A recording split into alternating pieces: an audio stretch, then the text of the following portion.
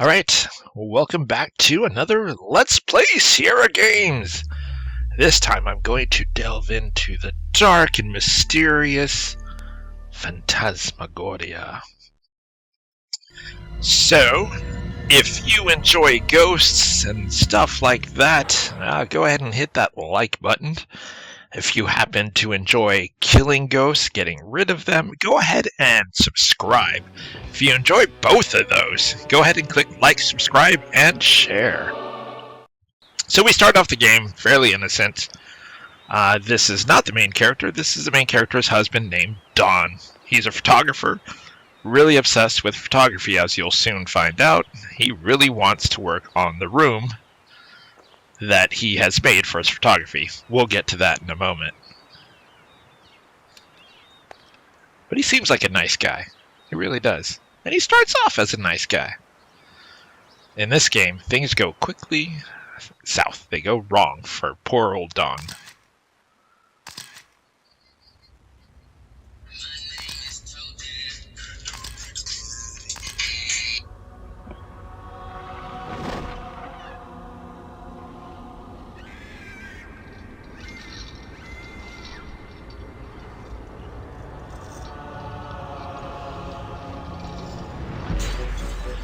I love this intro music. It's so good.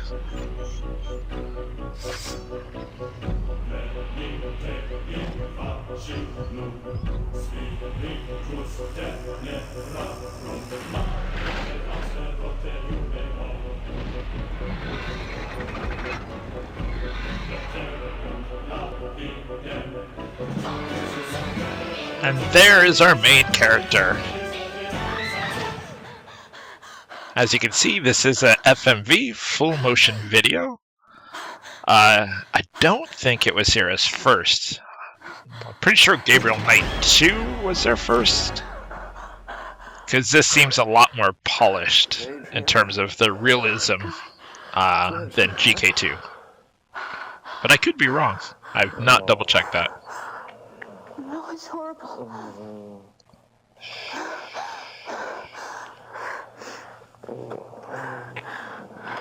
It's just a bad dream. You don't ever have to be afraid of anything.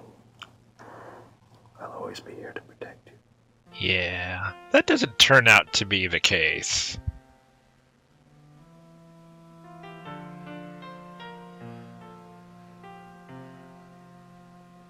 The scene is blacked out right there. They are normally engaged in sex.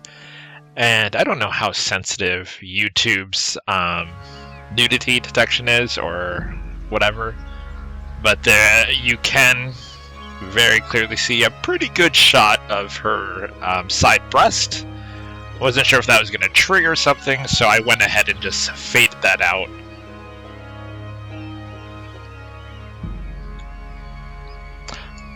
Ironically, later on, in one of the chapters, there is a far more horrific scene. Morning, honey. Good morning, sweetheart. That the warning does talk about, that there is a simulated rape scene. But there's no nudity to it, so I left that part there because I didn't think that was going to trigger anything that was going to make YouTube yank the video down. Oh, no. Whereas the nudity would have. Yeah, I know. We have to admit, this place is kind of strange. Yeah, it's different. You know, I bet the guy that built this place must have been really bizarre. Well, hi, Spaz. How you doing, huh? What are you going to do today, sweetheart? Well, I don't know. I'm almost finished unpacking. So the story pretty much revolves around her, as she said, exploring this house, and things starting to unfold. She finds out dark secrets about the house and the previous house owner. That's a good idea. But he does talk about right there about the bathroom upstairs that he wants to turn into basically a red room, a photography room. And he will spend a lot of time there. Oh, look at this. What? Just a sec. So this is one of those things that you're seeing in the very beginning of the intro. This Christmas ornament I'll give you this. that you will need to actually remember all the way at the end. Christmas Eve. You don't get it until literally at the very end. And there's different ways to beat this game. And it's funny because after I'd beaten it, I looked up to see what I could have missed. I feel like there was one area, and I'll talk about it, where there was something I could have triggered, but I couldn't figure out how to trigger it. And there was also another thing that I had triggered the first time I was playing it, and then again when I was playing it for this playthrough, something happened where I had to basically do another playthrough. And it's a scene where in the nursery, the crib has like a mist that's floating over it. We'll see it soon. And there's crying, and when you go in there, suddenly the rocking chair turns and starts rocking, and they're singing. And it's the most memorable part of this game for me because I'd been playing it with my friend Chuck, his wife Tammy, and my wife Amy. And we had all been playing the game together, sitting around the computer when it first came out back in the day. And when that scene triggered, we all literally screamed and jumped because it had freaked us out so much. We purposely played with like the lights out and stuff like that. So it was a very memorable scene. So I triggered it the first time I was doing this playthrough, but again, something happened that I had to basically redo the whole playthrough. And when I did it, I didn't trigger it the second time, so I don't know what it did. So I was looking up how to do different stuff because there was something that's down in this cellar area that we're not going to get to yet, but there is something down there that later on you see something, and I'm pretty sure there was something to trigger there, and I triggered most of the other ones because I've played this game a number of times, and I couldn't recall how to trigger the one that's in front of this barrel. And I'm pretty sure there's something there, I just couldn't remember how to do it. And I totally forgot what my point was when I was talking about all that. But anyway, yeah. So it's essentially her exploring the house and finding out these weird things that are happening about the house. So a lot of it in the beginning is you're just picking up stuff, looking at stuff before things start happening. So it's just a general good idea. With this game, it's really easy. You essentially move the cursor over everything. You just zigzag back and forth over the screen, and if the cursor turns red, that means it is something that you can click on. What I do like is where the hand icon is now, it has those two arrows. If it's something you've done before, you accidentally clicked it, or nothing has changed in the scene, you can click it, and it'll quickly bypass it.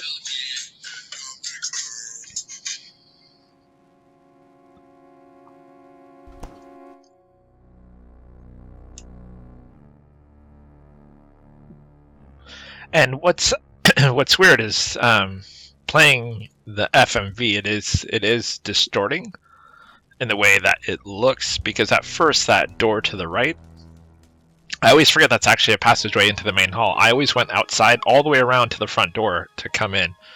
Every time I play this again, until I remember from the main hall, I go this way and it gets me into this room, and I'm like, oh. So it is distorting when you play a full FMV video game, because sometimes it's not very clear where the doors are unless you really move your cursor back and around. So what we did here is we looked at the photo, we looked at the fireplace, we grabbed the fireplace poker because we're going to need that very soon. And see this mirror? Mirror looks normal. Later on, I'll actually trigger an event that happens on this mirror and actually on several different mirrors. So I don't know what triggers all the events. I can't remember. I just tried to remember to click on everything once or twice, and to ensure to try to get the most I can out of this game. This game you can pretty much shortcut very quickly because a lot of this stuff is optional. So you can literally skip out on a ton of these visions that happen in different areas and still see most of the game and beat it. You just miss out on a lot of the backstory. And really, when I say backstory, it's literally the murder of different individuals. So I don't know if you really want to see that much of the backstory.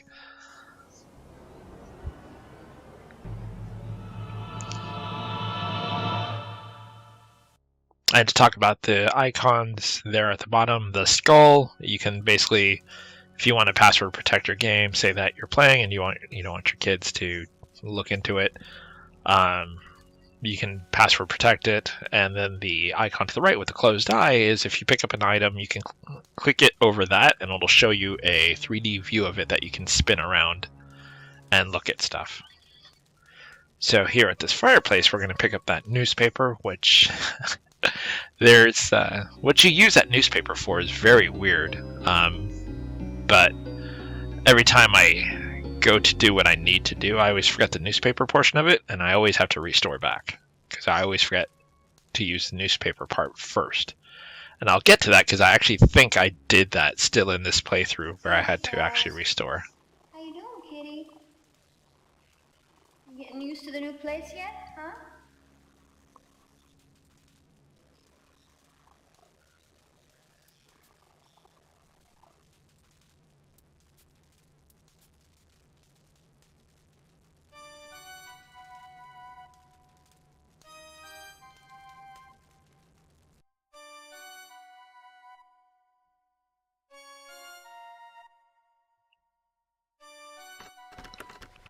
Here's where some of the mystery starts happening. You're finding doors that are mysteriously locked. And her husband, Don, just purchased the place, so there's obviously something maybe with missing keys. So we'll get into that here shortly. I do like that the game, I'm going to try to do this so that the game plays in one channel and my thing will come in a different channel if I remember to do that, so that you can constantly hear the music and the sounds and stuff like that. I like that the game keeps the tone very kind of dark and mysterious as you're playing the game. Even if nothing dark and mysterious is really going on, you are in a weird house. So the fact that it keeps that tone going is something I really like.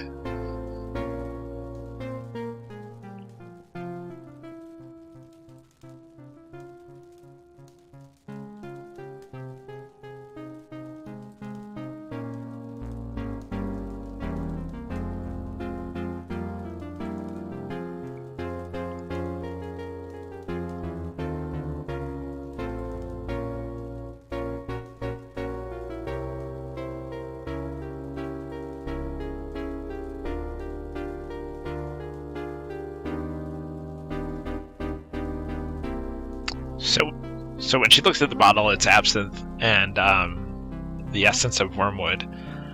If you don't know about absinthe, it's actually in the US. I don't think you can get the actual true version of absinthe because it basically causes hallucinations with the wormwood that's in it and stuff like that. But you can get versions of it that are high potency alcohol essentially, and I had not tried absinthe until I was in New Orleans once, and basically the only reason I saw it is the bar that we went to. The girl had a dripper, and she was dripping, and then she lit the top of the drink on fire, and I was like, all right, well now I need to know what that drink is, because it was a pirate themed bar as well. So if you've ever been to the main center of New Orleans, you probably know what the pirate bar is. And if you know me, I happen to enjoy pirates and stuff like that. So I went in and asked her about it and tried it, and she explained what absinthe was and all that stuff, and I had some. And,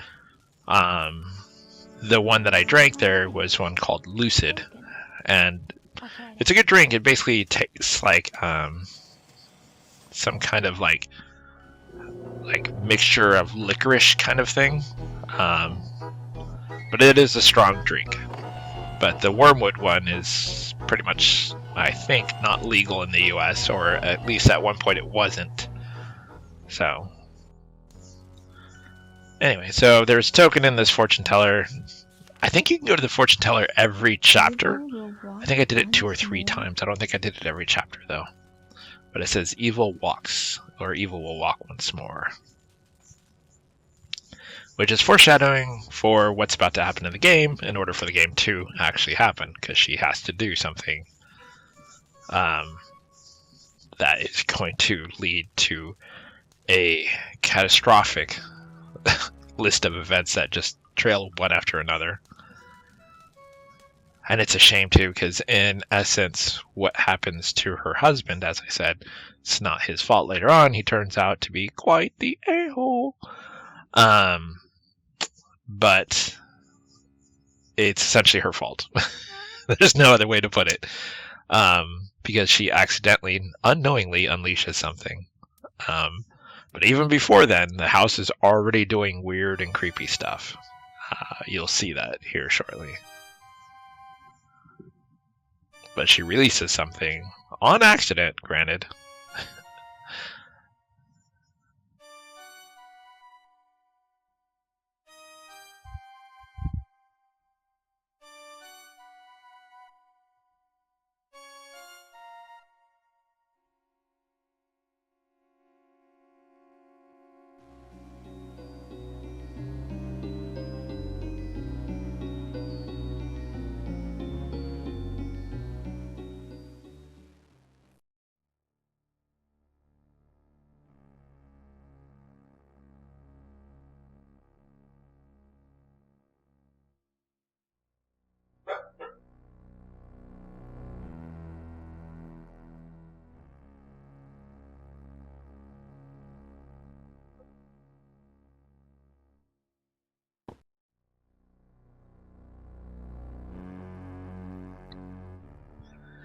Now, one thing that's very different than a lot of Sierra games is in most Sierra games, when you pick up something, you just pocket it, because every character you play is a kleptomaniac.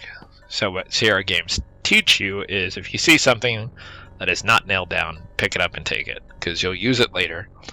In Phantasmagoria, despite the fact that it does have spirits and all that other stuff, not to say that spirits aren't real if that is your belief, not to say it's not mine, but despite that, phantasmal sort of aspect of it,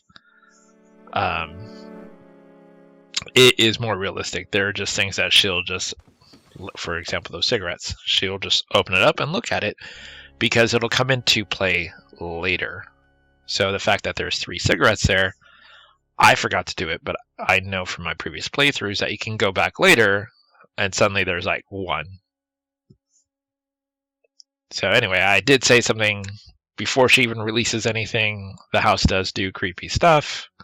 She's already had the one nightmare that we saw in the intro, but you can chalk this up to perhaps she's actually having a nightmare and what is about to happen doesn't really happen, because you see that she closes her eyes right there for an extended time and it goes blurry. So we see it's like a dream, but things are happening on the bed. So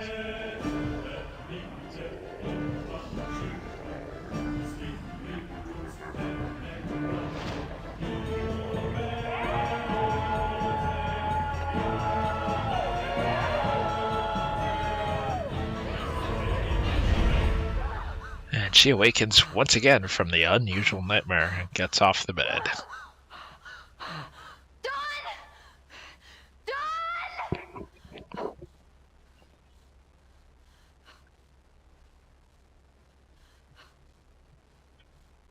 Honey, you okay? Oh, God. The bed. What? The bed grabbed me. The bed grabbed you? Yes. Oh, here, calm down. Wait here, all right? Just wait here, I'll show you. No, don't. Just calm down. See? It's okay, look. See? Nothing wrong. Goodness. This old drafty house has your imagination going, doesn't it?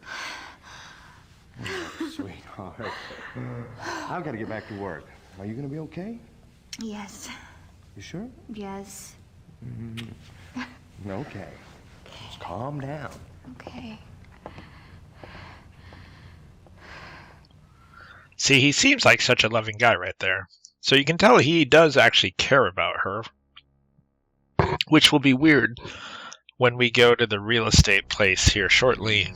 She calls him a profanity, which is odd because he hasn't yet started acting unusual.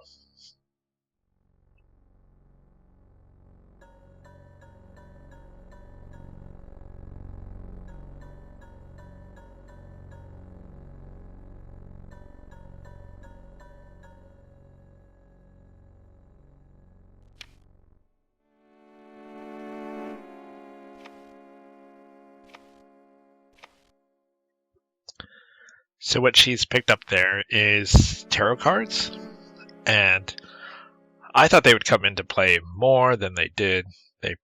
Oh, well. She basically gifts them to someone that you'll meet later on. I thought they could have been used for something more, but, whatever.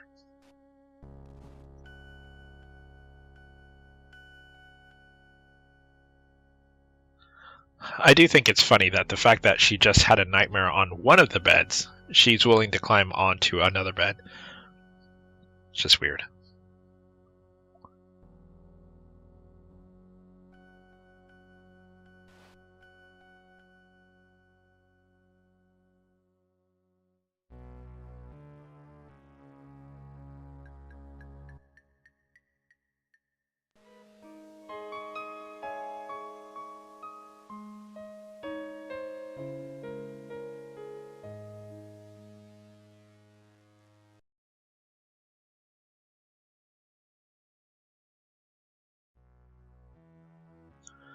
Now you'll notice there's been a number of female photos in here. And you would think maybe like wife, sister, daughter. No, you'll find out who they are here shortly. Or actually, I think in chapter 2, when we go to the antique vendor, she'll tell you more about people in the house. My dearest Gaston, I can't wait to see you, my angel. It's been far too long. Let's take a few moments for ourselves during Zoltan's party next week. We'll meet in the gazebo, away from all the revelry. Angel, how I yearn for your sweet kiss. Your strong arms holding me tight, protecting me. And oh, my dear, I need protecting. I'm afraid my husband's beginning to suspect. He watches me night and day. Perhaps we can steal away, run away, forever from his sight. My only consolation is thoughts of you, my angel. Always, your adoring love, Marie. So now we see that something is going on between one of his wives, which kind of spoils the other photos that you see. So something is definitely up.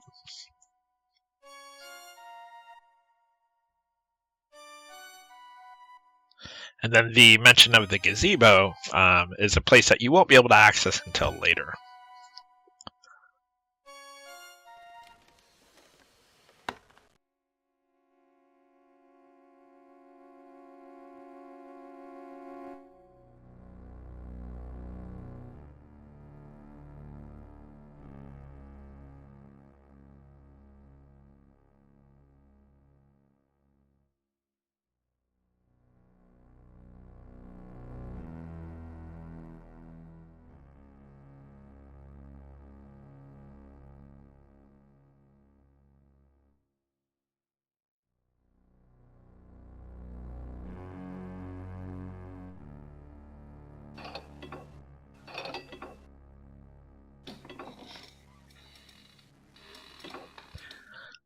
So there she is, striking a sexy pose for Dawn, who doesn't notice. Which is incredible, because she's a very beautiful woman. Yeah, screwdriver slipped. It's a damn drain. Let me see. Oh, I'm okay. Really, I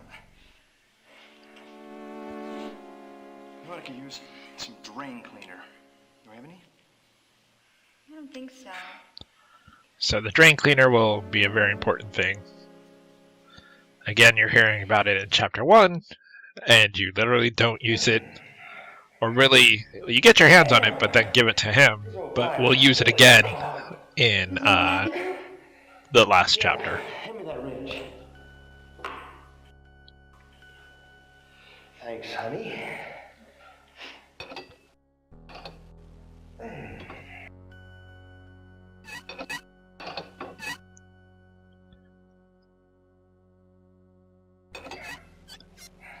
When's the photo lab going to be finished? Oh, probably 2-3 more days, maybe.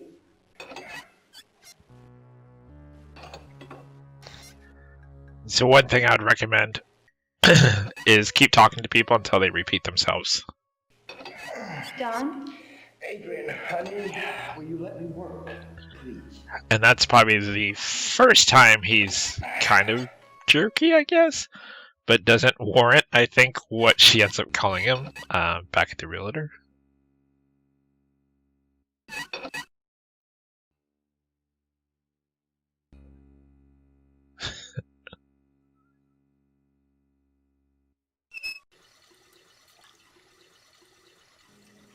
doesn't look locked.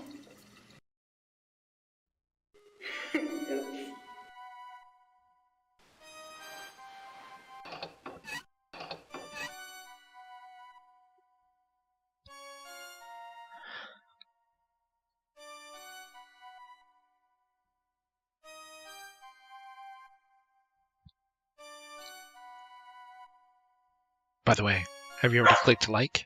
Have you already clicked subscribe? If not, feel free to do so. While we go on this adventure together.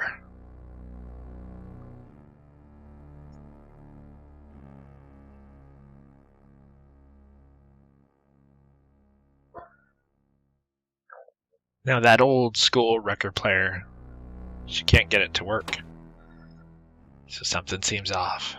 But don't worry, it'll come into play later. And that chair? That chair is one of the most horrifying things, other than the shock. The shock seems unusual that it would shock you because it's just a wooden chair, but you'll figure out why later. It's like spiritual energy, essentially. So you can see something is happening behind on that chair. And I eventually trigger the scene that represents that chair, and it's pretty freaking horrifying. It's part of the warning of the simulated gore aspect that I have at the beginning of the video.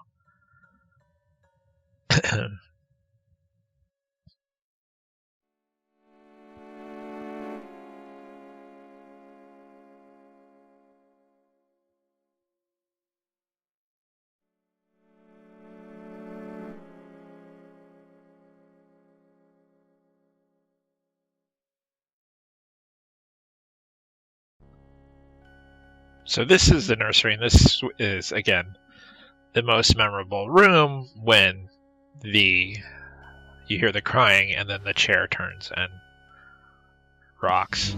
Oh, gee. I mean, a teddy bear with a severed head. It's already unusual, but you know, whatever. What's even more unusual is how she reacts to what's floating over the crib.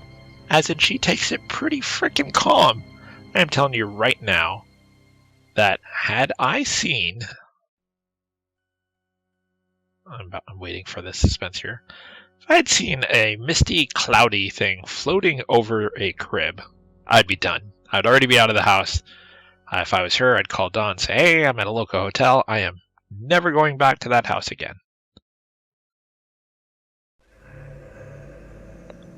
Because when she touches it, she reacts and says, what is this stuff? Yeah, see? So there's something there. It's not just a optical illusion. Like she's physically touching something that is drifting just above. And she never tells Dawn about it. She never tells anyone about it. Like that'd be the first thing I would do is, hey Dawn, we gotta go. There's weird misty stuff hanging over this crib in this room. It is time to go.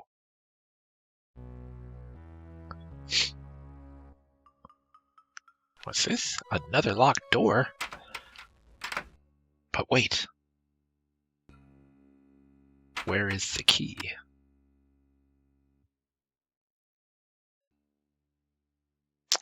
Huh. Why, there's a key stuck in the keyhole. Well, thanks for that. Now, the weird part is, when you go in that room, there's no other exit. The room that leads into rooms, I should say, that leads into, has no other exit. So who locked the door? Like, how did they get the key on the other side of the door is my question. But hey, it's just one of those things that you just accept.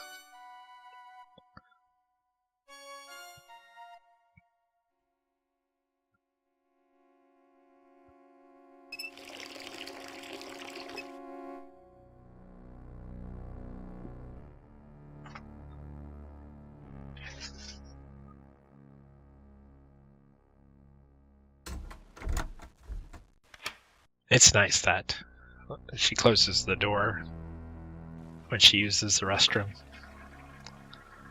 Of all the things they show in this game, they don't show her using the restroom, because that's too much. That is crossing the line.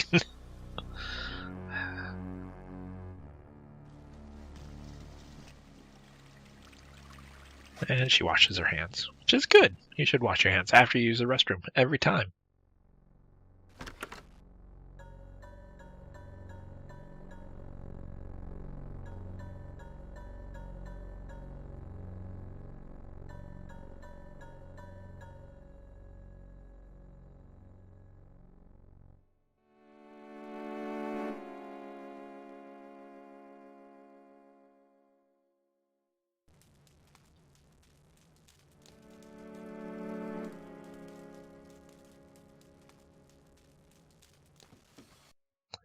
This is pretty much your and Dawn's main bedroom, which is why there is money in there. It's $5.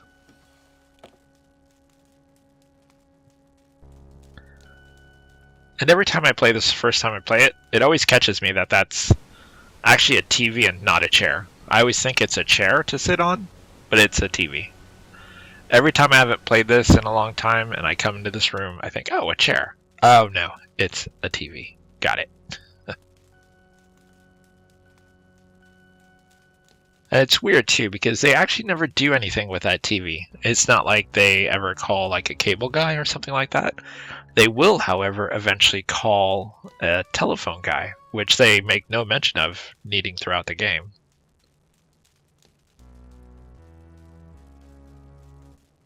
Wait, I thought I turned my computer off. Dun, dun, dun. I guess not.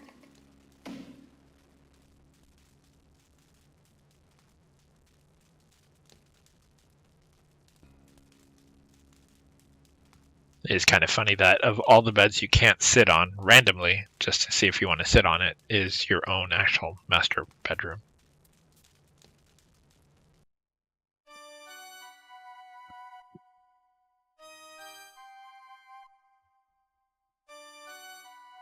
And honestly, why do two people need a house that is this freaking huge? And how much money do they make? I mean, she's a writer, and he's a photographer. What is They it? must have done very well for themselves, whichever book she wrote. She is a known author, at least that's the impression you get, because she will go to the antique vendor who knows her name. And so at least there's that. And she does mention that her husband is a known photographer. It's just, he must be a really well-known photographer to be making the kind of money to afford such a house.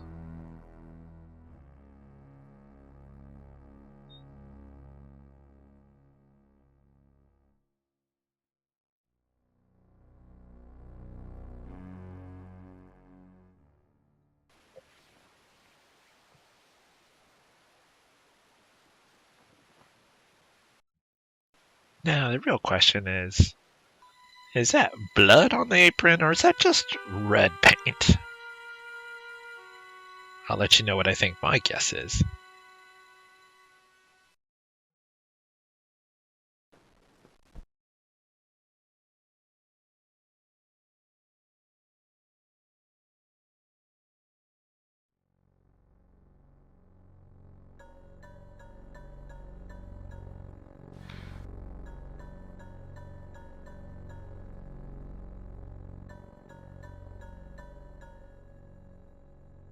Leona.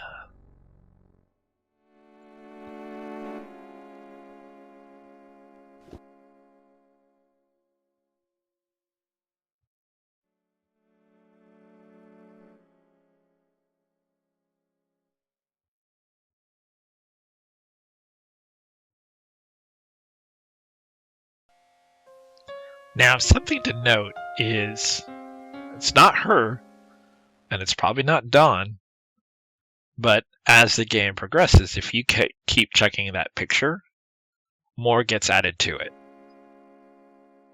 So it's as if something or someone is still painting.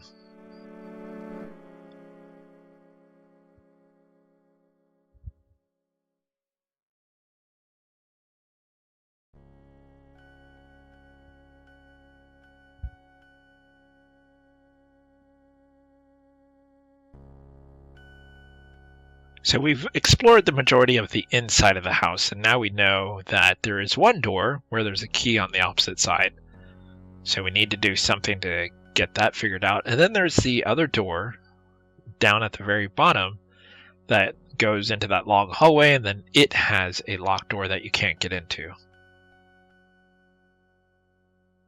And then there's technically another door. I can't recall on the playthrough if I looked at it, but there's a door that leads to a theater. And I'm trying to remember if I looked at it.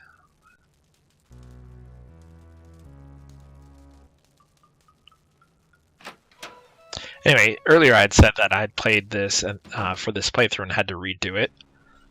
So, the final chapter, something happens with Dawn and it triggers a chase scene. Once that chase scene happens, it restores always back to that chase scene, no matter where you saved before. And this game only keeps one save game, unlike other Sierra games that you can have multiple save games, different locations.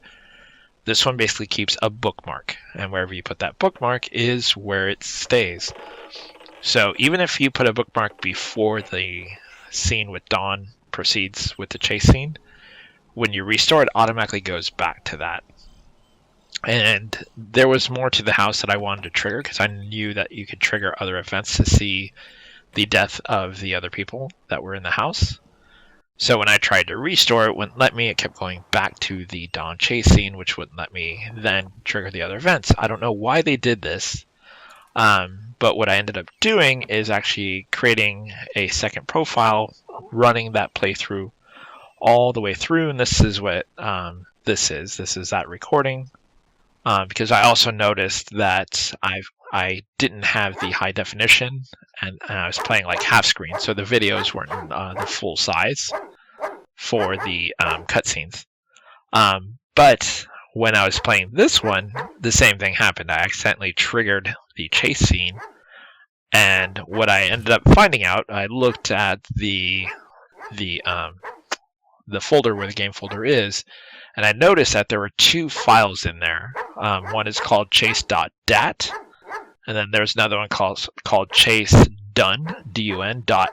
So it might be a 2, a 3, or 4. And I discovered once I renamed those, I just put an underscore in front, I could go back to the actual restore point of where the bookmark was, which was before the chase scene. So unfortunately, I didn't figure that out until my second playthrough, and I'd already gotten rid of all the original footage of my playthrough, which also had the crying baby scene. So if you do get stuck on that scene where Dawn is chasing you, look for chase.dun.x, x being a number, or the chase.dat, and just rename those with an underscore, and you'll be able to go back to your previous bookmark. So that's a pro tip for you.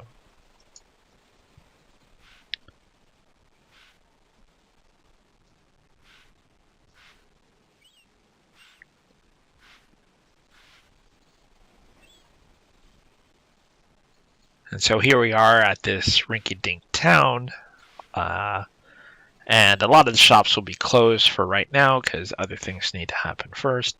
It was weird that they had the guy there sanding wood or whatever he's doing, and you can't talk to him. I feel like that was an opportunity to have more of the story evolve from people in the town to talk about the weird house. But whatever. So we can see that the door says, or the window says it's open, and this is our realtor. This is who we got the house from. And he's kind of skeezy, to put it lightly. And not just because of how he talks to her like that, but later on, you'll see him with another woman, and it's odd behavior, to say the least. My husband bought a house from you. Too bad you got See? a husband. That is very skeezy. Let's see. Love to see that. What's his name? Boom. Asshole. So why does she call Don an a-hole? Like, he's actually done nothing yet. Gordon. Donald Gordon. I mean, other than say, hey, can you let me work? Please. What? I mean, granted, that was kind of snippy, but I don't think that warrants the a-hole comment. Gordon. Yeah. Donald Gordon. Here we go. Oh. Who's them people what took over the old Caravash estate? It's Carnavash. She cracks me up. She's such a good character. I really remember like her. now. Your husband was that photographer. What takes the pictures for those magazines? Yeah. Well, my husband works for several magazines. So there you go. He's doing a project for Newsday magazine right now. And you, little lady, you're a writer, huh? Yes. I'm a novelist. Oh, a novelist. So what have you noveled? Have you heard of a book called Blue Moon Rising? No, can't say I have. I'm not surprised. Well, So apparently that Blue Moon Rising is a popular book with how she responds to him. And since Don works for several magazines, I mean, it doesn't sound like he's well off, so the money seems to be coming from her. Well, thanks.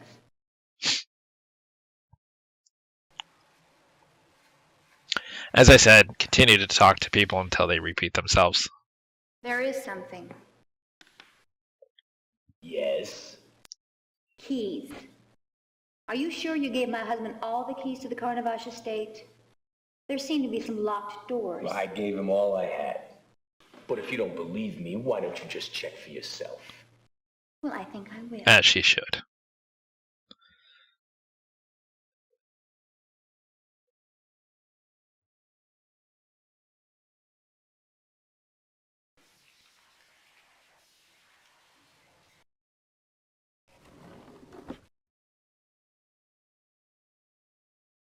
Lo and behold. Like, how did he miss that key? It's not like it's a small key, it's a giant key. Carnavash estate. All the keys, huh? What's this? She's so snarky. See, he even says it's a very large key. Like, how did you miss it, bro? As she should.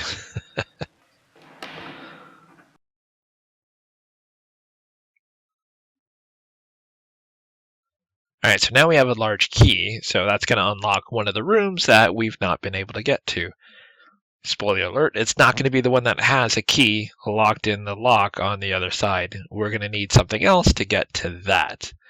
And a certain event has to happen first before we even, well, several events, I guess, technically have to happen first before we even get that.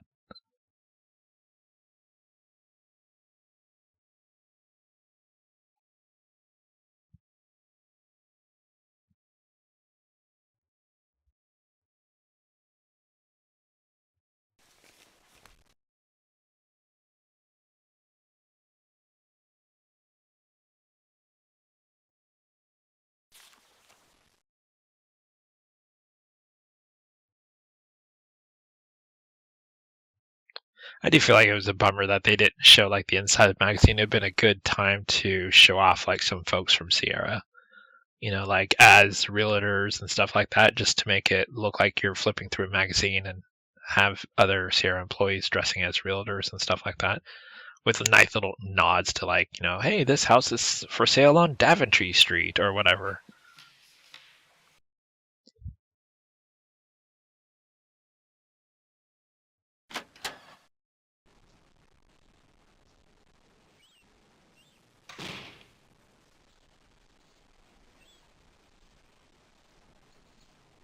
And why do people always hang out on the corner of the antique house? First there was a dude, and now there's a person with their dog.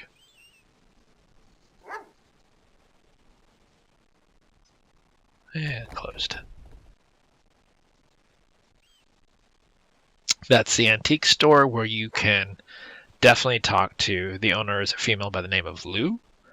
Like, talk to her repeatedly. She has so much information. And she even tells you at the very beginning, like, she knows everything that's going on in this town. So definitely talk to her a lot.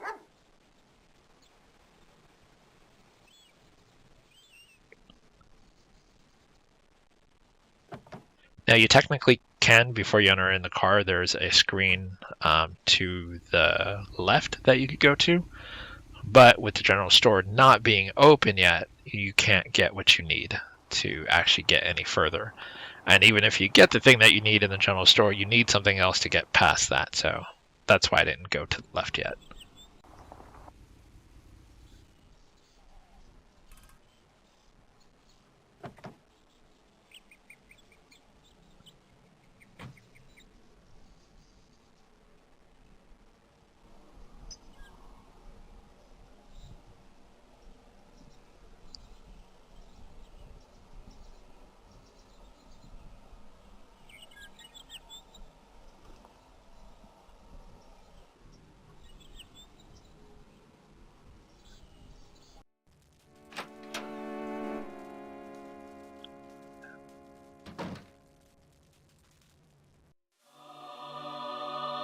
There's the theater door that's right to the right that just panned by, that you also cannot get into because it's also locked.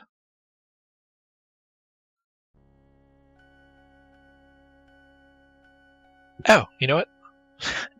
Here I am, like, almost, 50 minutes into this, and I just remembered I was talking about how wanting to trigger everything and stuff like that, and how on this one I couldn't trigger when I did the second playthrough, which is what I ended up recording after the first one I'd redone because I couldn't figure out how to restore prior to the Dawn chase scene. I'd looked online to see if there were specific ways to trigger certain events and stuff like that, and there's nothing. Like, most of the walkthroughs you look at are basically walk east, walk west, pick up this, do this, talk to that person, go here, go. They're very basic, and they don't really tell you. Like, if you follow those walkthroughs, you're going to miss almost all the scenes that I found, which show the death of many of the wives of the person who formerly owned this house. So if you follow a walkthrough online, you're going to miss a lot. I highly recommend just playing the game to play it. It's very hard to die in this game until the chase scene. Once the chase scene happens, it's very easy to die. This reporter attended Kano's Phantasmagoria But I show. noticed when I was looking at the London's walkthrough, Egyptian theater last or night many of on the different Sunday. walkthroughs, Horrific, what I did mind-tingling, and incredible. for Women were acquiring screaming something denials at the gory realism is of the totally different spectacle. than what every The walkthrough I uninitiated in found those shows are basically not for said the to faint do. of heart, as they Most of them feature talk about occult images, you take this tunnel black that takes art, you to the crypt and you torture get something devices, that's on the crypt. bodily I totally did it a mutilation. different way. I never even All went are to the crypt. accompanied by Never even generous walked doses towards the of crypt. food, I've only treats, saw the dolls, outside of and the crypt, frightening not the organ inside. Those of you So- up to thrills and chills won't want to miss this. I highly recommend, if you play the game, don't follow walkthroughs. Just walk around and click stuff. It is very, very difficult to die until the chase scene starts. Again, once the chase scene starts, it is very easy to die.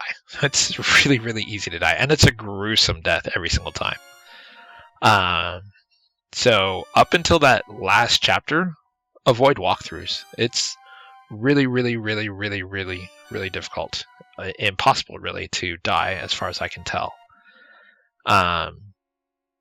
So just play the game. Click on everything and just make your way through until you get to chapter 7. If at the point you're stuck at chapter 7, then you can follow a walkthrough. But just explore the house thoroughly. Click on everything.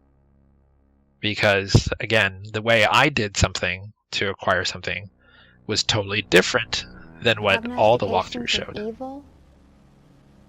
The devil made me do it? This guy had some strange taste. Worship of animals. Secrets of the dead. So based on those books, you can figure out that the owner of this house was into the occult type stuff, which will come into play very, very soon.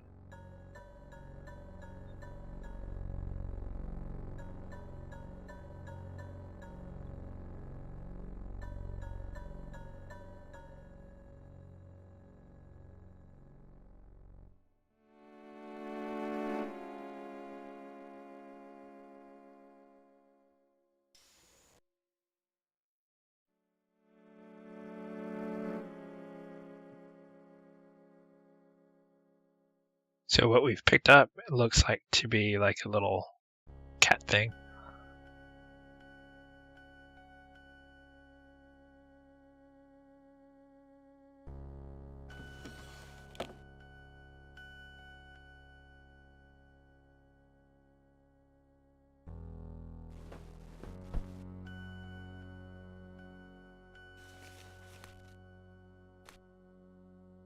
Dear Jeremiah, It has come to my attention that you have recently acquired a unique book while traveling through Egypt this most recent winter.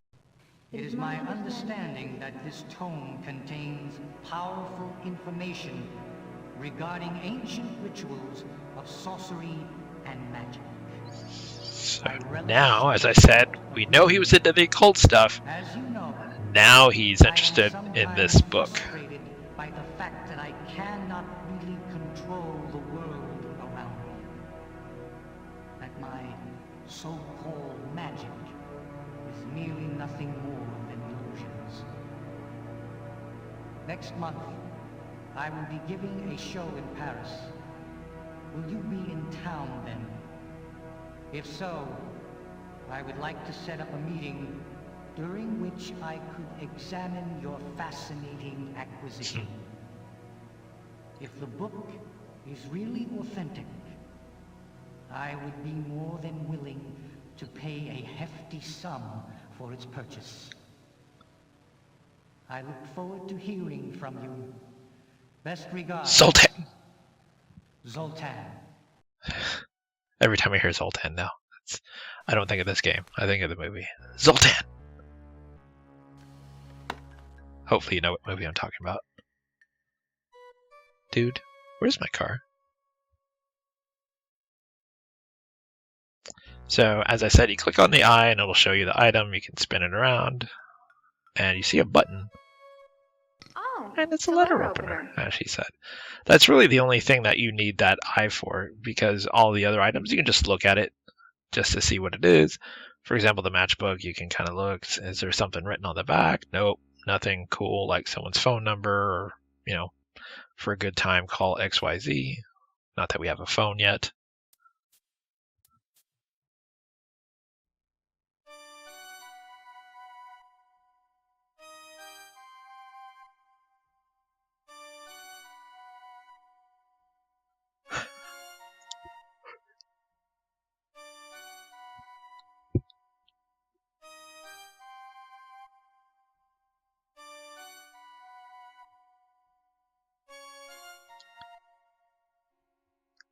There's your $5.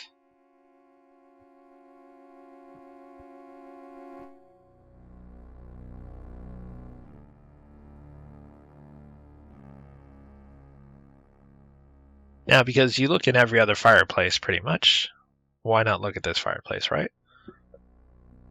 Doesn't seem too out of place, but if you notice, the bricks are all highlighted red, as if you can click them. And it seems like a safe idea to click on a fireplace, right? Like, what could go wrong?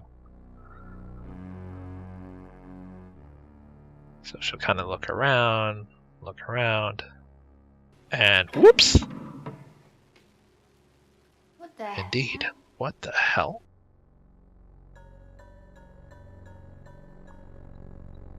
So that's already kind of creepy that you're in this fireplace thing and it looks like there's something on the other side of it. Let's see if we can dig around it. Why, sure enough, that letter opener is strong enough to cut through cement. Why, yes it is. Or it's her grim determination to see what the hell is on the other side. But that is one hell of a letter opener. And if you look, she's like two hands and stuff like that. So it looks more like a knife than a letter opener. Oh, and she broke it. Wow, that was good. But don't worry, I'll hold it with my hands.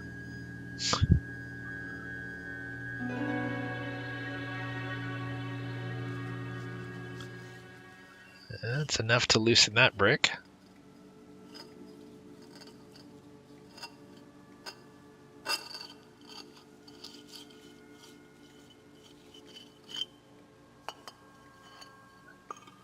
And I'm not sure how she loosened the other bricks without the letter opener. But again, sometimes you just have to throw it away, just or throw away the logic and just go with it. Because there's no way that letter opener got through all these bricks when she was only able to cut around one. Because look how many bricks she managed to take out. She should go into construction or teardowns, because that is an amazing job for how quickly she did it. So that is amazing. Now the question comes up, well, I just found a hidden room behind a fireplace. If you were in a weird house where you saw something floating above a baby crib, would you just climb into this weird room? Because as I said, by now it would already be gone. So this kind of looks like a holy place, right? Like a place of worship. Kind of looks like, the pews of a church. So already a little more creepy. Like, why is there what appears to be some kind of weird place that looks like it's a church, because it's got crosses and everything. So why? Well, we're about to find out why.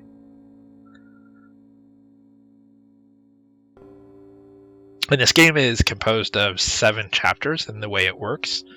So if you've played the Lower Bow or the pretty much Lower Bow, because even the first one, the Colonel's Bequest, is technically falls under the Lower Bow games, where time passes with certain events and stuff like that. That is exactly how Phantasmagoria works.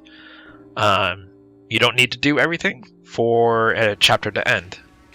So if you don't pick up the matches, for example, that we picked up right at the beginning, you can still end chapter 1 and not have everything that you can normally just pick up. So it doesn't care, it just looks for certain triggers to happen. And once it does, it moves on. Wow. This must be Carno's family tree. That is a hell of a family tree, right? And oh look. That box growled and the lock fell off. Apparently she didn't hear that though.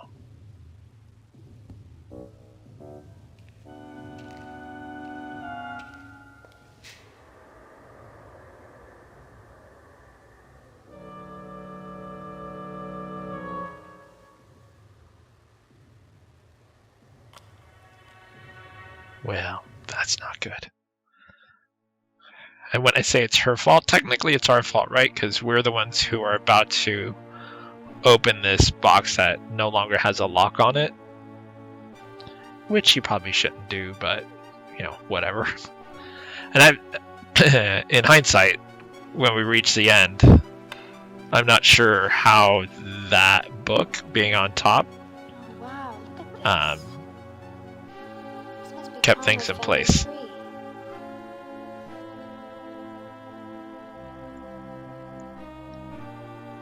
And you can see a couple names in there.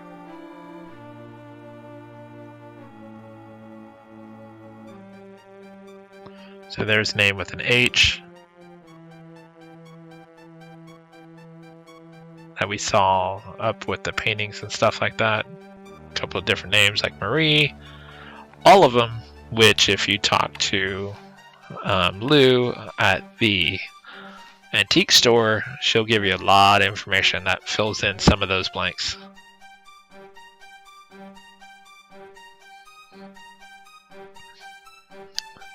The music is intensifying. And now it goes bad. Like, how did she take that calmly? Did she think it was dust?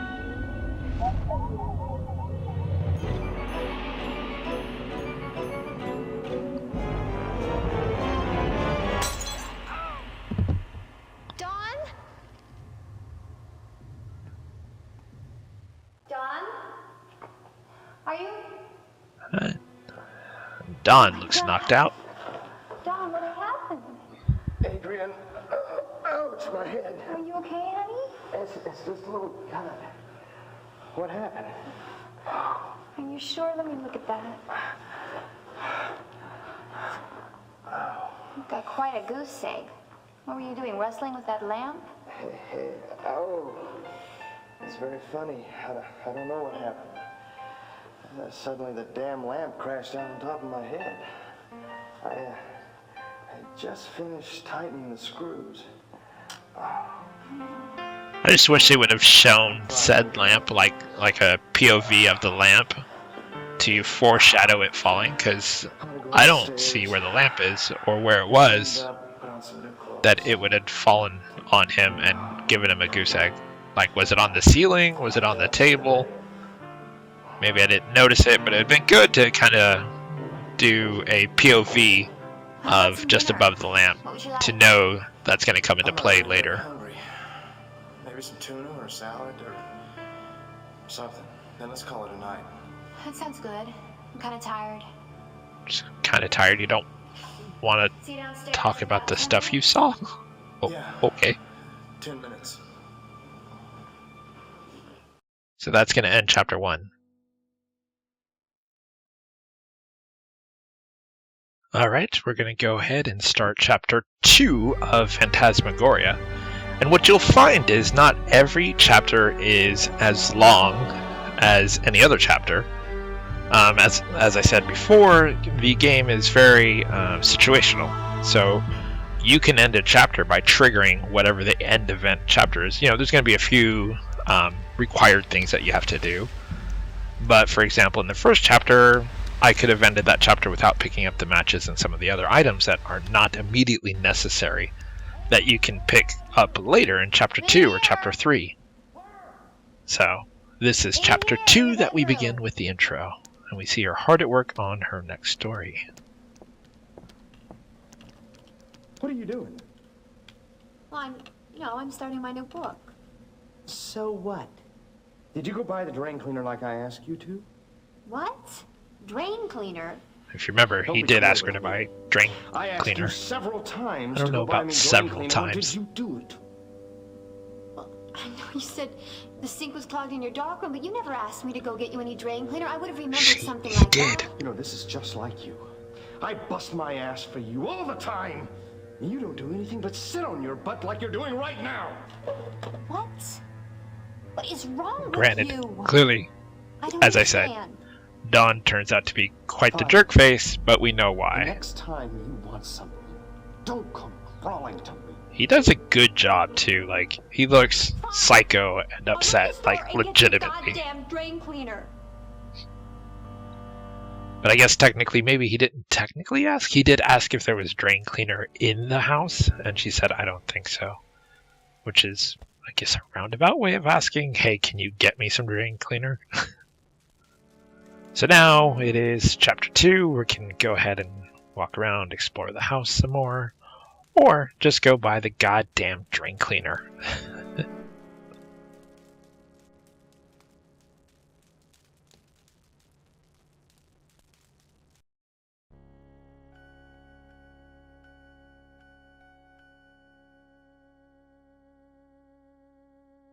And if you remember, I think it was in chapter 1, in the bedroom we opened up the drawers and there was $5 in there, so that is what we're going to use to purchase the drain cleaner.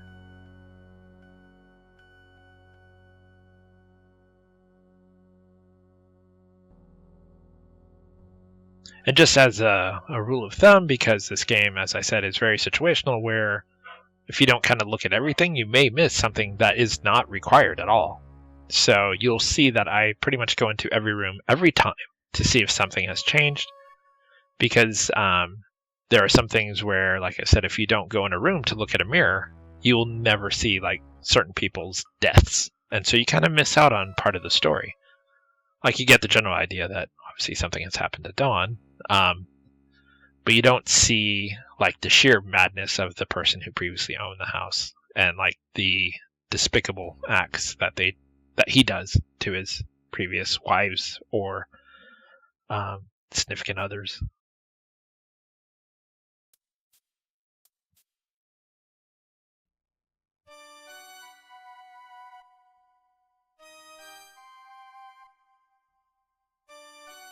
And just like, as I said, it's a general good idea to go into every room and kind of look at everything to see if something is now clickable or if something has changed.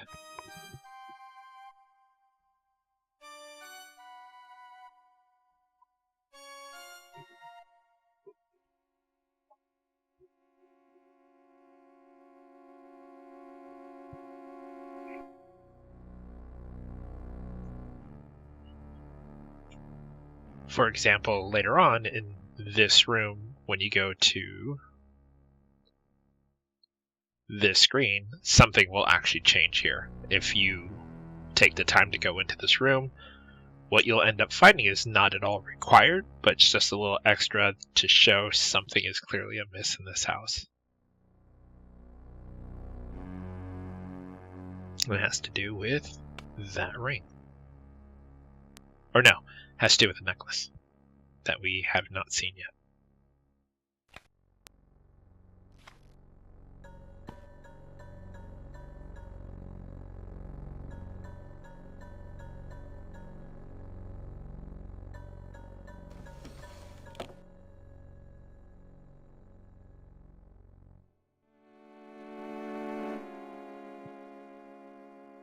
I've always found it funny that, and it's not just this game, it's pretty much any Sierra game, or probably any adventure game, really.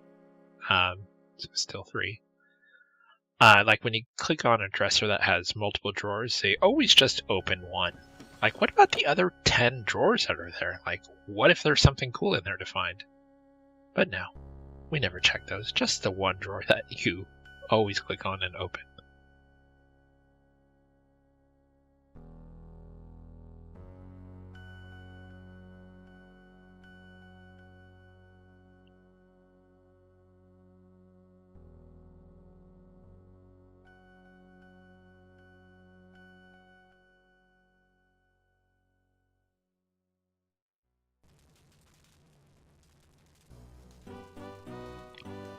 Notice that's different. She came down the stairs and there's music.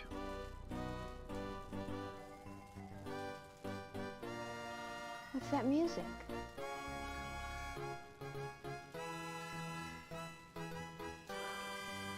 Where's it coming from?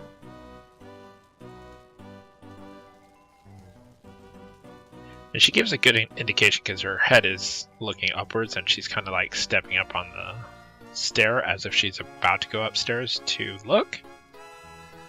But I remember when I first played this, when it first came out, I always thought it was the piano that's downstairs. And that's why you suddenly hear it. But it's actually not the piano. Because if you remember, when I walked into one room, suddenly that record player was clickable. But when you click on it, nothing happens. And you notice as you get upstairs, the music gets louder, which I thought was a really cool touch to indicate you're headed in the right direction.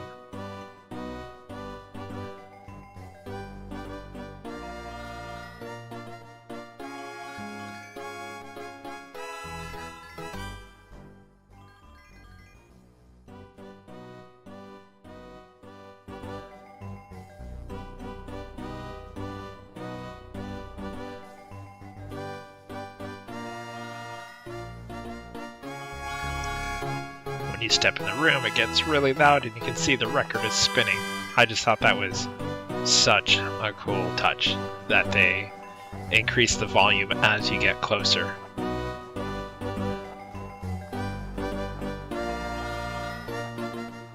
So something's clearly weird that it's playing when just a second ago you tried to play it and it didn't work. And I thought that was weird. You can't really tell what she's doing. Like, did she turn it off or not? Because previously she reaches on the side to turn it off. You'll see when she looks at it. So I guess that is probably what she was doing, but you don't hear that clicking sound when she turns it off. So when she tries to turn it on again, it doesn't. So it would have been kind of cool because it just looks like she reaches over and it just stops, which may be the case. It might be part of like the mystery of what's happening. But if she had turned it off, it would have been kind of cool if you heard like the click to see that she turned it off.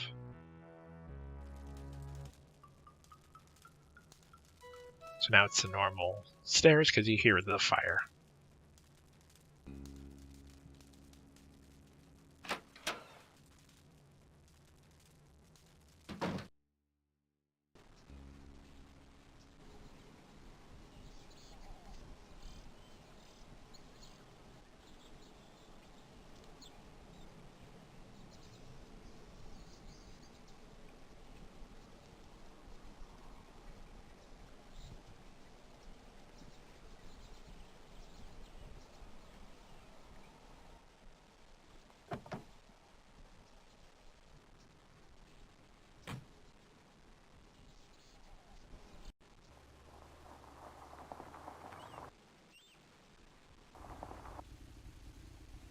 So now that we're in chapter 2, when we go into town, we'll see a few more things are now open to explore and get things from.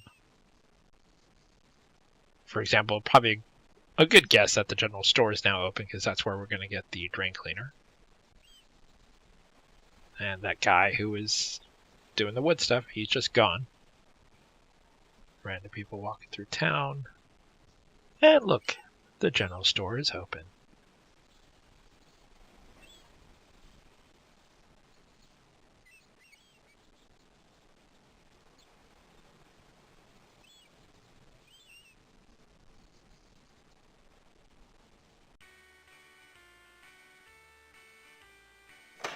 Thank you. Good morning. Good morning.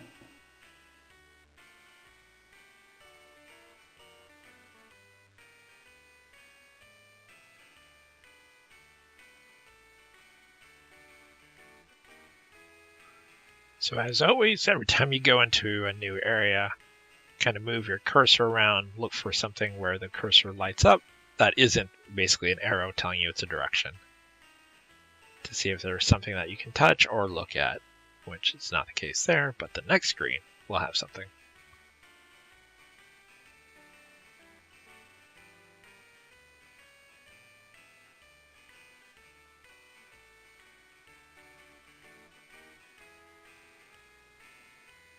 So free soup bones. Seems like a really odd thing for her to just randomly grab, because I have not yet gone to the side where you're actually going to need this item, because I've played this game so many times, I already know what this item's for. So, where she first parks the car outside of town, you can, as I said in the previous chapter, you can veer off and walk off to another side and you'll see a house. But I didn't go there yet in this playthrough because I already know it's pointless, because you can't get far. You can literally get one screen over before something happens. And that's where the bone comes in, is we'll be able to get past that. Sir, do you have anything that would clear a badly clogged drain? You know, a drain cleaner? Drain cleaner, huh? I like that she mansplained a drain cleaner. Do you have anything that can clean a drain? You know, like a drain cleaner? Literally mansplained. Sierra, mansplaining or womansplaining before it was ever a thing. I mean, it'll burn through practically anything. But then I know. he turns around and mansplains sulfuric acid, because I'm pretty sure everyone knows what sulfuric acid is and how dangerous it is, and yet he explains it to her. So we take it, we pay the $5, and we're gonna go ahead and donate that quarter to helping the helpless. And 25 cents change. Thank you.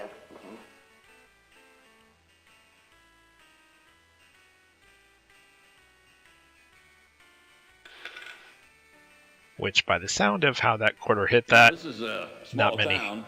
helped the helpless. Are you new here? Yeah, my husband and I just bought the old Carnavash estate. We're doing a little renovating. The Carnavash estate? So you're the ones who moved there. Now wait, why does everybody look so shocked when I tell them I bought that place? I don't get why she asked that. wrong with There's it? literally a floating mist above the crib. Don't you know? No what? That place is haunted. Haunted? Shh, not so loud. She should already know that. They say it's haunted by the ghost of that magician.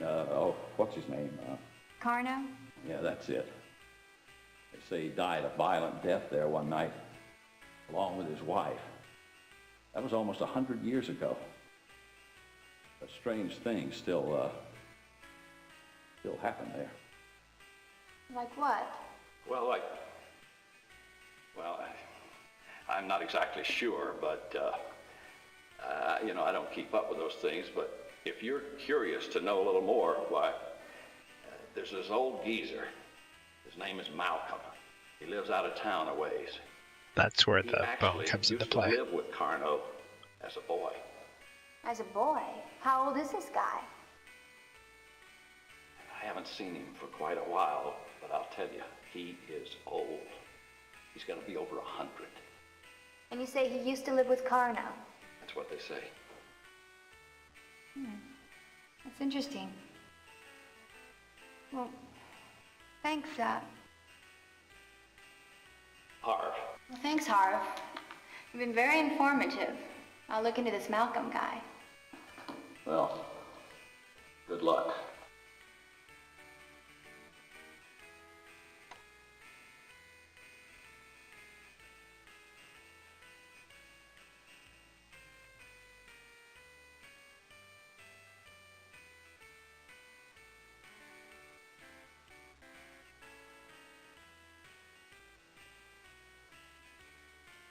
Can I help you? Oh, don't mind me. I'm just looking. Okay.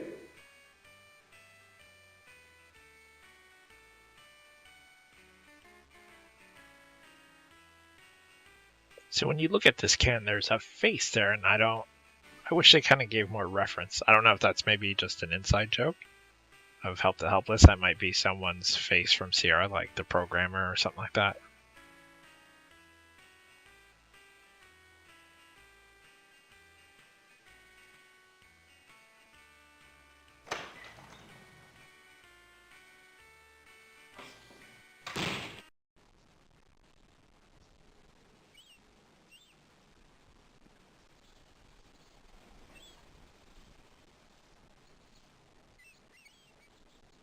Remember the skeezy real estate guy? And I said in the next chapter he gets really skeezy? This is it.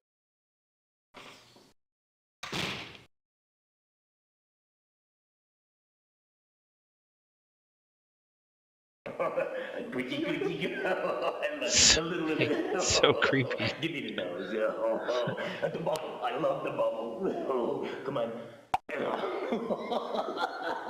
So freaking weird. Oh, excuse me, honey. You're back here again. Now, can you not see I am with a client? Yeah, I can see that. I don't know what I'm doing here. There's nothing I need from you. Good. Okay, where were we? The coochie we were doing. Look at these getaway sticks. I mean, what real estate agent bites the leg of his clients? Sleazeball. That's an understatement.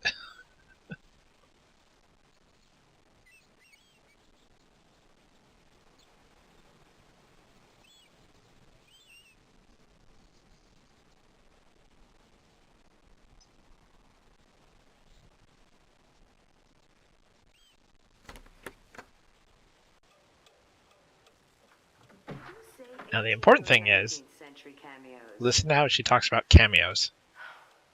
19th century. I don't have any at this time, but I do have some very fine old jewelry if you'd care to. She doesn't have any. Oh, uh-huh. I understand. I see. I see. Well, I will be on the lookout for any cameos of that description. She's on the lookout. And you said you'd pay well? And pay well. This is why all of my life when I've played this game, every time I've played it, I've gotten a specific item by using the cameo thing. And not going into a crypt to get it. Because apparently every walkthrough tells you to go into the crypt and get a cross.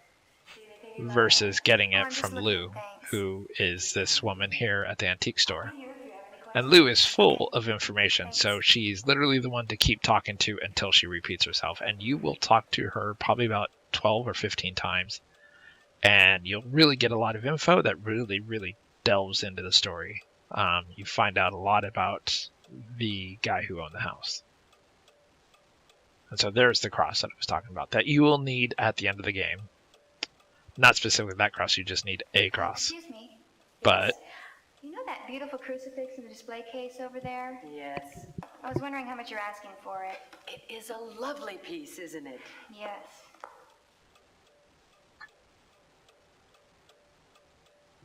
This particular crucifix is not terribly old, only from the early 19th century, but it is a rare piece, made out of titanium, a metal which had only just been discovered. I didn't know they made jewelry out of titanium. They don't, as a general rule. That's what makes this such a rare piece. It is interesting. So, how much? Oh, not much considering its rarity. Only 2,200. That much? That's more than I can afford right now. So they just bought an Well, in that enormous case, house call me if that you need any has further a assistance. theater, it has a stage, it has a chapel, it has a massive yard, it has a gazebo, and it has, I don't know, what was it, like 15 different rooms that you can get into? And $2,000 is too much. That house alone is in the millions. Like, how is 2,000 too much? But there you go. The important thing that I had picked up is the conversation about the cameo and how she doesn't have any, but the person who's interested is willing to pay big bucks. I just moved here from Boston. I was wondering if you could maybe tell me... Did you say your name was Adrian Delaney? You're not a writer, are you? Yes, I am. Why do you ask? Oh, I just loved your mystery novel, Blue Moon Rising. I couldn't put it down for a week. Can I have your autograph? Yeah, sure. Oh, thank you. So you already got some favor because she knows who you are. For that to come out. Oh, fiddle, I was afraid you'd say that. Well, what can I do for you, Adrian? Well, I was hoping maybe you could tell me something about the area. Listen, I know everything that goes on See. around here. Like, I know you're the one who bought the old Carnavash estate. That's so weird. She knew she was the one who bought the house, but then didn't realize it was her as the author that was standing in front of her. Maybe she didn't put a picture of herself in her book, like they usually do on the back. They have a picture of the author. So maybe that's why she didn't know. I don't know. Do you know anything about a very old man named Malcolm? Malcolm Wormshadow? Do I ever? Talk about a strange old man. Oh, with a name like Haven't Word seen him Shadow. for months, though Ethel does come into town to buy groceries. Who's Ethel? Well, she's Malcolm's nurse, and also companion and housekeeper and whatever else. He's very old, you know. Almost 110. 110? Is that possible? I told you he's strange. It's almost like he's immortal or something. Most people in town avoid him. They call him a witch, but I don't believe all their talk. Well, I'd like to speak to Malcolm. I understand he used to live in my house as a child. With Carno? That's true, he did, but I doubt if you can talk to him. He's like a hermit, very private. Wow, this is an adventure game. We'll talk to him. We will. No wonder you're a good writer. You have a lot of natural inquisitiveness. Well, to find him, he lives about a mile out of town, down the dirt track, on the other side of the bridge. Okay. Thanks for the info. Sure.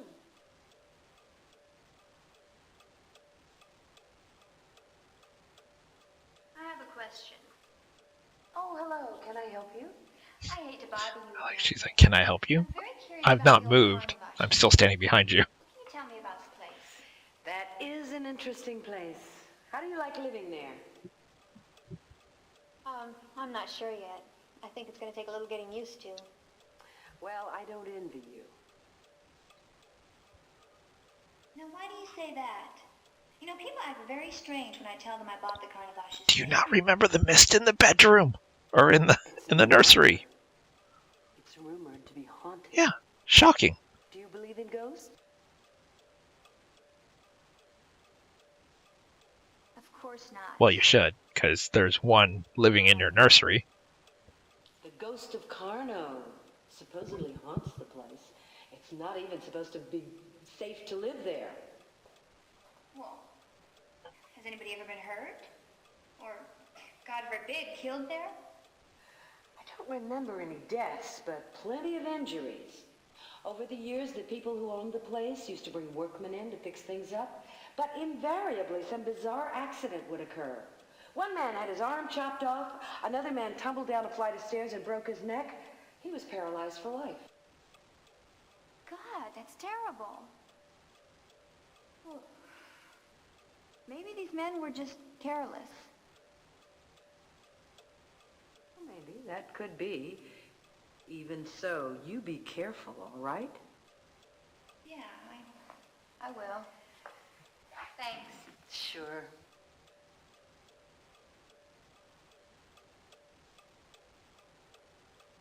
Excuse me. Yes? I just have a simple question. Okay, ask away. Well, I'm very curious. Has anybody at all lived in the Carnavash estate since Carno's death? I'm really not sure. The Templeton family bought the place about 10 years after Carno's death.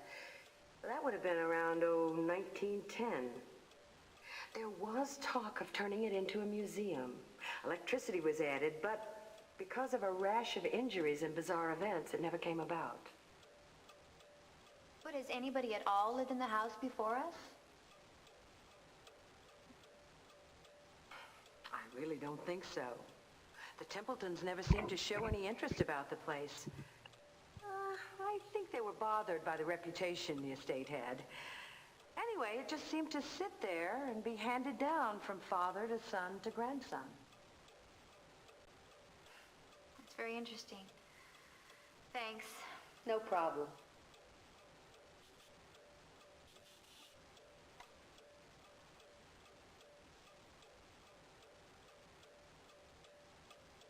Lou? Hi there. Hi. I just think it's really funny that she just stands there and keeps talking to her. World-renowned illusionist. He sure was. Carno was in his prime in the 1880s and 90s.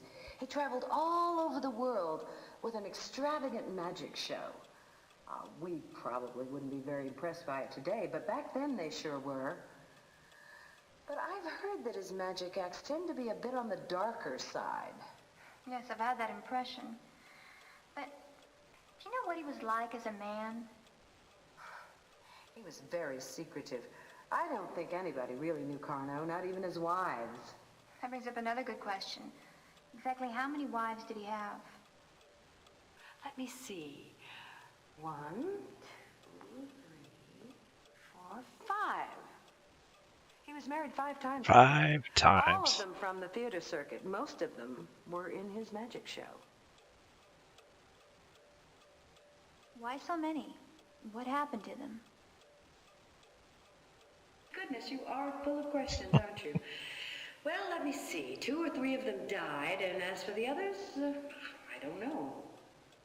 One thing about Carno, though, that has never been proven or disproven. It is rumored he was into the black arts. That's very interesting. Yes, isn't it? Yes, isn't Thanks for your it? time. Sure, you're welcome. We said thanks for your time, but we're not done, Lou. Excuse me, Lou? Oh, hello. Sorry to bother you again, but Sorry, but I was not wondering, sorry. do you know if Carno had a child? Yes, he had a little girl, I think. Something happened to her, but I can't remember what. Why? Oh, that's okay. I was just wondering. All right. Yeah, can we talk about the mist in the nursery?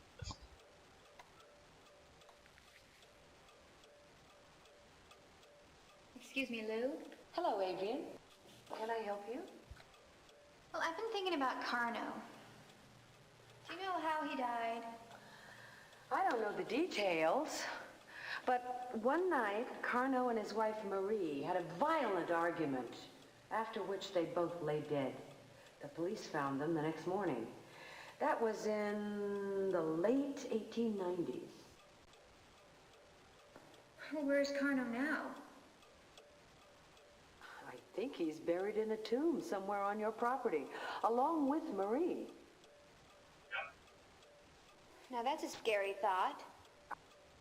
Oh, he can't harm you now. Unless, of course, you believe in ghosts. Well, I don't. Carno's dead and gone. Clearly, she does not remember the mist in the nursery. Oh, I'm sorry. Thanks, Lou. You're welcome. Don't mention it. Like, if nothing else, the mist in the nursery should be an indication that ghosts are real. Or that at least her house is haunted. Oh, hi, Adrian. Can I help you? Oh, no thanks. Just looking around. Alright, so we got a ton of information from Lou. We know that Karna was married 5 times. He had a daughter. Most of them died, which is really weird that he had 5 wives that died before he did. We know that apparently he and his last wife died a violent death, it would seem. We're going to learn more about that later. But yeah, so definitely some indications that something may be going on in that house, for sure, aside from the mist in the frickin' nursery.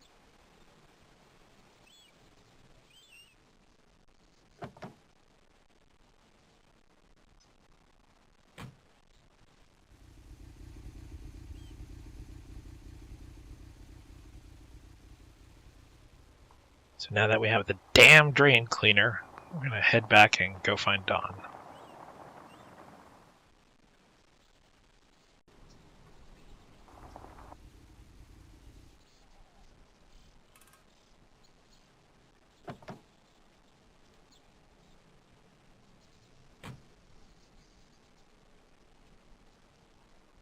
Oh, look at that. The barn doors are open now that we've come back. Something's up. The music has gotten intense. Because previously we tried to open the barn door and it was closed from the inside. Which is, again, weird. How do you close a barn door from the inside? Unless whatever closed it is inside.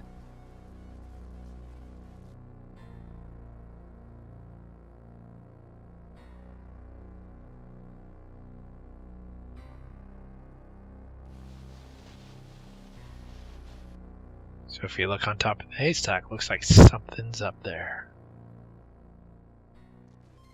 I love that music, how it just gets super intense.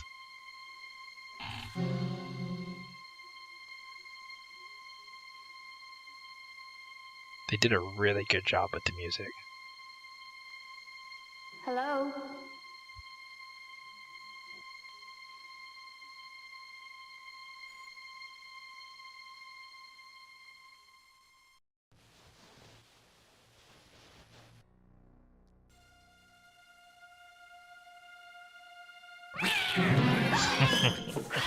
Spaz.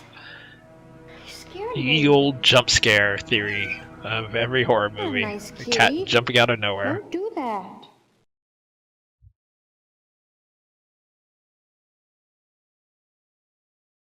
Things unfortunately do not end well for Spaz by the time you get to the end. At least that's what's indicated.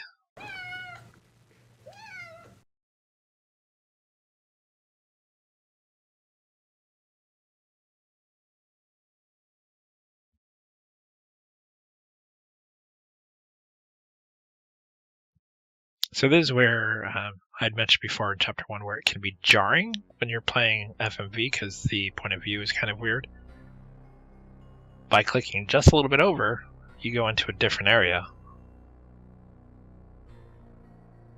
So you go over here and there's these pots and pans.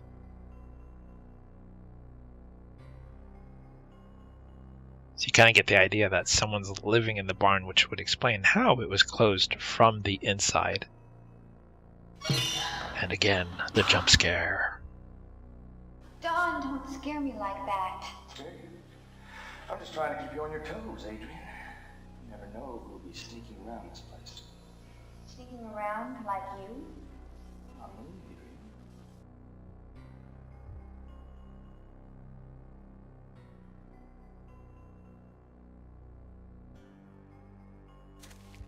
Can't you see?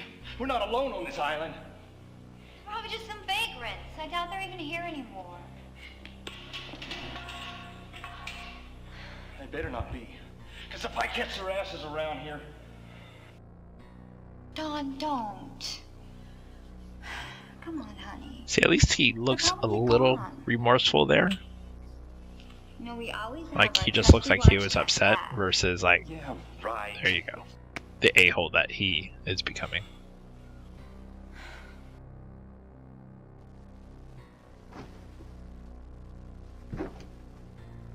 Dawn, Yeah. here's the drain cleaner you asked for. About time. So you can give the drain cleaner to him here, And I don't or if you wait too long and he kicks boxes around and he just leaves, you can go up to the red room and give it to him there.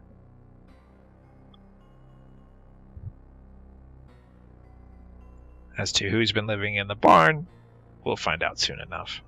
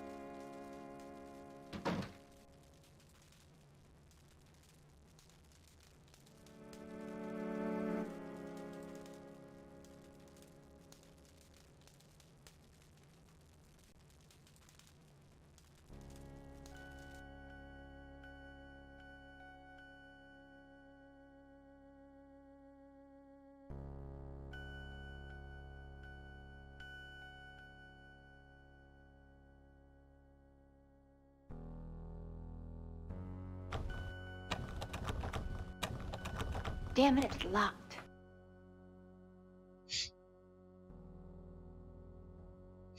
What do you want? I'm busy. Like a creeper. That would be where, if you had not already given him the drain cleaner, you could click it and give it to him there. I'm sorry.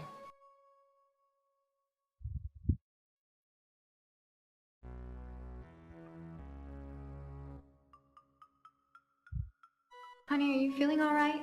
Does your head still hurt? Adrian, leave me alone. I'm fine. Well, how about a little dinner? You could come downstairs and help me. We can make a little pasta, maybe some salad, a little I vino. love those little touches, like where she reaches out for him and he kind of pulls away. Good stuff. Just nice little touches like that.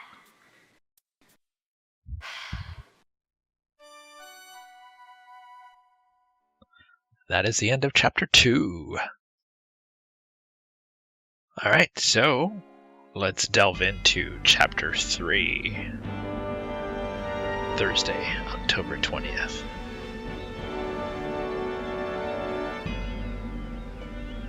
Different little cutscene going through the garden. Or through the lake that will lead to the garden, I should say.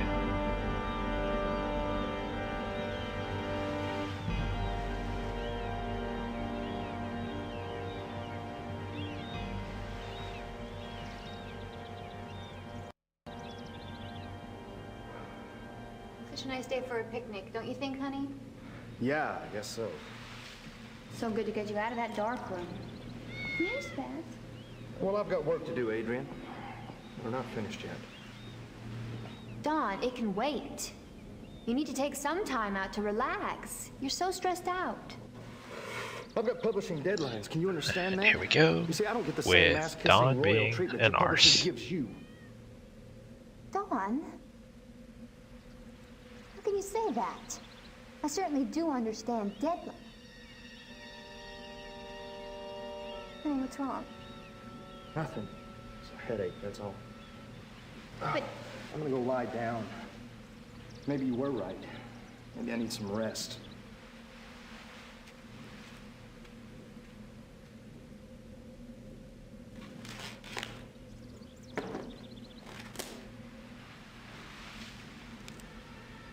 what was that?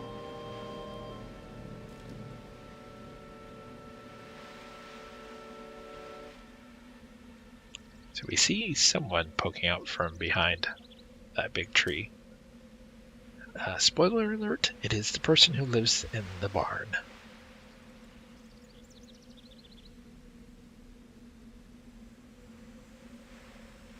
Now you can go directly to the barn from here if you basically go to the left, but I think it's more interesting to actually head for the tree, and you kind of see him poking around as she approaches.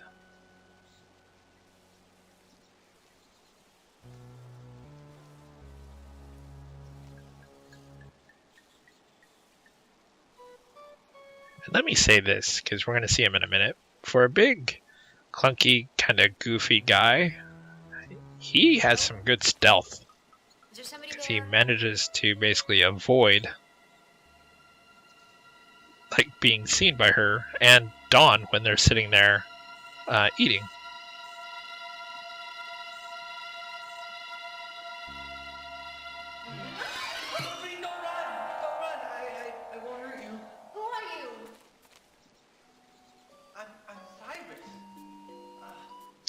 Again, good job with the music. How they give like a weird circusy background.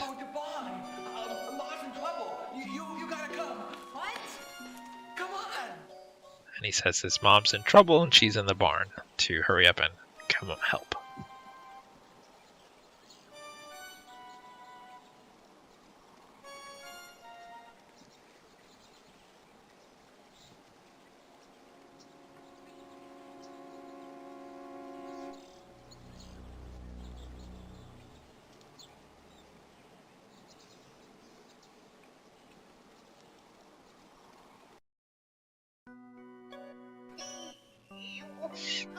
And you can hear the mom clearly in distress.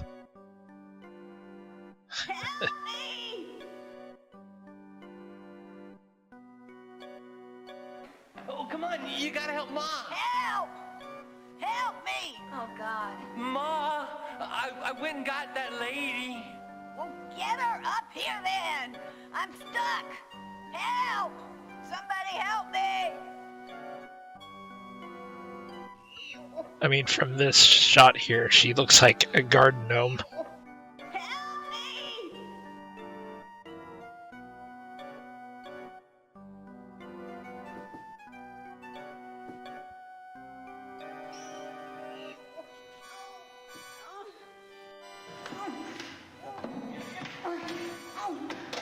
Hurry! Hurry, I'm stuck! Get me out!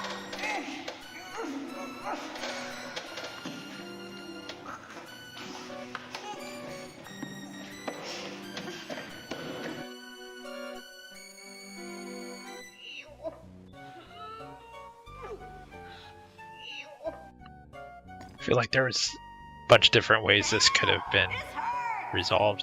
There's a bunch of crates in there that Cyrus could have pushed up to stand on and help push his mom out. But no. It's an adventure game, we have to do it all. So, we're going to do a more complicated thing and grab a pitchfork to grab the hook to wrap around her to have Cyrus pull her out.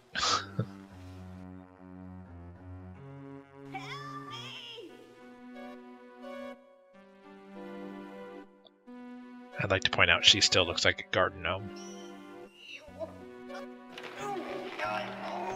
Hurry! Get it! Out!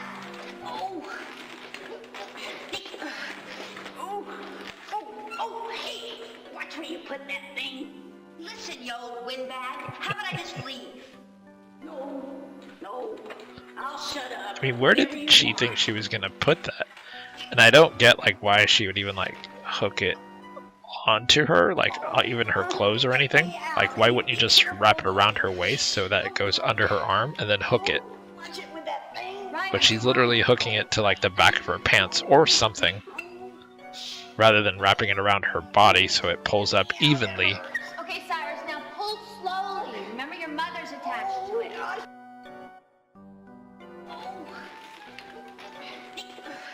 Easy, Cyrus.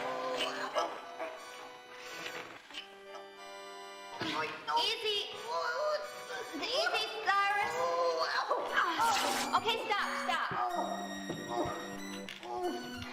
And we hear a rip sound, and she'll talk about her shirt being ripped, which is due to a nail that she mentions.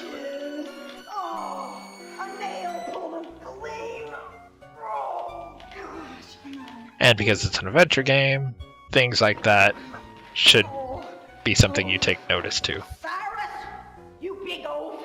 This is all your fault. Oh, I wanna thank you for rescuing me. No problem. Name's Harriet. Harriet Hockaday. Below's my son Cyrus. I swear that boy can't do anything right. He'd lose his head if it wasn't screwed on tight. Cyrus, you just wait till I get my hands on you.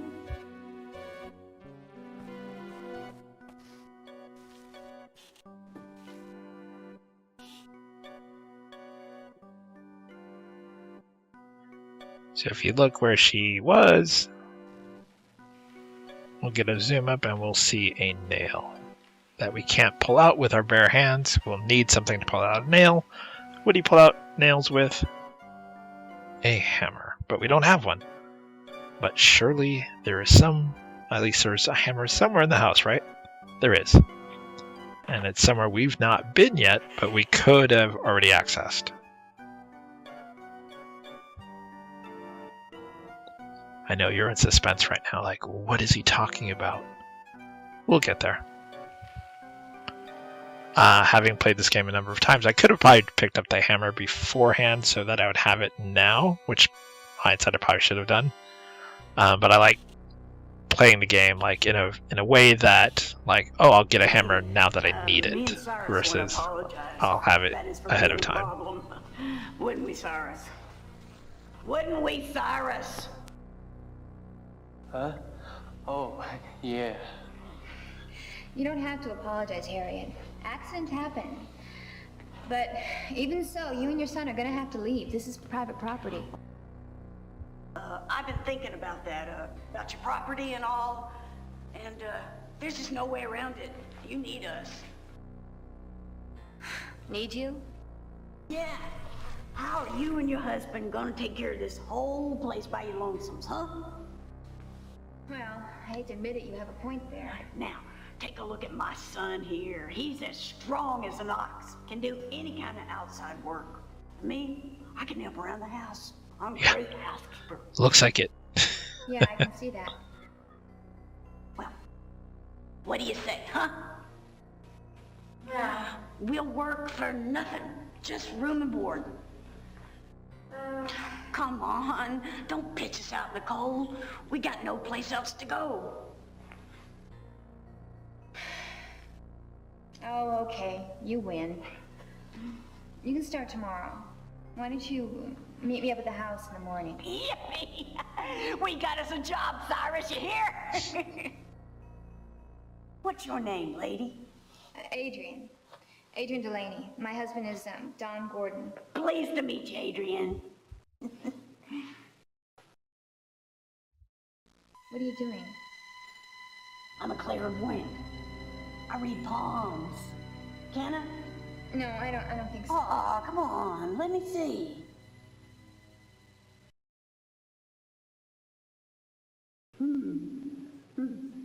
See your lifeline? Yeah. Well, it's real long. That's good. But Dun, dun, dun. there's this strange other line crossing it in the middle there. Wonder what that means. You're the clairvoyant. Shouldn't you know this? Don't mean It's nothing. in your job. Come on, boy, let's go fix supper.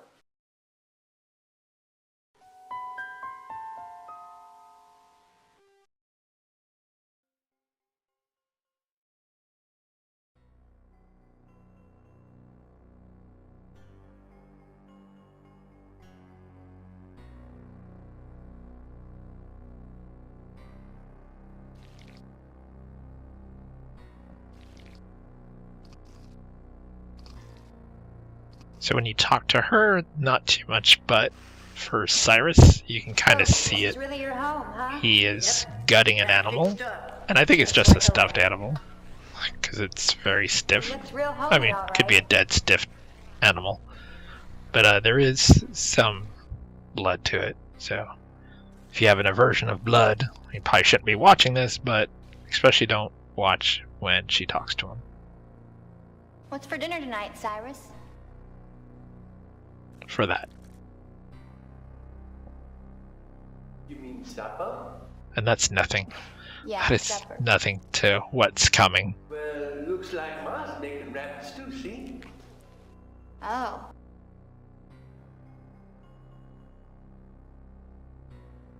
I'm a good hunter.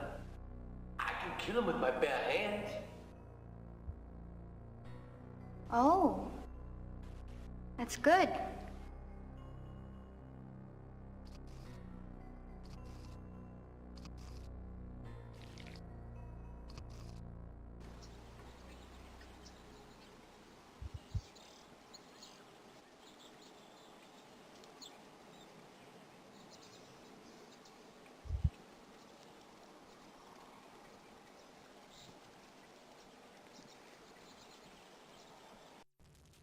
Chapter 3, which is what we're in right now, is about the same size as Chapter 2 in terms of length from when I played. Chapter 1 is probably the longest one, and I think Chapter 4 is a close second. But Chapter 2, 3, and I think 5, 6, 7 are all pretty much the same size.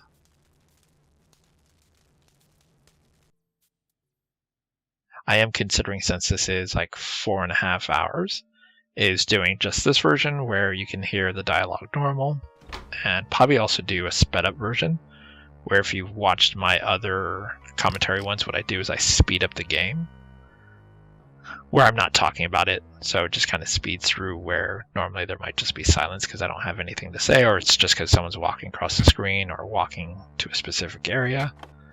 So I might do 2 versions. So I'll probably do the version where you can hear everything side by side, nice and clear, and then I'll probably do a version where it speeds up so that it's just the commentary version that you're hearing. Anyway, so we've used the fireplace poker to open up the basement that was under the mat. And because we have the matches, we can actually go into the basement. Remember earlier where I said there's a room we've not been in yet? Well, there's actually a few rooms we've not been in yet, but I was referring to this one as to where the hammer word is going to show up. So the other thing is, again, with a full motion video, sometimes it'll switch perspective and stuff like that. So in this case, you actually have to click down, and she decides, oh no, it's too dark.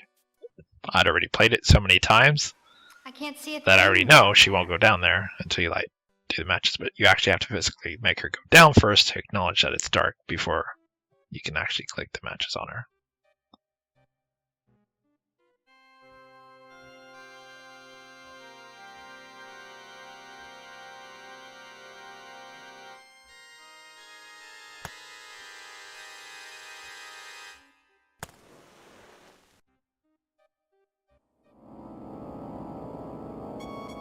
The creepy music kicks in.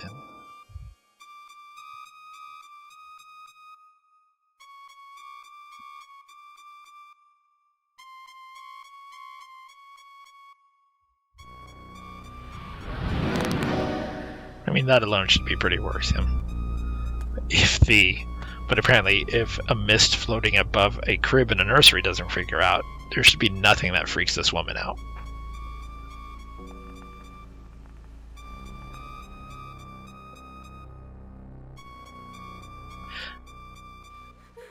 I do love that little haunting cry. Really helps set the mood. So you can see that there's a number of barrels you can actually click on and like look at, stuff like that.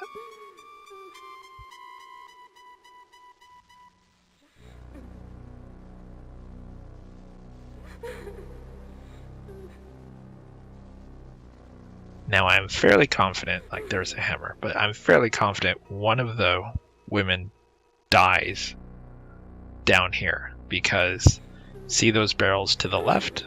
The 3 stacked, or actually 4. Later on, when we go back down here, when things are really going crazy, you'll see like a mist in front of them.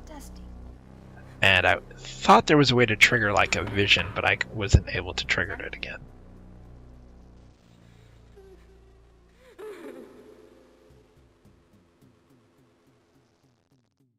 So see how you can click that barrel. Later on, there is something to that barrel where she drinks the wine from. Or whiskey, or whatever it might be.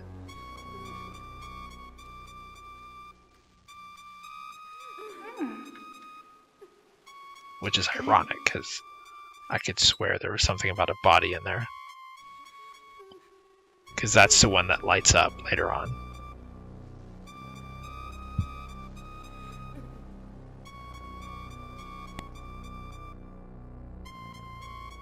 And so clearly that's a woman crying. Like she's even saying hello to see if it's a woman that's like trapped down here or something like that. And watch how easily she disregards the fact that it clearly sounds like a woman in distress. Hello? Somebody in there? I mean, if there is, it's a really small room, you'll see. When she steps in, it's a really small room. You kind of see that phantom hand in the background. But notice the crying has now stopped now that she's in there. And the shackles on the wall will be clickable. That's why I think there's a vision down here that I couldn't remember how to trigger to see what happened to whoever it was that was shackled there. But I believe they end up in the barrel.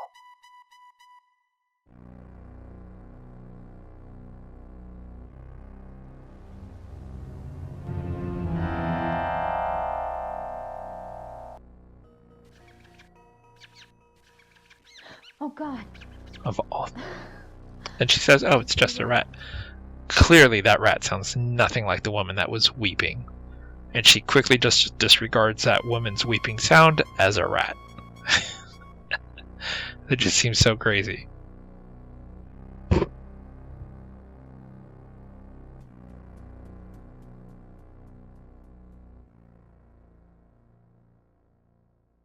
Like I get as a player, and having already played it a number of times, I know that something is going on with this house.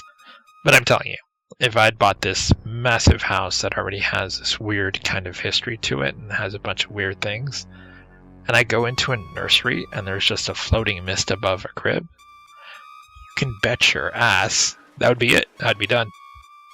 I'd be like, nope, I'm out of this house. Let's go and call it a day. Certainly would not go into a cellar and then just disregard a woman's crying, weeping sound and not finding a woman as a rat. Or a mouse, whichever.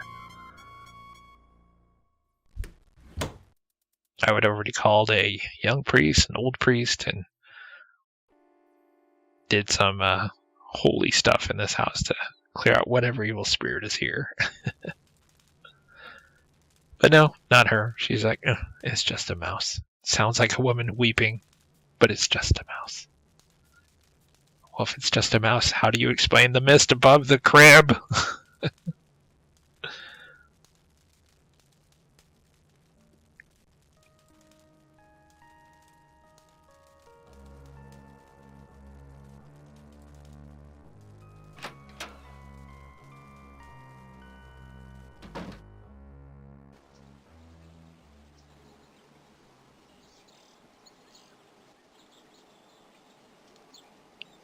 So now that we have the hammer, we're going to go outside and go back up to the top of the barn, and we're going to go ahead and get that nail.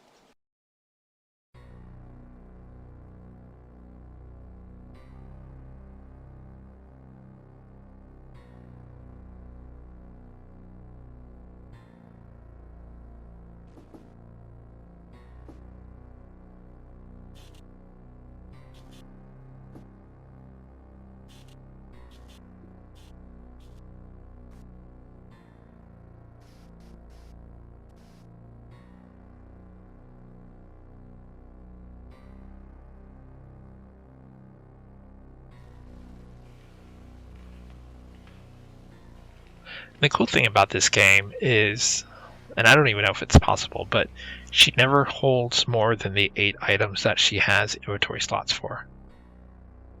So unlike other Sierra games where you might have like 12 or 15 inventory items to try to figure out how to use it, this game keeps it pretty simple by restricting it to just 8, never more than 8.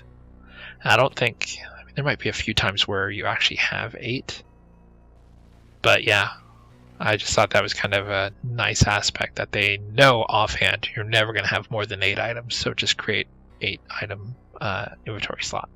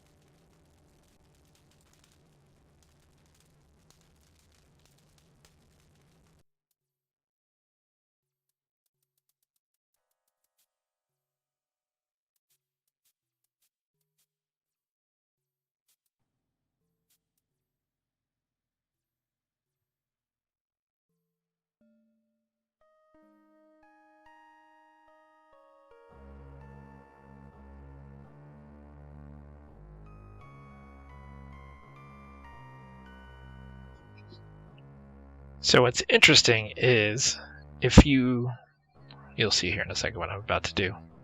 There's a We already key know about the stuck key in the keyhole. keyhole, but we now have a means to get it.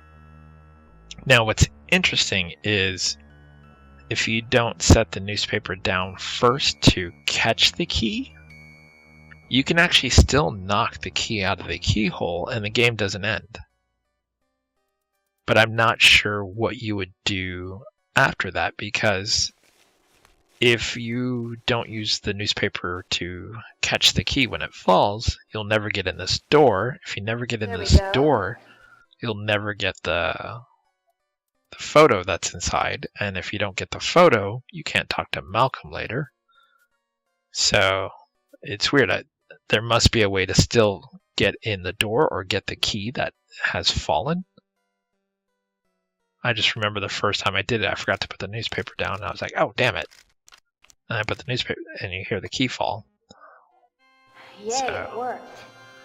And it's funny because if you do this, so if you go here, you don't use the newspaper first, you use the nail to knock the key out, and then you go to put the newspaper down after, she says something along the lines of like, oh, I should have thought of this before. And she doesn't do it. But I don't know if maybe if you click again, she'll do it. I actually just restored when I accidentally did it the first time.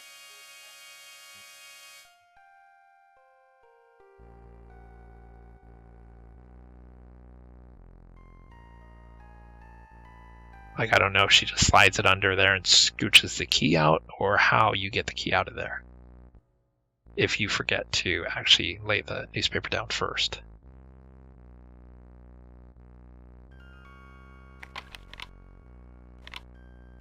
But I don't believe this game ever dead ends you. Yes. Reminds me of Napoleon Dynamite. Yes!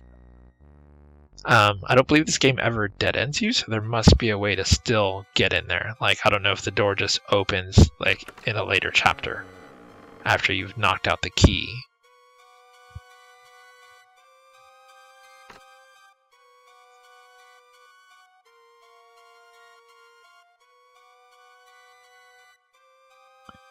So obviously we're eventually going to do something with that wooden panel, because it sticks out like a sore thumb.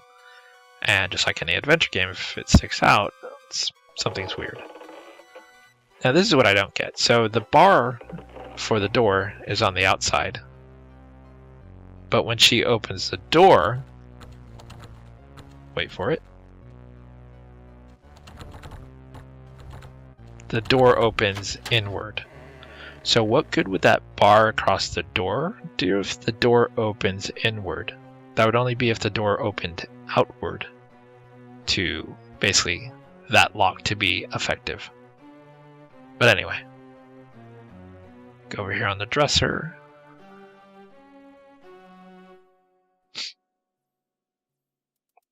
The Vampire by John Polidori.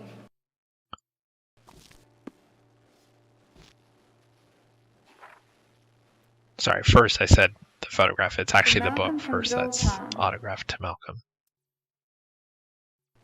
Oh, that's the old guy from town. The photo will come later. But not from this room. So, sorry. So if you look outside, you can see like a gazebo. It's hard to tell, but that's actually what it is. It's a gazebo. But we don't know how to get there. And if you go out to the front, go to the side, and then there's the gate. Not the front gate where you drive to town, but there's another gate from where you and Dawn basically had your picnic. You can go forward, but when you go forward, one path will take you to the crypt, and then the other one will take you to a ravine thing where it looks like it's all washed out, and there's a huge jump. So what you'll need is Cyrus to actually push a tree over. And that'll get you over to the other side, which allows you to get to the gazebo. But a certain number of things have to happen first.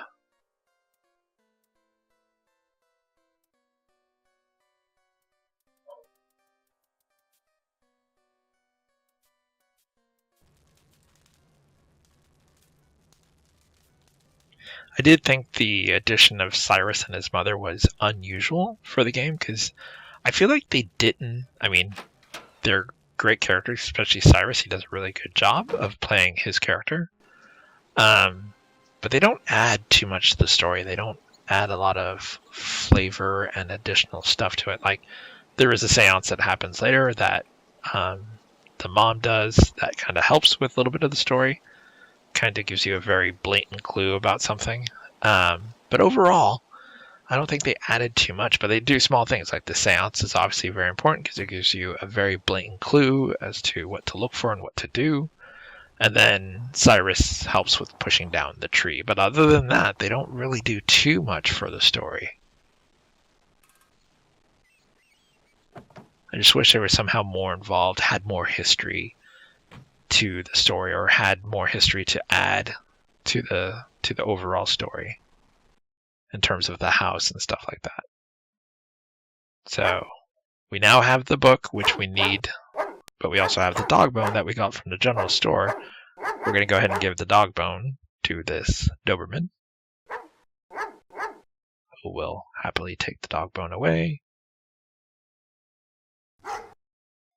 Good dog. Nice doggy. And I think, I can't remember if we did it in chapter 1,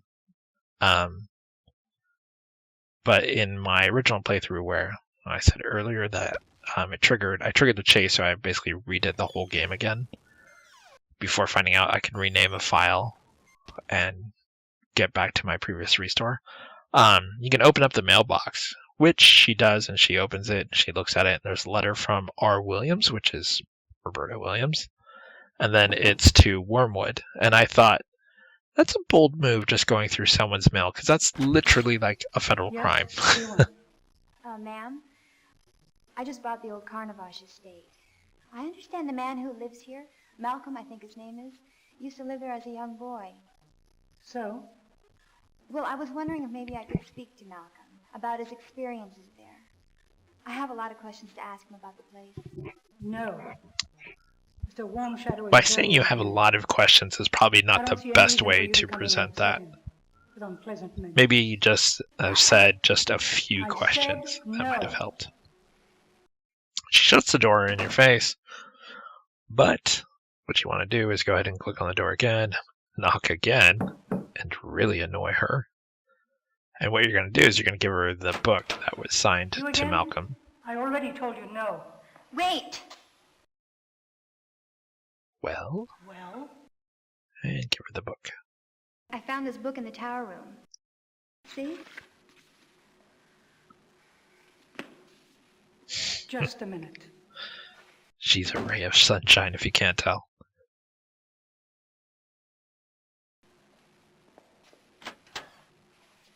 All right, you can come in now.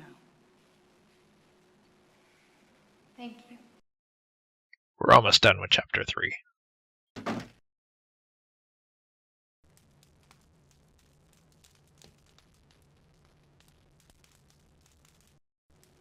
Malcolm, she's here. Malcolm! I do love that that she first says his name at a normal tone, and then has to yell it, saying, Malcolm, she's here. Because the dude, as Lou said, is probably about 110 years old. And he sounds like Emperor Palpatine from Star Wars.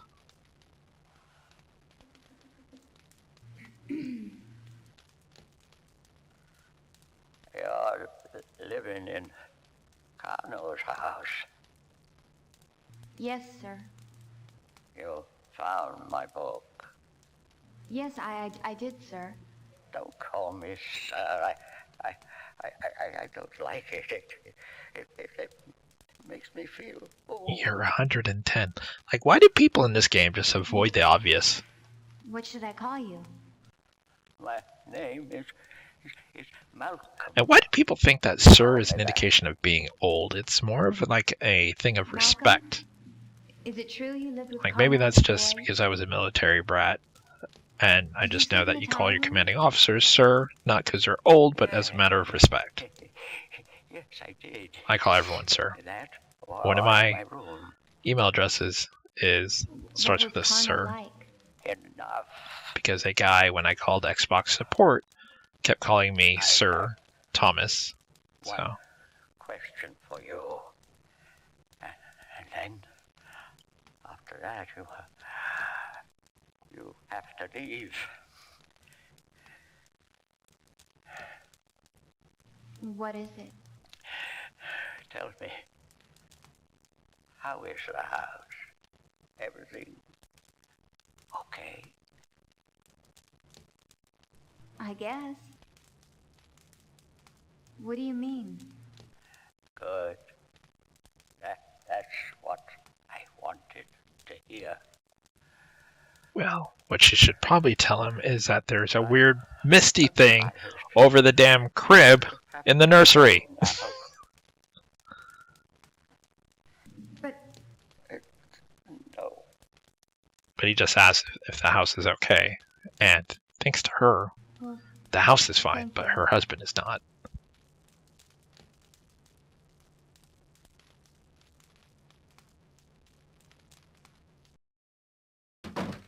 But that's not the only time we'll talk to Malcolm. We'll come back because later on, we're going to get a photo of Malcolm and the previous house owner.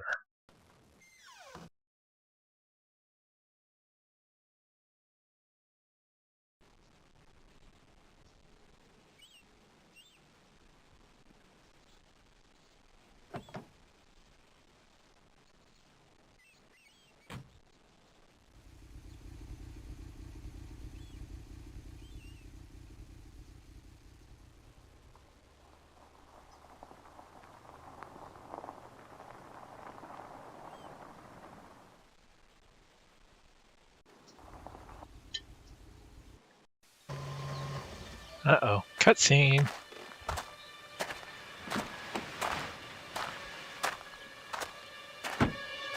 How did she get startled? Like he made the loudest sound approaching her in the gravel. I don't know. Around? In town. I thought I told you to stay away from all of those people. Which he never did, actually. What people? Those stupid towns. So it's clearly, like, not him. Silly. I'm not finished with you yet. Now he's getting violent. So he's escalating. Where were you all day? None of your business, honey. Well, I'll tell you what. You take care of your business, and I'll take care of mine. Well, we're gonna see about that. Alright, and that's the end of that chapter. Dun dun dun.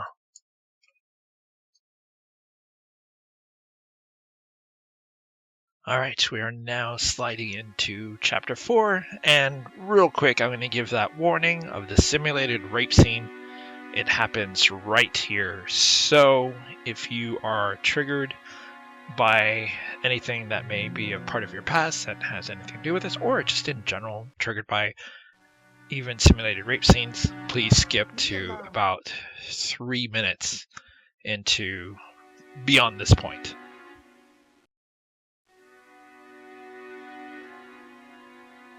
I understand for those that are triggered by that, for sure. I completely sympathize. Story-wise, it is to show the escalation of Dawn that we're slowly seeing throughout all the chapters. We see him becoming more and more aggressive. And this simulated rape scene that is about to happen is a sure indication that he is nothing like the person he was that we saw initially, and clearly has escalated beyond just being an asshole. Now he's a monster. You could say quite literally.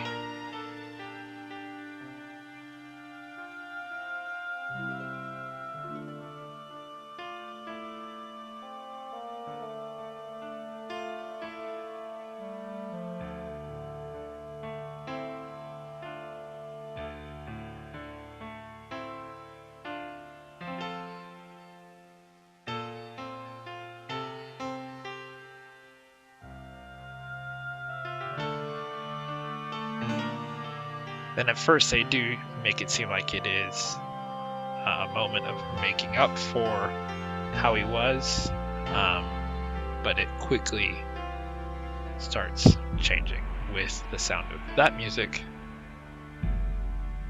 You'll see he becomes extremely aggressive.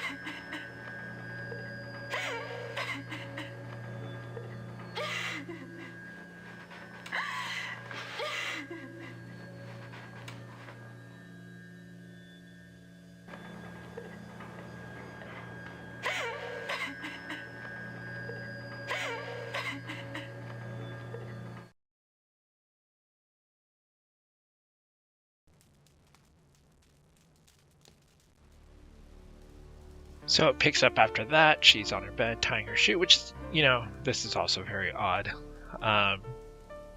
Each chapter represents a different day, or sometimes even, I think, a couple of days. And she always wears the same black pants and orange shirt throughout each of the days. So it's weird that they never actually, to indicate the passing of days, also have her shirt, at the very least, be different. Like even a different color, like maybe a sweater, but maybe a blue one or something like that. Anyway, that's nitpicking. So things have definitely taken a very dark turn in the game now.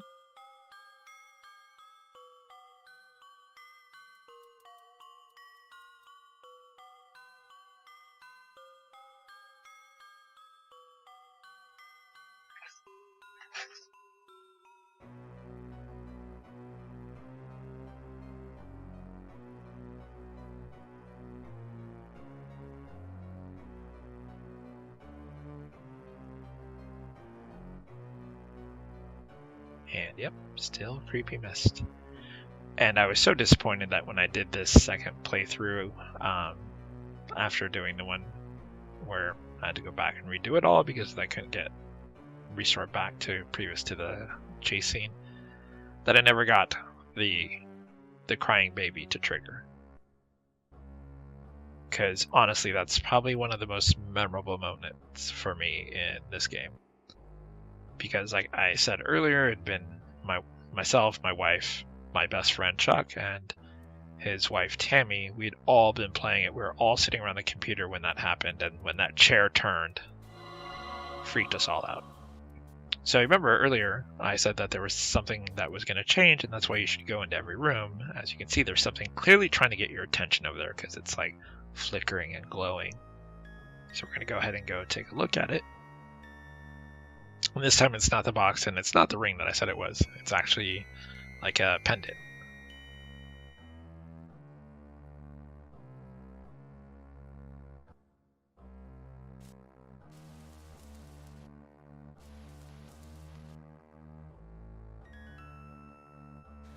I found this in your room.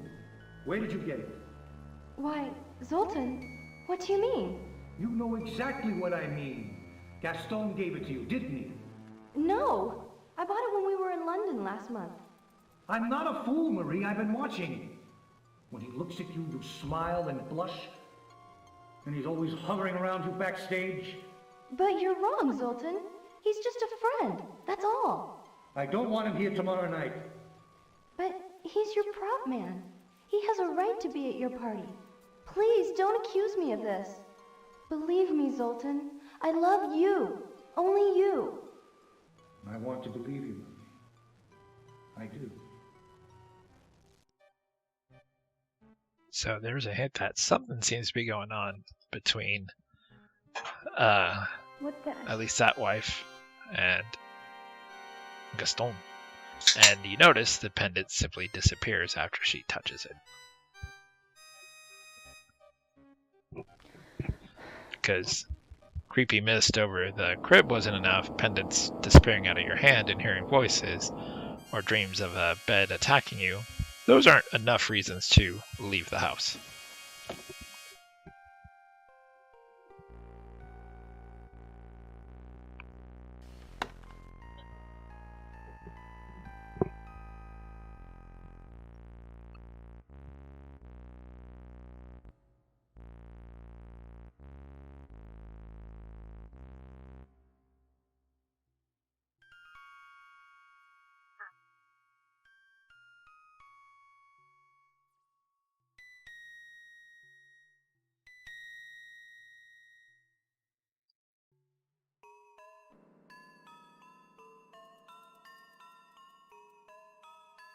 Again, such a good job with the music, the way it sounds like a warped, like one of those wind-up toys. So good.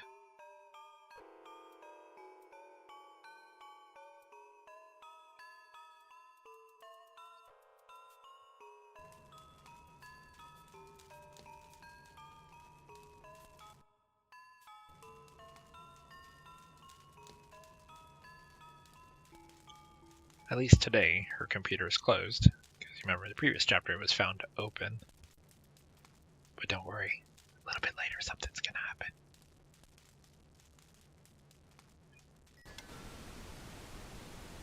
Never figured out why the TV was even a thing. At least later on, like I said before, they actually address like trying to have a phone in the house that works. I just don't understand why even the TV's like even there or even clickable. You clearly know you don't have cable. You bought this enormous house, but you can't afford cable. You also can't afford a $2,200 cross, apparently.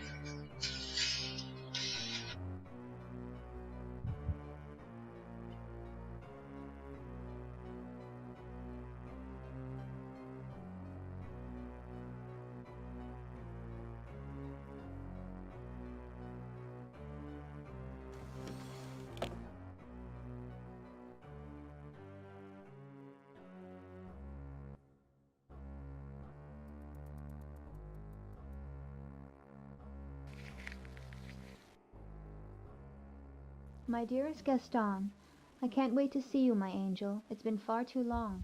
Let's take a few moments for ourselves during Zoltan's party next week. We'll meet in the gazebo, away from all the river. So there is a mention of the gazebo. Angel, so you how I know, yearn for your remember we sweet peeked kiss. out the window Your strong arms from upstairs and holding we me can tight, see a gazebo. protecting me. Maybe hard to And tell oh, when you peek out the dear, window, but it I is a need gazebo. protecting. We just don't have a way to get there My yet. husband's beginning to suspect. He watches me night and day. Perhaps we can steal away, run away, forever from his sight. My only consolation is thoughts of you, my angel. Always, your adoring love, Marie.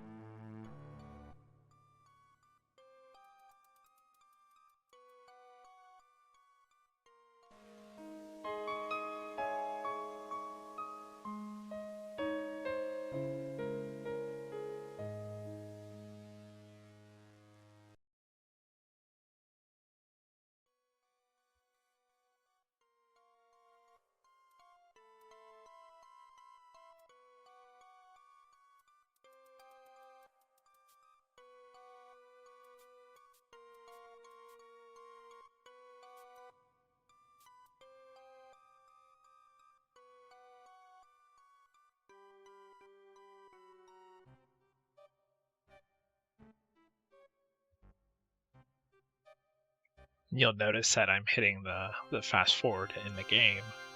Because I'm just basically going in to see pretty much every chapter to check every room to see if anything has changed. Hey, I've been waiting for you. I'm sorry, Harriet. I forgot all about it. You ready to work? Yeah, ma'am. Tell me what to do. Well, let's see. Kitchen dishes need washing. Our bed needs to be made. This is one part where I think the music should have just been faded out while she's talking to Harriet.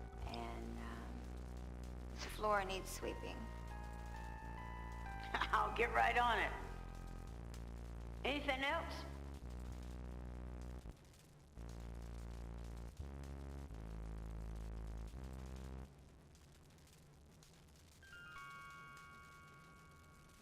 Oh, by the way, I see you carrying around that newspaper. You want me to throw it away for you? Please, would you? And when she said anything else, you could have given her the tarot cards there, but you can also give them to Cyrus later.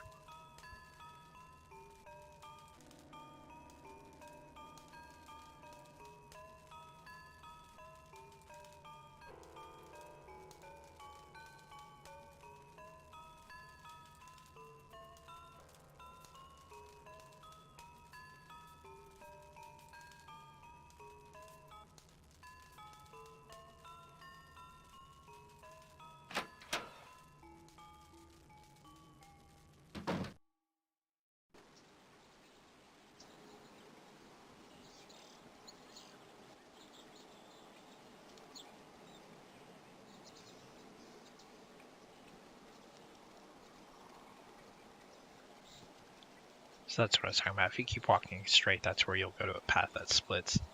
One to the crypt, or one to the cemetery, one to the ridge.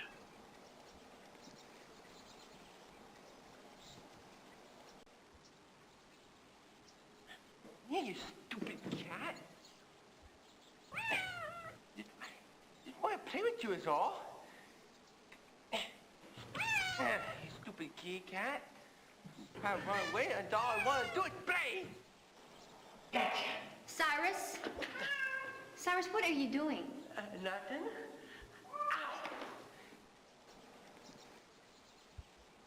What were you doing with my cat?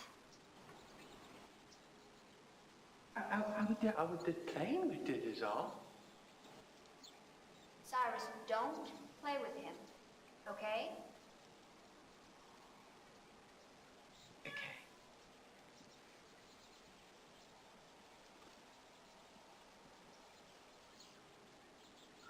Now the thing is, we need to go keep talking to him, so we need to find him here in a second. But in the meantime, we can poke around some more.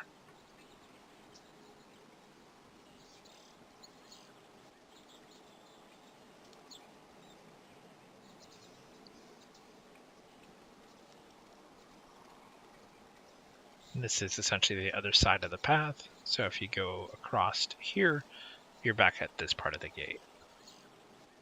Which from here you can walk, straight towards forward, and you'll go back to the front of your house. But if you turn around, there you can see Cyrus in the background.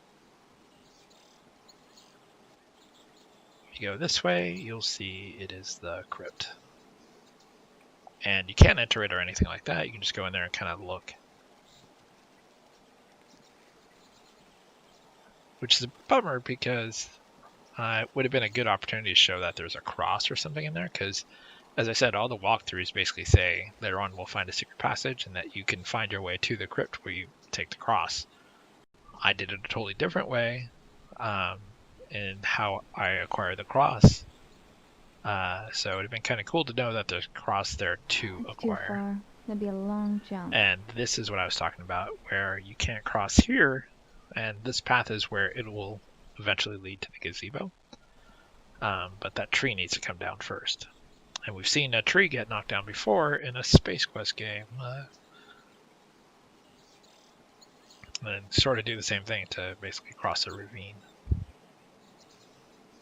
But what we could do is get someone who is very strong, such as Cyrus, to push down the tree.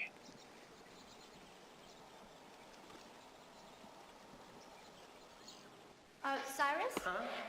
When I was in the tower room, I could see a little building in the woods. I was wondering, have you seen it? Yeah, it's over there. Well, can you show me the way? Well, the trail's all washed out. Usually what I do, I just jump over it. But where is it, Cyrus? Over there. Oh, okay. I'll show you. Come on, follow me. I like that it says follow me, but then he's nowhere on the screen to actually see where he took off to.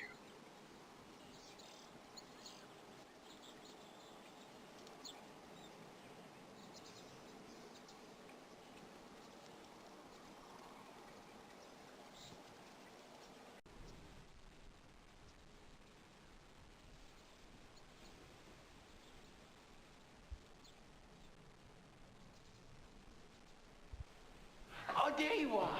I've been waiting for you. I'm sorry, Cyrus. I tried to hurry. Oh, that's okay. See? There it is. Just like I told you. Come on.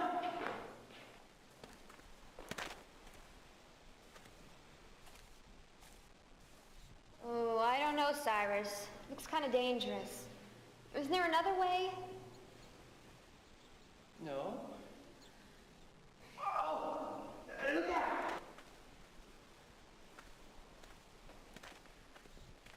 I can fix it.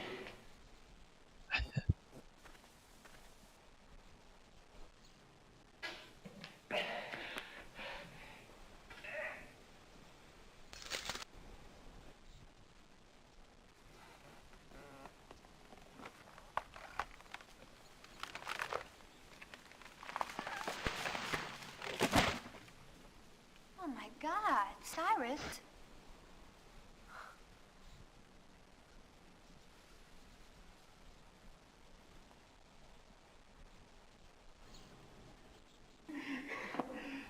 There you go. You're amazing, Cyrus. I can't believe you did that. Of course I did. I'm strong. See? Wow. Boy, you are strong. Yeah, I know. Ma always tells me that I'm more muscles than brains. Yeah, well, your mother was That's right, Cyrus. so nice of her to agree. Heck, it ain't nothing. Oh, I gotta go.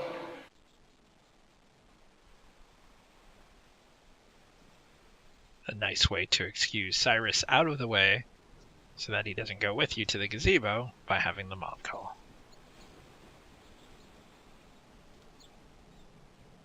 So what you need to do is essentially click on the tree of the fallen tree and then cross the path.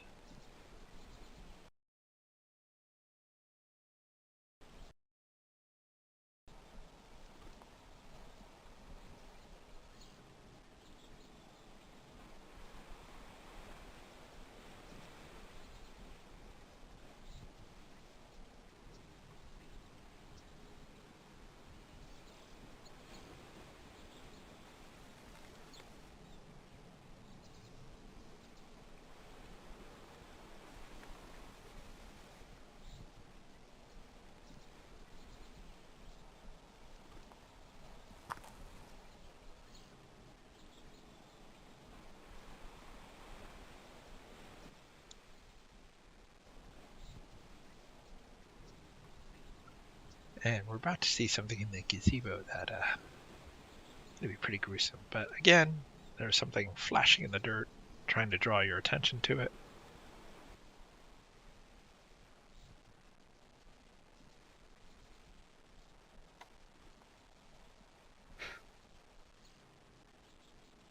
And it's hard to tell at first what you're looking at. Like even if you drag it over the eye to get a closer look at what it is, it's still not super clear what you're looking at until you see something later.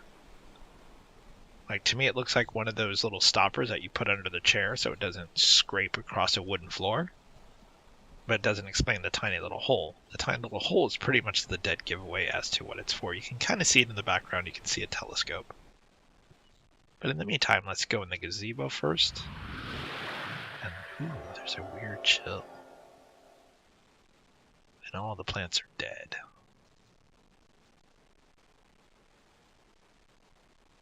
Which is not surprising. If no one has technically lived in the house for a long time, all the plants should probably be dead. But what we're going to do is we're going to pick up this spade. And we're going to get a vision. All the plants suddenly look healthy. Such good music. Really creepy, really well done.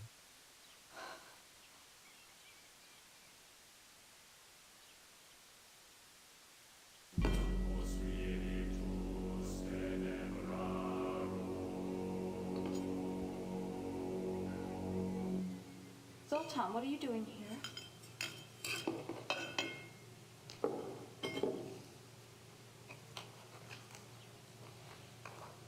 Did you want something? I'm not sure if I was her, if I would have put the spade or the hoe. I can't remember if that's a spade or a hoe. I think that's a hoe. Why did you... Maybe it is a spade. I can't remember what that instrument is called. Zoltan. Zoltan. Lead me to my plants. Yes.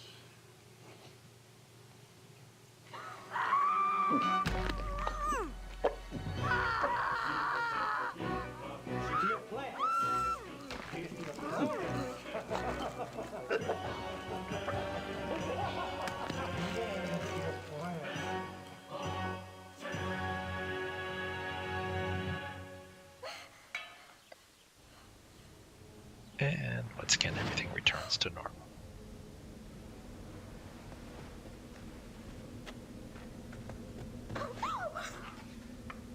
I mean, at what point do you say it's time to leave this house?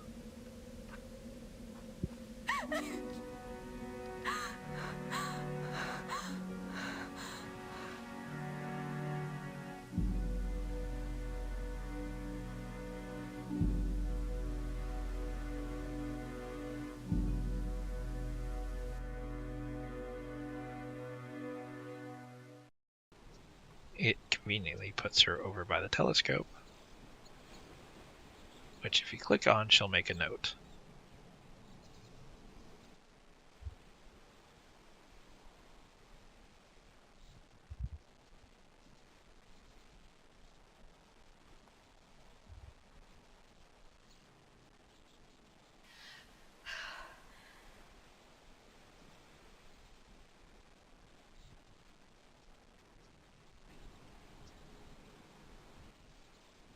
Can't see That's it. because it's missing the iScope lens. Oh, it's missing a lens piece. Guess what we just found on the dirt road? Could it be a lens piece?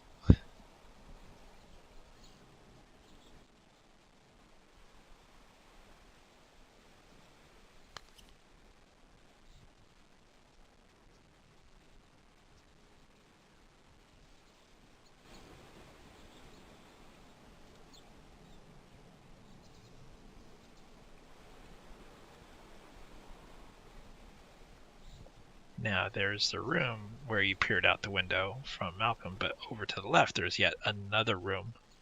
That other window there by the that's tower up room. higher.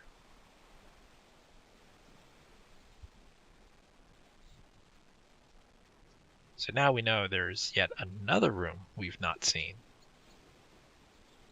And spoiler alert, it's time to knock down that wooden wall.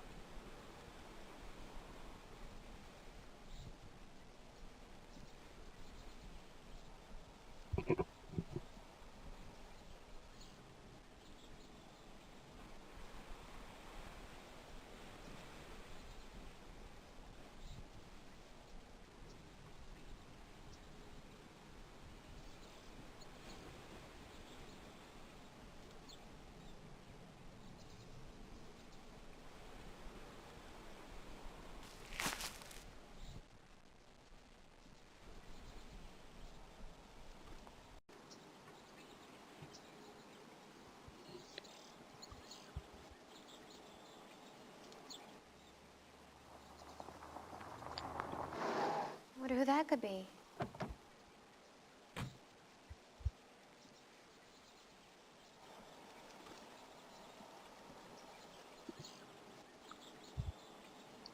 If you've paid attention to what I've been saying, you can probably guess who that is.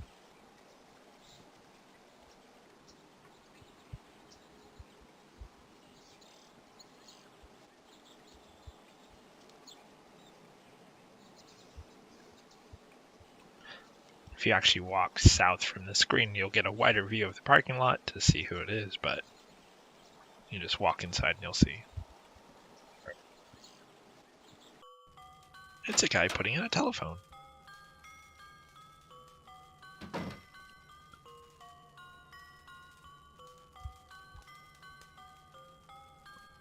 You must be installing the phone. Hi.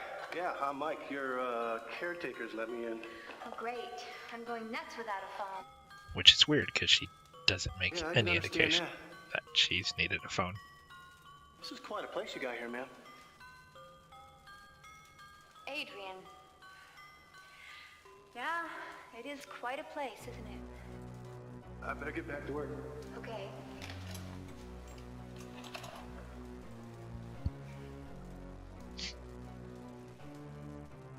I like that he's like, I need to get back to work, but then he takes a second look at her because she's a very beautiful woman. Everything okay here? So far, so good. Good.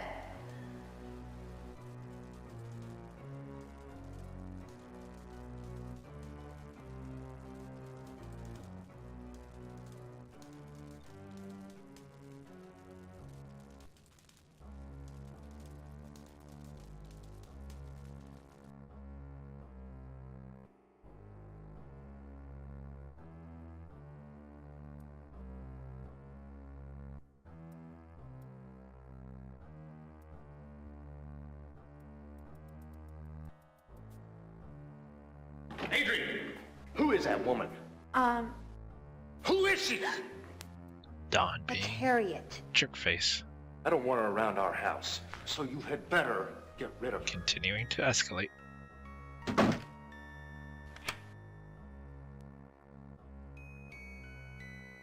Which is funny because we never actually see him see Harriet.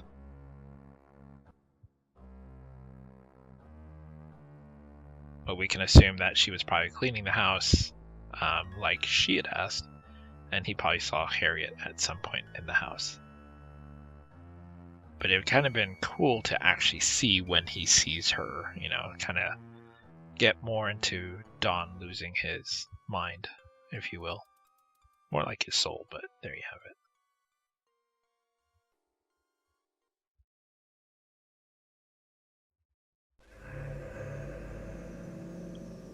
Yeah, the creepy thing over the crib is still there, but we're not freaked out.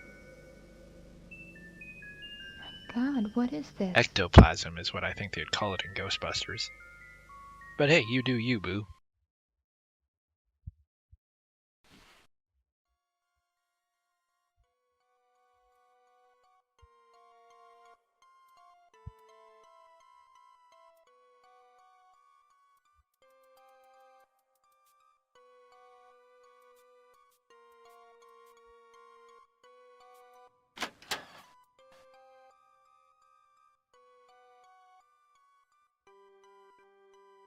So what we're going to do is we're going to look at the wall, and we're just going to take a hammer to it.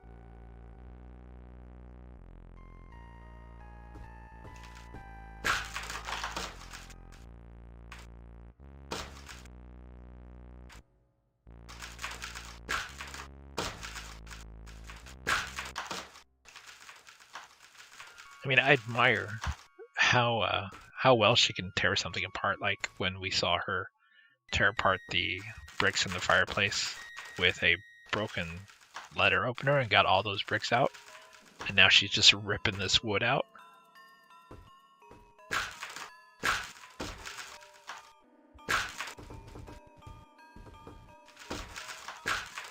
And I like that they actually take the time to actually show her deconstructing it. Not that, she kicked it twice and suddenly that there's this huge hole. But you actually see, she's taking effort, taking time, to actually rip it apart, kick it, and it's not just one and done kind of thing.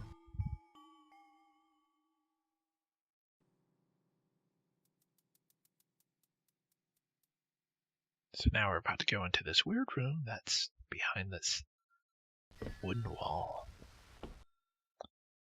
Oh, look. Photos of his wives.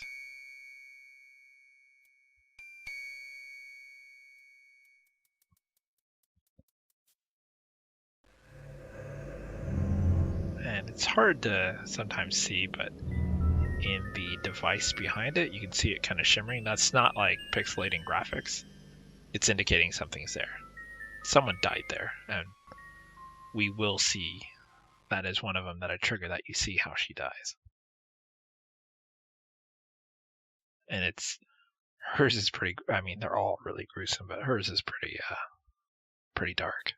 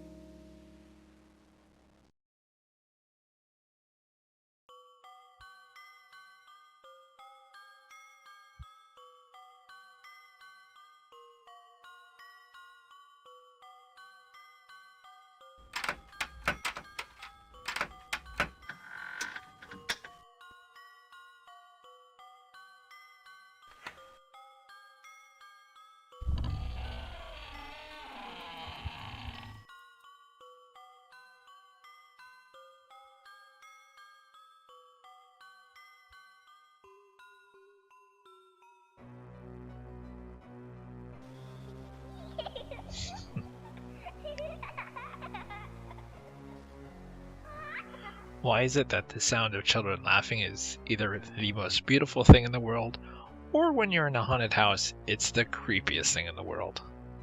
They can fly to both spectrums. And then don't be tricked because she stands up and looks at it. You want to look at everything. For example, that pin. Remember when I said earlier that you got to pay attention to what Lou is saying on the phone when you first walk in? Because guess what she does? She pockets that pin. And then there's one more thing in there, the diary.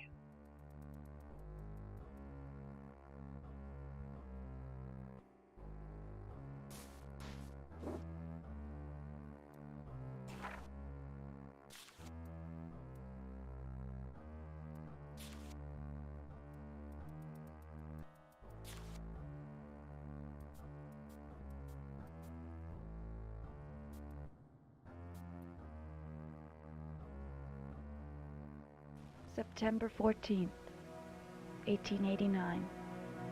Dear Diary, I grow increasingly fearful of Zoltan. I feel the burn of his eyes upon me as he watches my every move. Did my little girl have such fears? Did she suffer when he snuffed out her baby life? Boom. How could people believe him when he said it was an accident? It was no accident. But, dear diary, Zoltan wasn't always like this. I remember, not so long ago, when he was loving and gay. He was overjoyed when Sophia was born. I know, I remember. But after his trip to Paris last year, he changed. Something happened to him. I don't know what. Now, all I have left are my plants. I spend most of my time in my greenhouse. as far away as I can get from Zoltan's ever-watchful eyes. So now we know that he is responsible for killing his own daughter. We know that he's responsible for killing her as well. And she mentions that he changed after going to Paris. If you remember earlier, we found a letter about how someone had found a actual book of like dark magic, and that he would be happy to meet him in Paris. So we know that's what caused the change.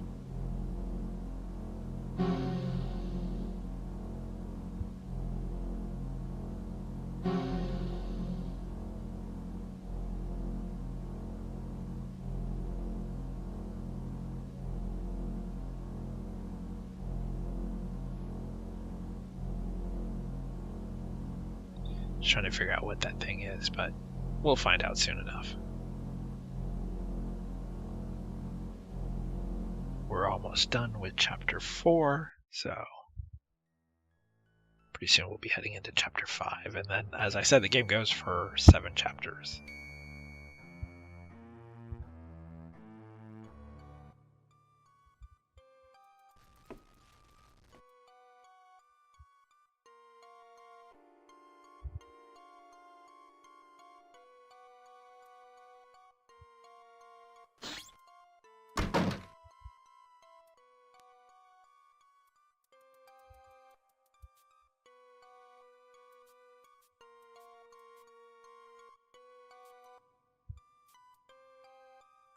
You can tell I'm just waiting for the thing to trigger every time I walk in this room, but it never does in this version. I would love to find out what it is that triggers it, because like I said, that was the most memorable thing. And I don't know what I did different other than the fact there's a few things that I know in the second playthrough that I forgot to do. Like, for example, when you go to Wormwood's house, in this playthrough, I didn't open the mailbox first to see the letter from R. Williams to him, which not a big deal. Just essentially just knows you, or lets you know that his name is Malcolm Wormwood. Stinking, filthy son of a bitch. You stay away from my life. Just what are you accusing me of, sir? I know exactly what you're doing here. John, shut up! So we know how Zoltan is extremely jealous. Now we're seeing that same tendency in Dawn. I noticed the phone is suddenly gone from the table, like he took the phone and everything. Which, by the way, is a waste, because he comes back to install the phone. And that ends that chapter.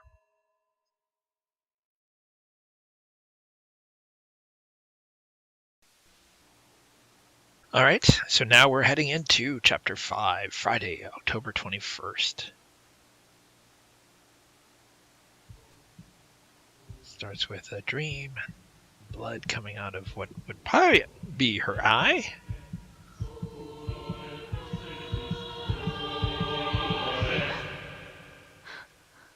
Which, all things considered, all the other things that she's seen and dreamed about, blood coming out of the eye is pretty mild.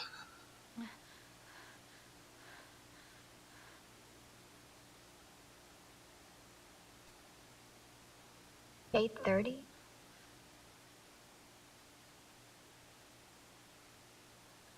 And when she says 8:30, she actually means 8:30 at night. Oh, and look, her computer is up.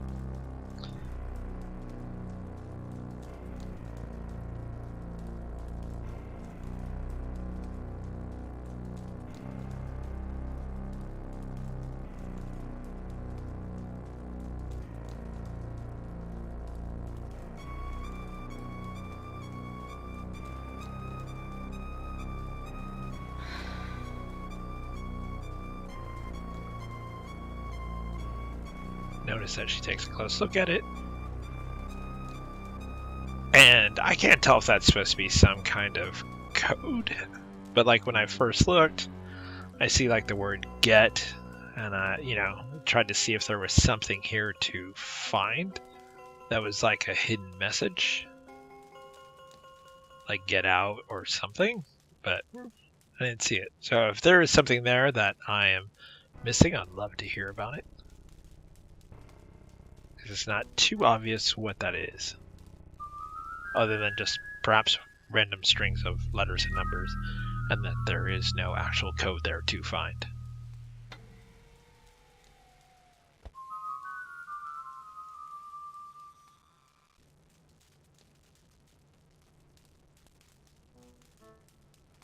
So since it is a new chapter, basically go through the house, check out all the rooms, see if anything is different, turn on the TV, and see, yep, nope, still haven't called for cable.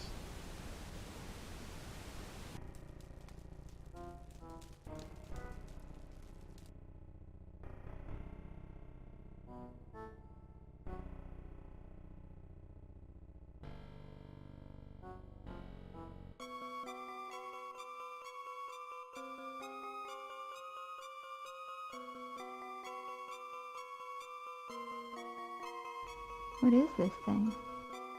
I do like that it's essentially the same scene, but they've put the night background over the glass behind her, which is pretty cool. Now remember, when we first looked at this painting, there was hardly anything there. There's just like a little curve and a few lines. Now it's like fully decked out painting. And if it's not her and it's not Dawn, who's painting it?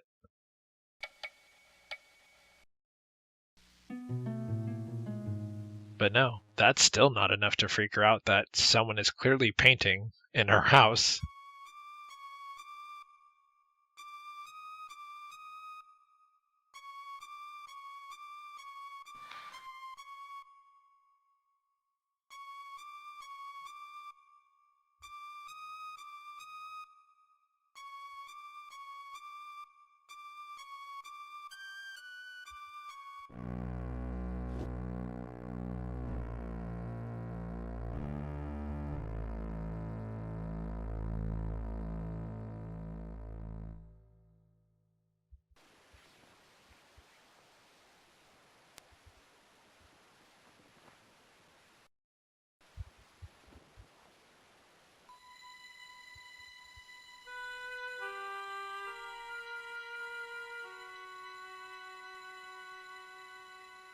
I feel like that should be an L for Leona.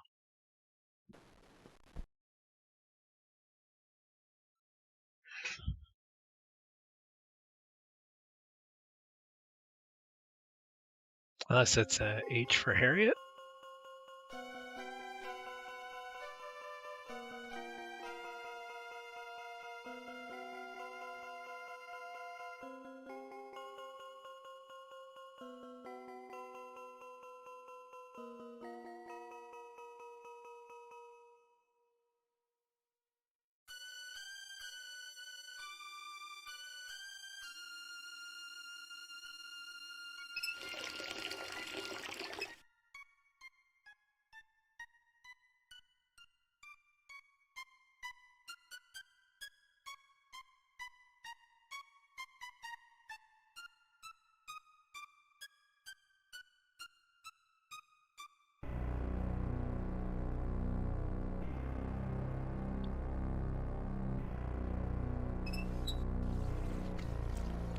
It's always good to wash your hands, especially these days.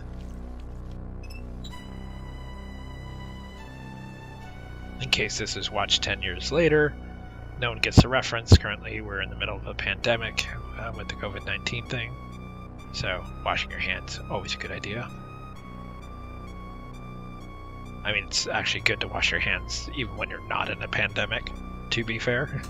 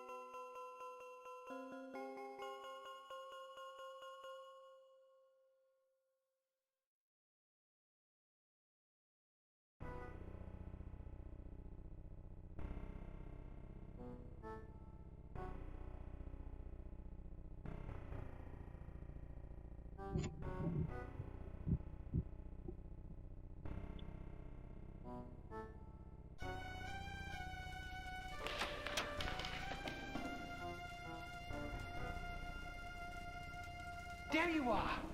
What is it, Cyrus? It's Ma. She told me to tell you come to the barn. Wait. What for, Cyrus?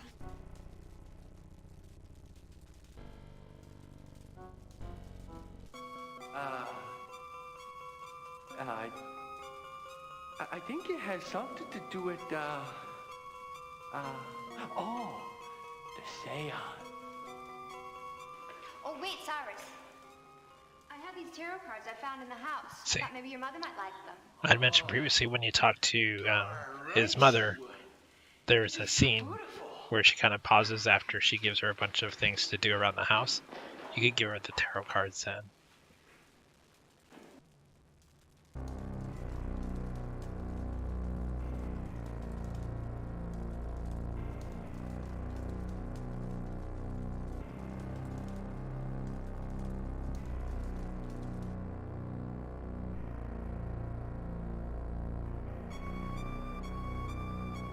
This is me trying to trigger the crying baby.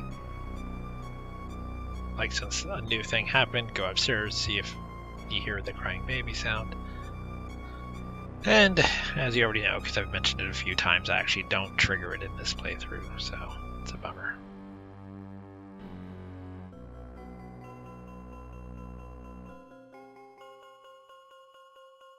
Now for the two people that watch this, they're gonna desperately try to figure out how to do the crying scene if they've never heard it, thinking it's the most epic thing in the world. Honestly, it's not. It's just the fact that it's super creepy because, as I said earlier, with when she was looking in the treasure chest and she opens up the necklace with the kids' photos, the kids' laughter. Kids' laughter can either be like the most beautiful thing to hear, or if you're in a weird house, it is the most terrifying thing to hear. That's the same thing with the baby crying. Like, a baby crying is normally like, okay, whatever, but when you hear a baby crying in a haunted house, that's super creepy. Well, especially if there's no baby to be seen.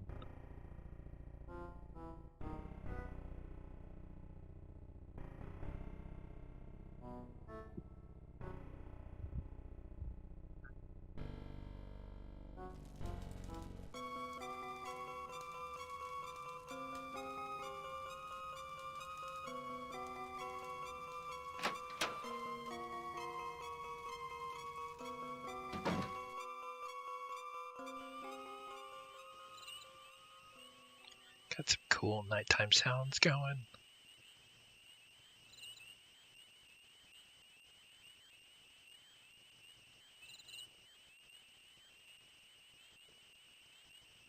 I do really love how much care they put into this. I feel like they didn't just try to make a cheap full motion video game just because that was the thing to try to do back in the 90s. I feel like they actually put time into it. Ma, she's here. Welcome, oh, seeker of the spirit world. Hello, Harriet. Please, have a seat.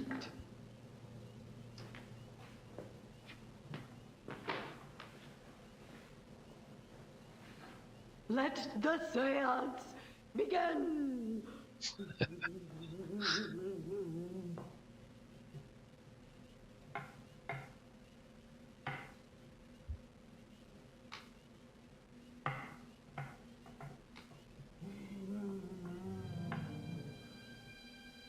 Oh, elusive spirits. At least, how is it that Harriet, who is a transient or whatever you want to call her, has a change of clothes, but our main star here does not? She wears the same clothes every day.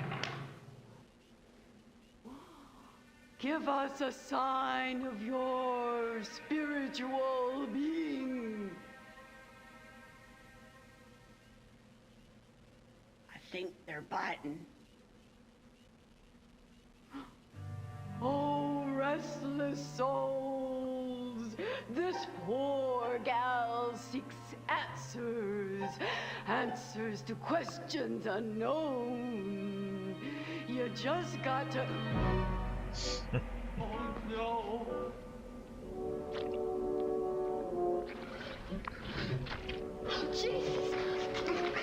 Now that freaks her out. Like green liquid coming out of her mouth. Did she not pay attention to the misty thing above the crib in the nursery?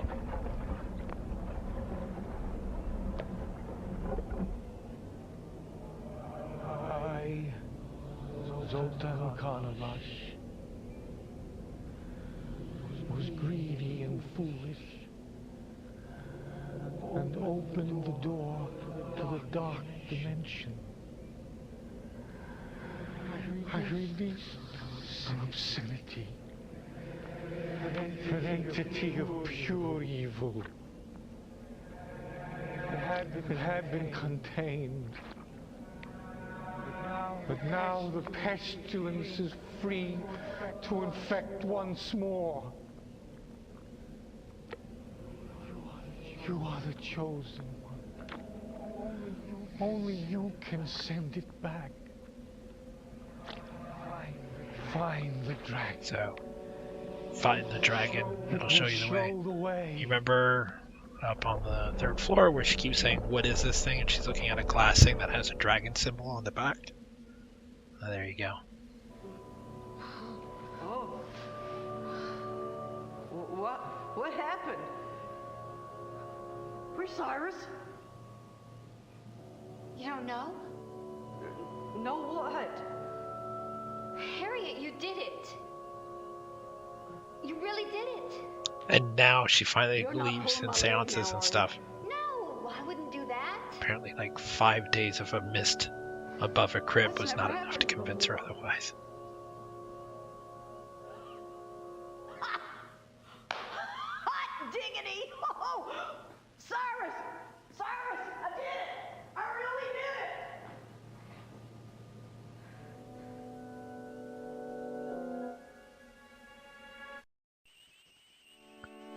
So cutscene over, now we're back in control.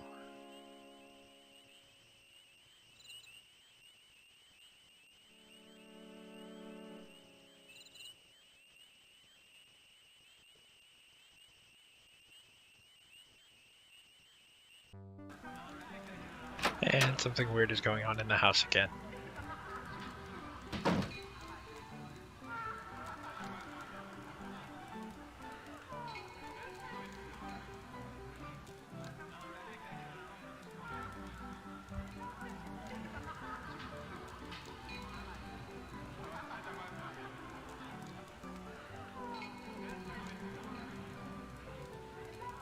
What the hell?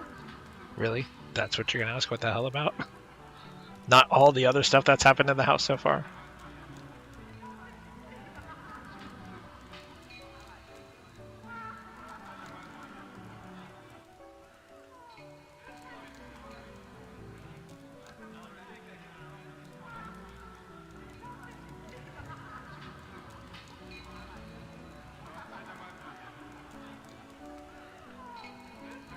So it's not the piano.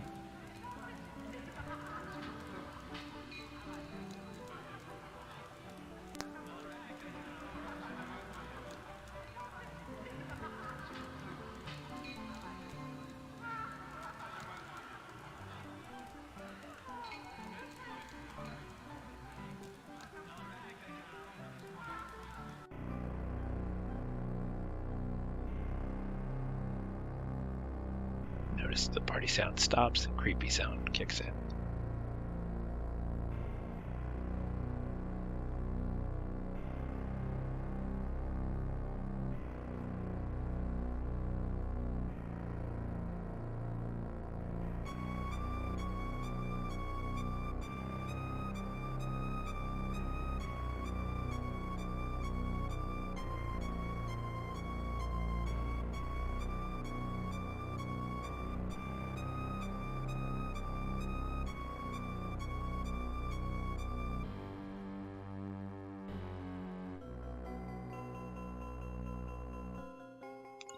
So you can see in the mirror, here's where things start happening. Pretty much every mirror in the house, I think, reveals something.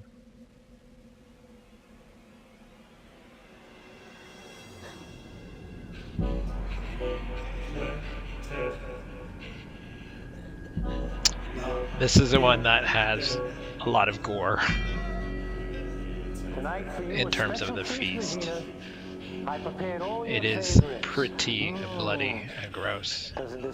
Her death, I mean, is super horrible, but it's not gruesome in terms of like she doesn't get cut up or anything like that. It's just how it looks as to what he's feeding her and forcing it down her throat to the point that she can't chew and really swallow all that well.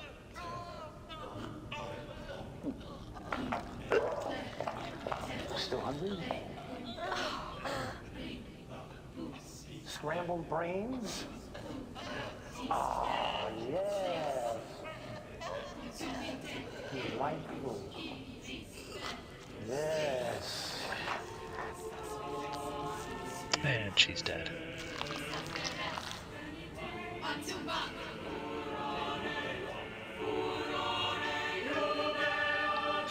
It's not enough that she's dead, he's also got to flick the blood on her face from his fingers. It's classy.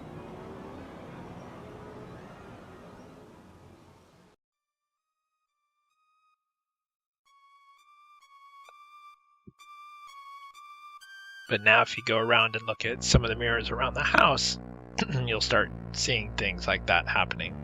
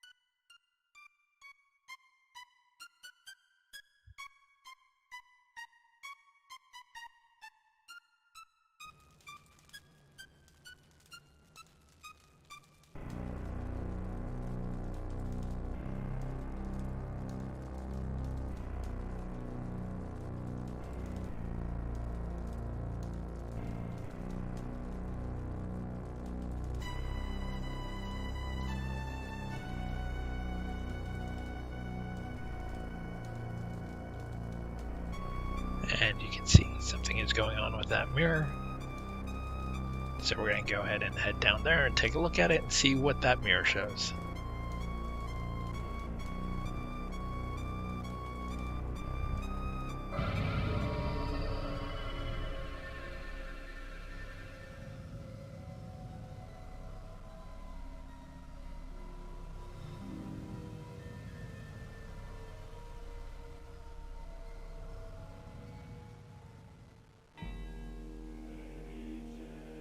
There he is. There she is.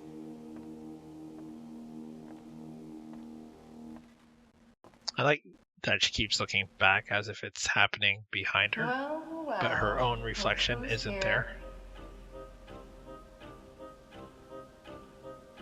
She's got a, not her, but her. She has a pretty gruesome death also. My dear husband. Here's to you. There you go. No, here's to you, Victoria.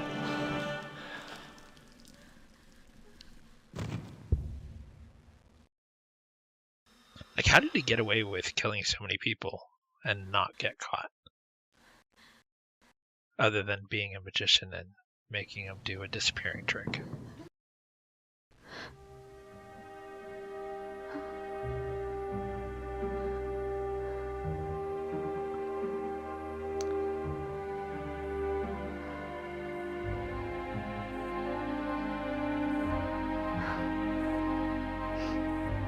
She's traumatized now. Just wait. I have a few more mirrors to show her.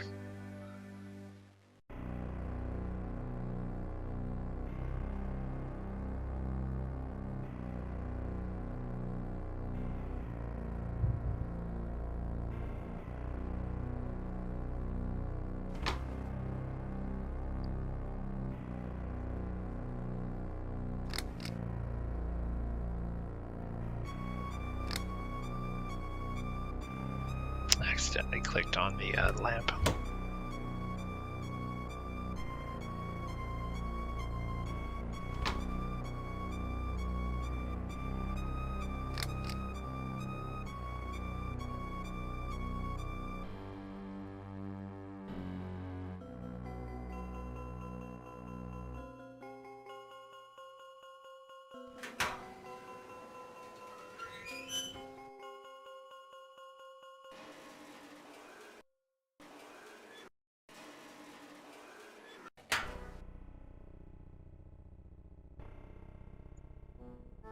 So no need for the matches now because we'd left the lantern that's in the hallway lit.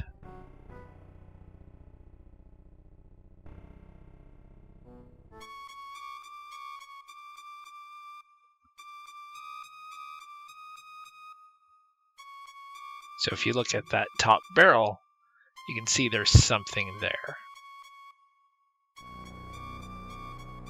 And I'm pretty sure, and I can't remember, that it indicates, but I can't see, it's not clickable, that there's a body in that barrel. And that happens to be the one that she drank out of also. And I thought by touching the shackles, it would trigger whatever vision it is, but it doesn't. So I feel like there was something here, and I don't recall how to trigger it.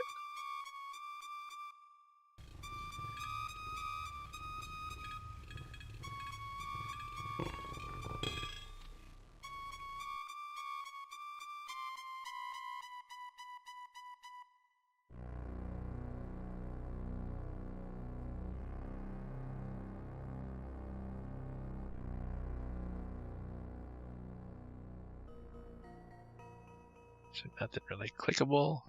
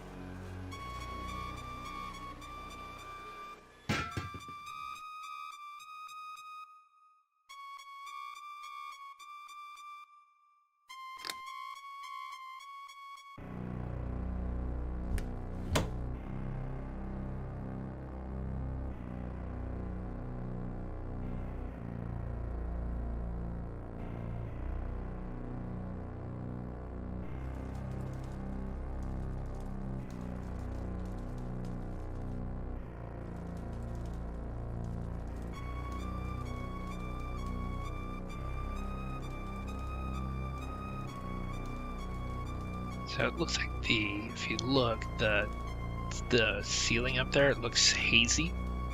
I don't know if you notice, like suddenly there's a haze up in the upper region now. Like there's a haze that sits up there that I don't think is there earlier. It's noticeably grayer. So, something to note. Like, I think it's an indication that more and more is going on with this house, obviously.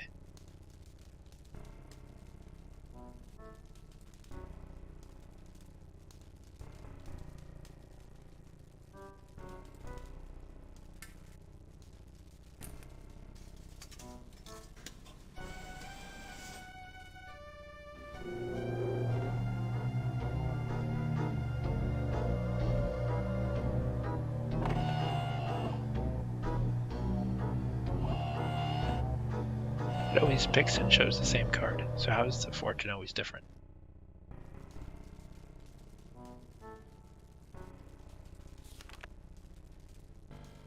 We are watching you. You are That not would be the wives. I'm beginning to feel alone.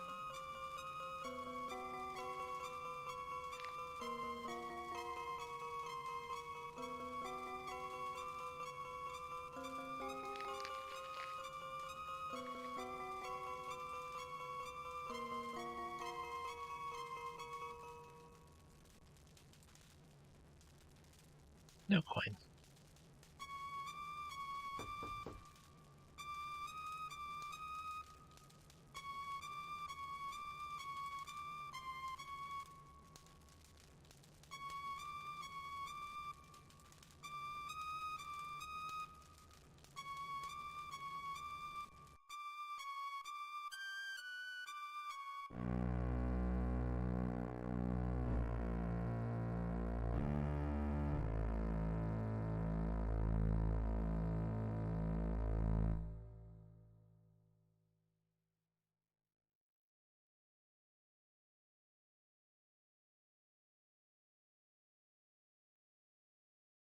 Neither one of those mirrors are clickable, so nothing to find in the mirror. Which is a shame, I think, because they set up a theme with the other mirrors, that there should have been something visible in all the mirrors to show a vision of some kind.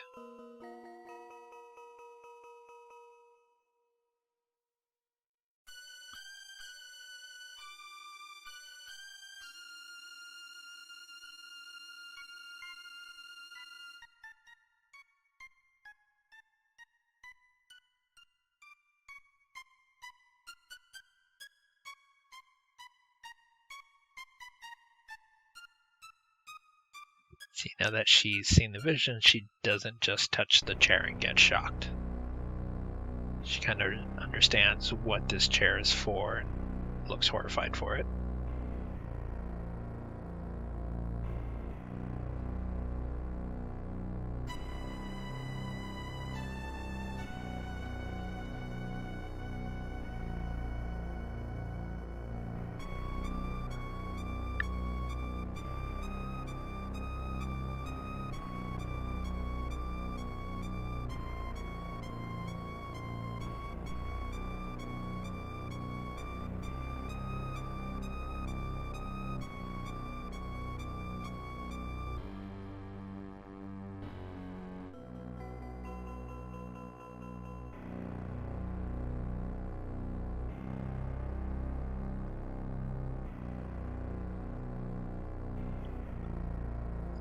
And as a gentle reminder, what we want is the room with the dragon thing, because it will show us the way. But as always, with a new chapter and new events, just exploring everything to see if there's any new things to see. So rather than just go to what is immediately needed, just checking out everything to see if something has changed. For example, all the mirrors. Not all of them, but most of the mirrors have something to show.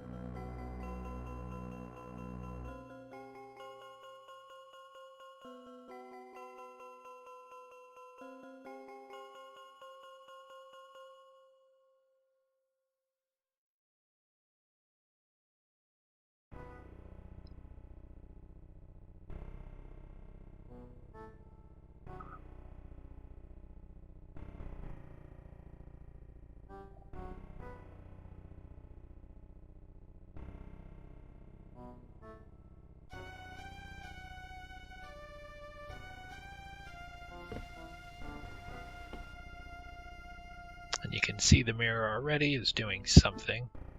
And remember, the device behind, we were kind of seeing shimmering image there. So prepare for not a bloody death, but a pretty gruesome death. You never stop talking, do you? Never, ever. You just keep droning on and on and on.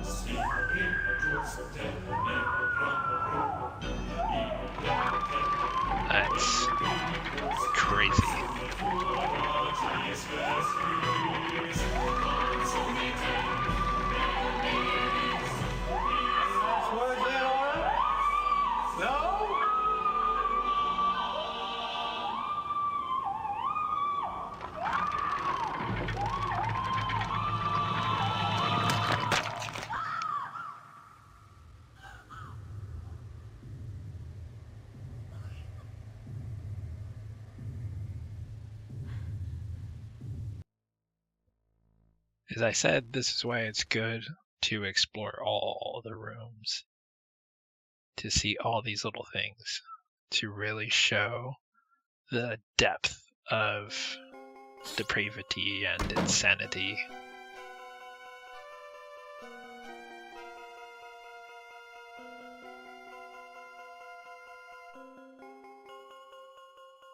Still the thing, but still no crying.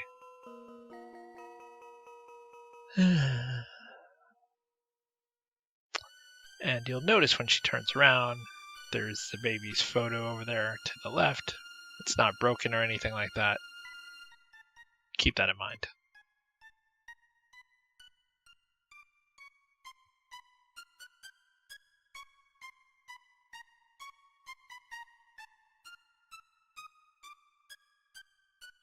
Since we started in the room, let's just go ahead and go into the room with the thing.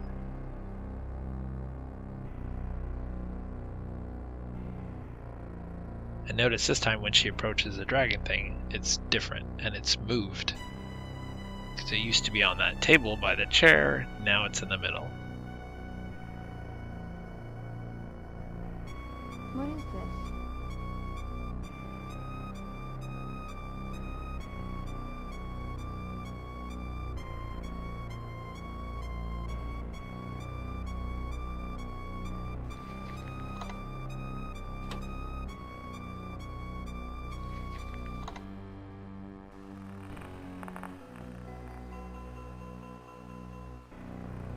I'm still not even sure what that is supposed to be.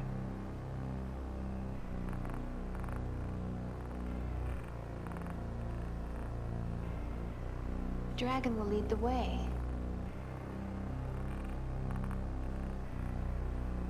Looks like some kind of projector of some kind. I don't know.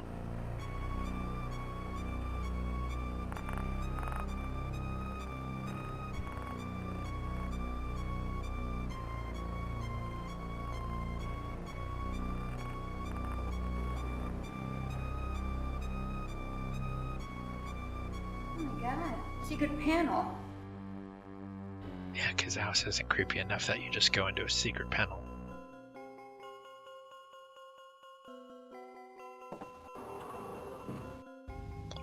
Now, to say that it is jarring to try to figure out which way to go in here and which ones you've walked down and stuff like that is an understatement. It's the one downside, as I've mentioned before, with full motion videos, is like trying to understand the perception of the camera. Because apparently from down here, there's a way to get to a crypt. What she's looking at is a cigarette, so if you go back upstairs and look at the drawer and open up where the cigarettes are, you'll notice that some are missing now.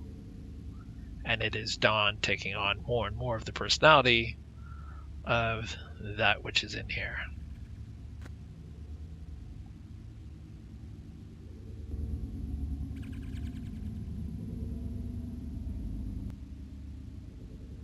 But as I was saying, this is like really just disorienting down here as to which way you've gone, which way you're supposed to go, which way you've already accidentally gone. Because there's a way supposedly to get to the crypt, which I don't think I've ever done. I mean, unless it was like way back when I first played with Chuck, Tammy, and my best friend. Chuck, Tammy, and my wife. But ever since I've owned it on my own, I've always done it getting across the way I got it. So now we're back up in this room, which indicates, hey, there's a secret passage here. Now I assume it's not accessible ever until you figure out that there is a passage there. And once you do, you can just reopen it.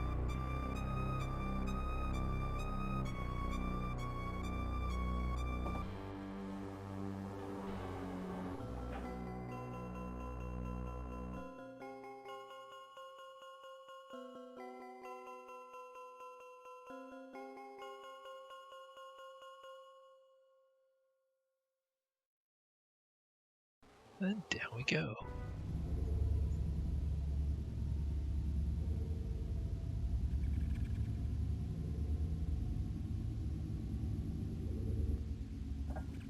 So it looks like it just takes you right back up to where you were a moment ago.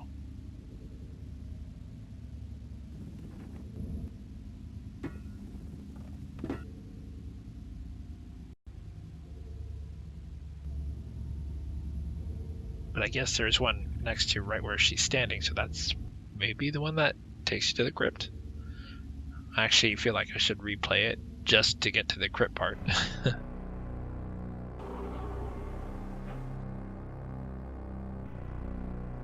Now we're back here.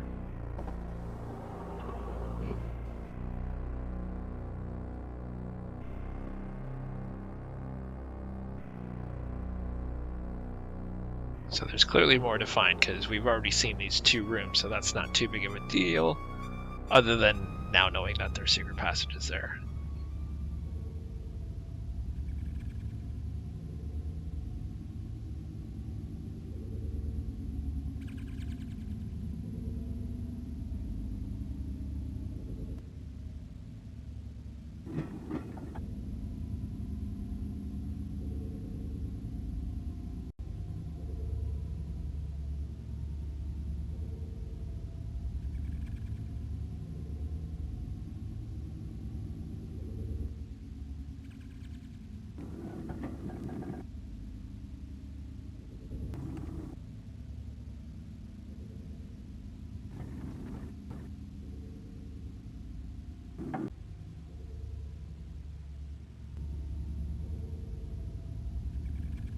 So it's like a good place to save.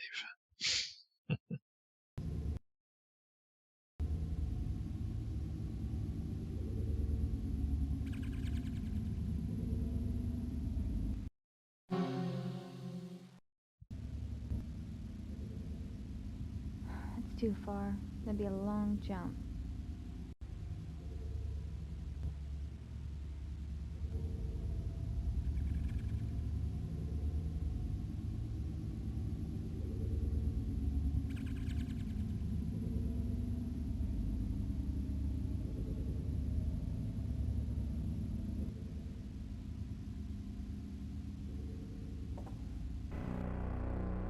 And now this looks like a brand new room.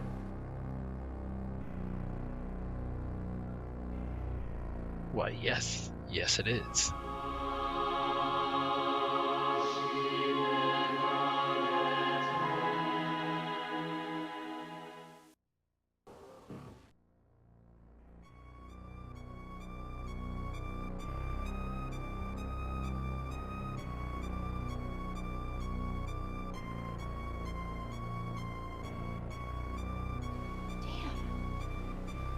It's only open from the other side.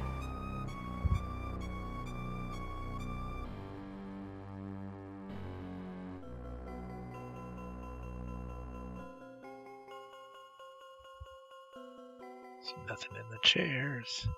But you can go forward towards the stage.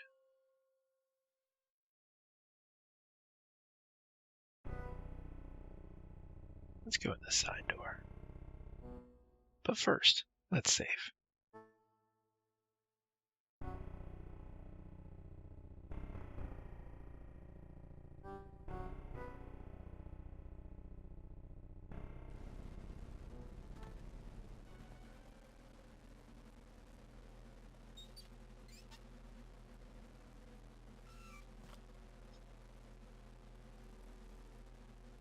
And another vision.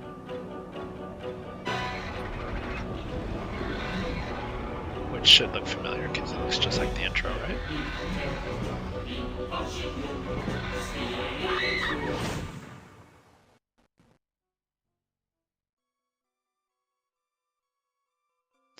And that green thing we can't look at yet, but we will be able to shortly when it's uncovered.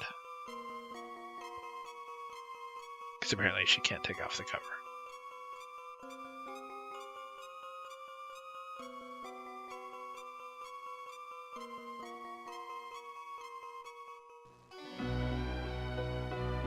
Poster of Carno.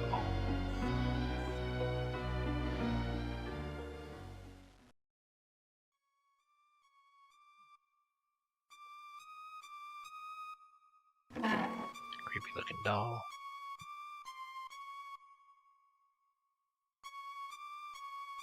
Nothing yet in the mirror, but something will appear later on.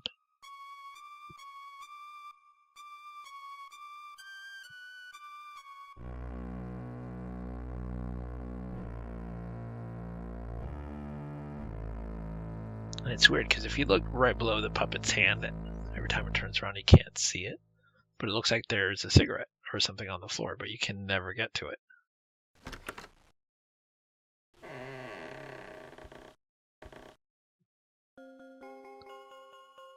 Nothing in the closet that we can grab that's obvious, but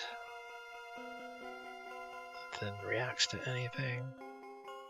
If you move up, there's a top hat and something to click. And you remember the photo that I talked about earlier when it was supposed to be the book? There's the photo. Carno and Malcolm. Carno and Malcolm. 1897. Well, let's take a look at the front. Oh. That's a little weird. But it doesn't freak her out. She just thinks she's losing her mind.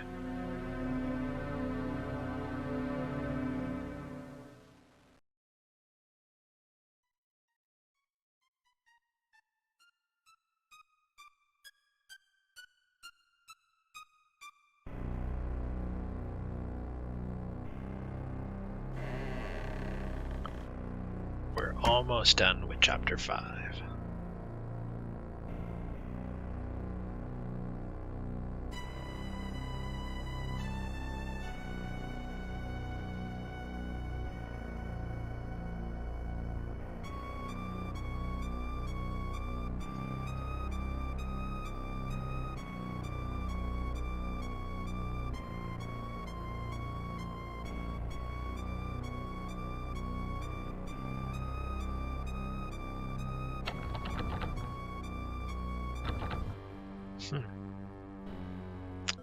Aha! Now it's successfully unlocked because I forgot to do it in the second playthrough, but in the first playthrough I went to the door and it does remain locked until you actually get on the other side to unlock it. Dawn? And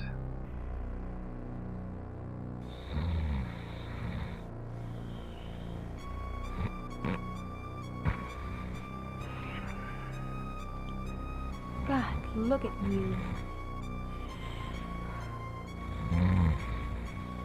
look at what he's drinking. I don't care anymore. I just don't care.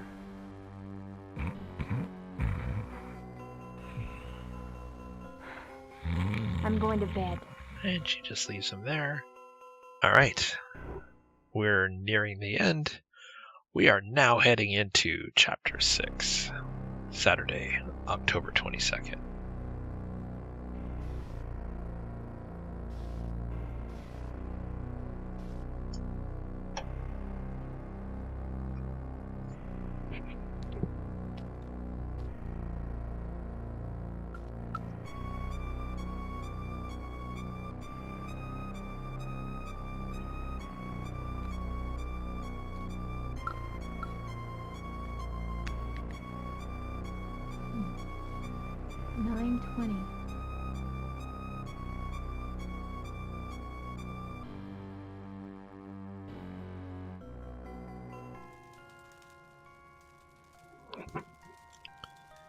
Notice this time, after the cutscene, it doesn't start in the bedroom. She actually heads downstairs, where we still see Dawn, who we last left downstairs, in a drunken stupor. Dawn?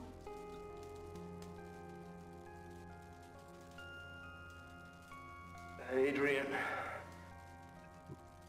You all right, honey? Yeah, I just hit the whiskey a little too hard last night. That's all. The bottle he put on the floor disappeared. Dawn, let's leave. It's like the first sensible thing she said. Gotta Finally. get out of here. Look what this place is doing to you. Leave.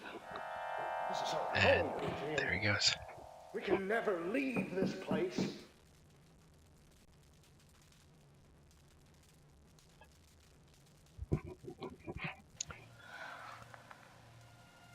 There's the cat collar.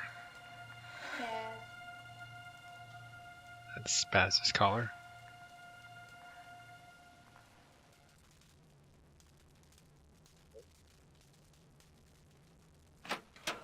Oh, what do you want? Hi. Yeah, I don't care about the damn phone. I'll get out of here as soon as I can. All right, fine. Get in here and fix it.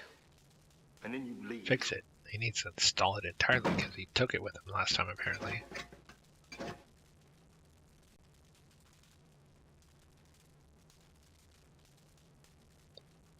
And again, just like nice little stuff, like where the dude shook his head when Dawn walked away. Son of a bitch.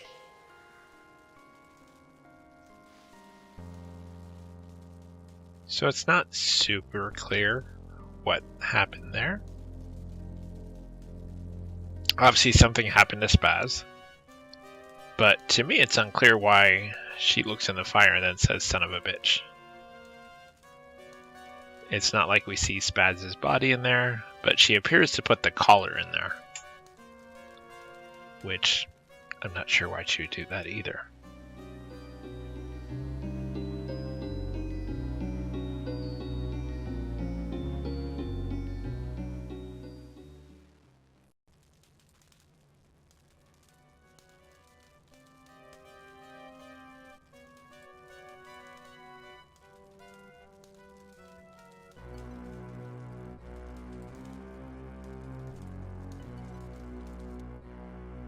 So we're going to check out the newly opened room and look at that.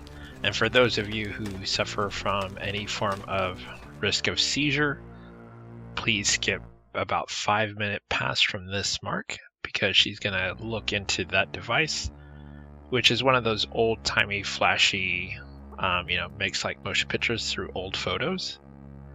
So it does have a lot of flashing words and a lot of flashing images, so please skip to about 5 minutes ahead if you are in any form of danger of seizures.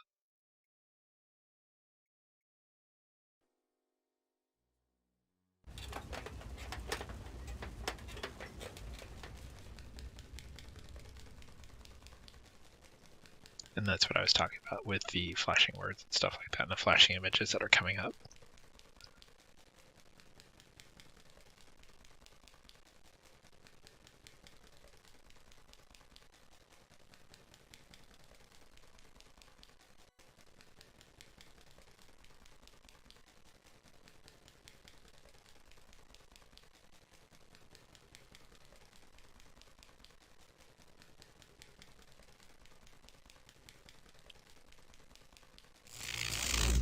And suddenly there's sound.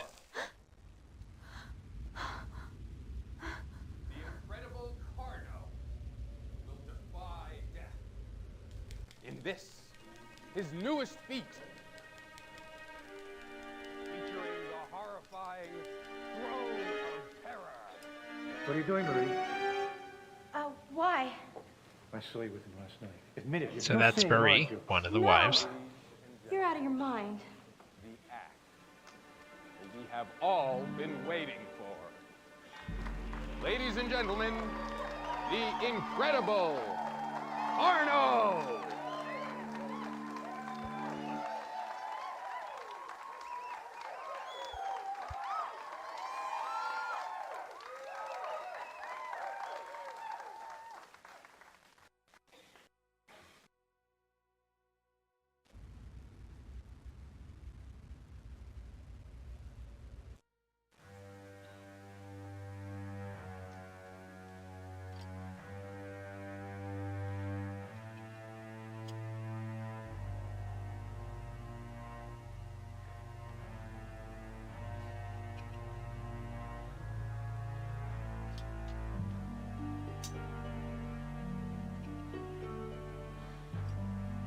Admit it.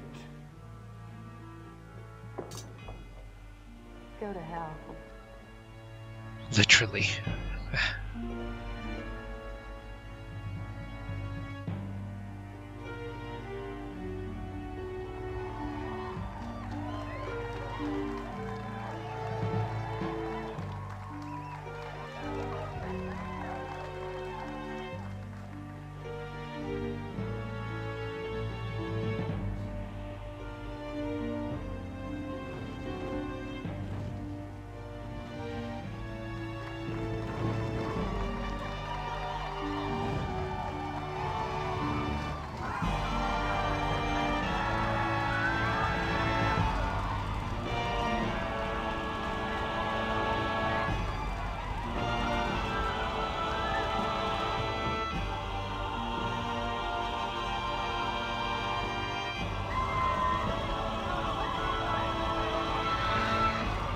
pendulum is coming. And he's supposed to be able to escape, but she's locked everything down.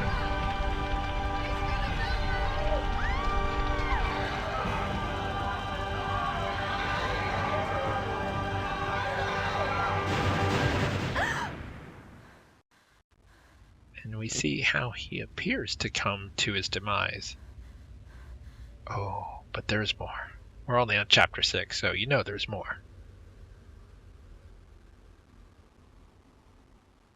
We still got some plot twists.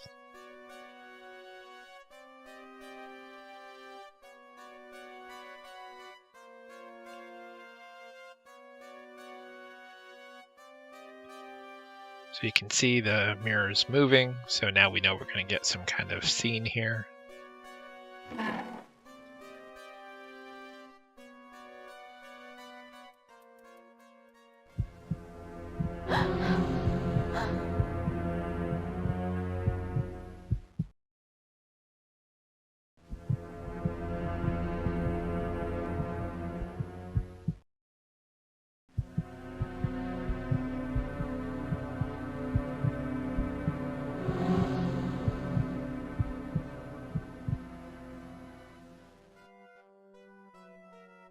So there we go.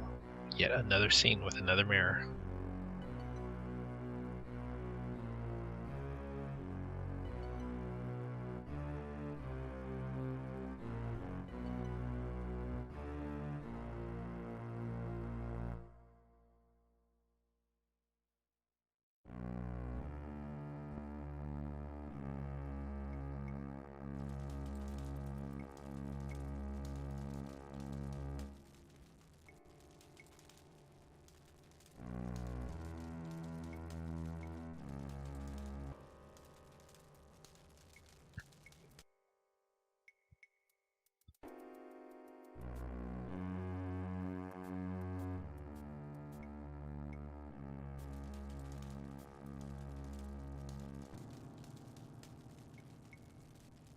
Hey, Mike.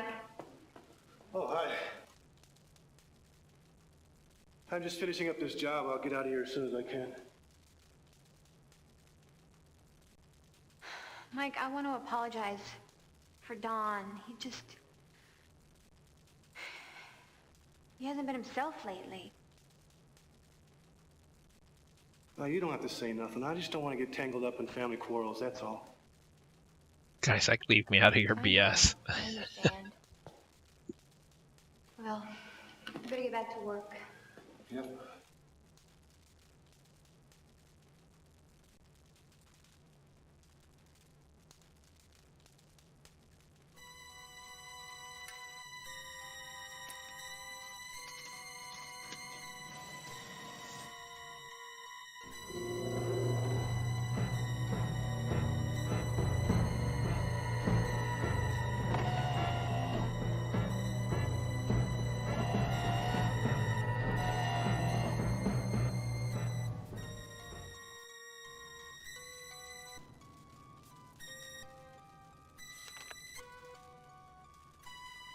Evil is here.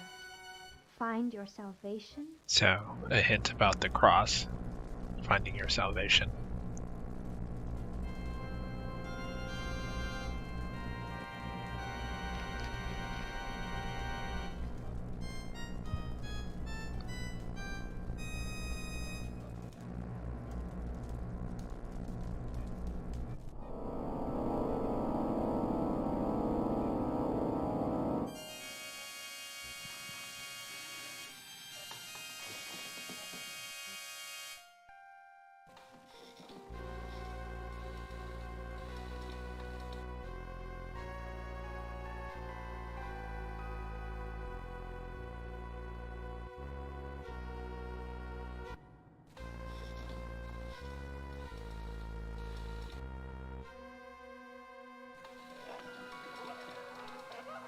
You can hear him laughing.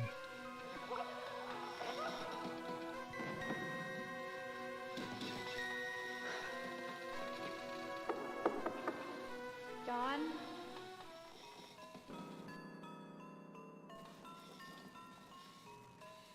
Are you in there?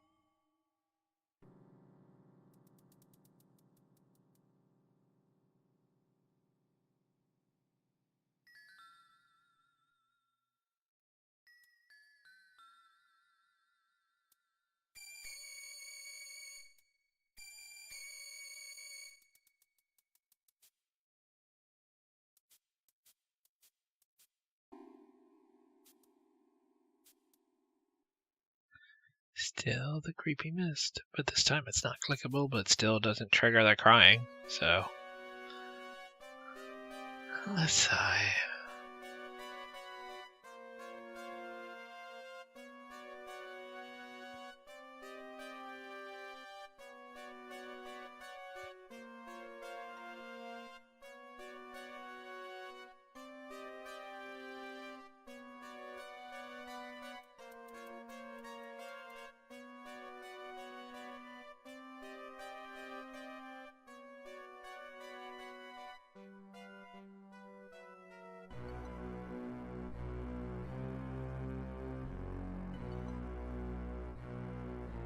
So we know we need to get the cross from that clue from the fortune teller about find your salvation. We also have that photo, so we have two things we can do. And both are in the same area, near the town.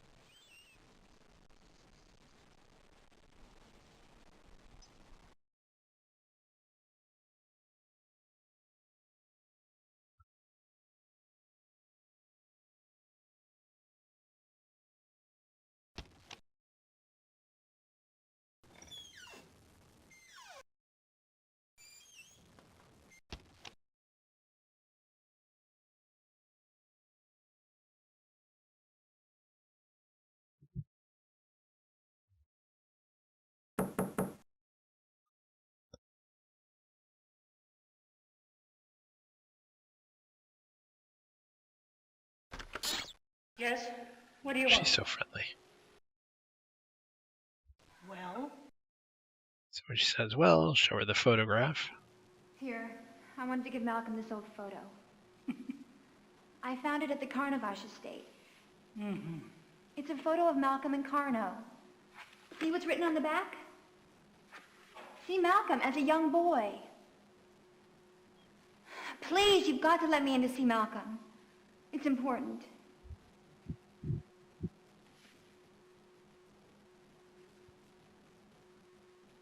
Just a minute.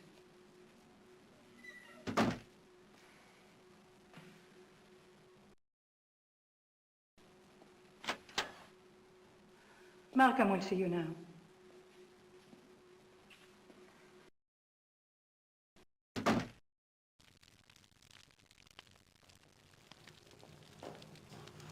She is here, Malcolm. Sit.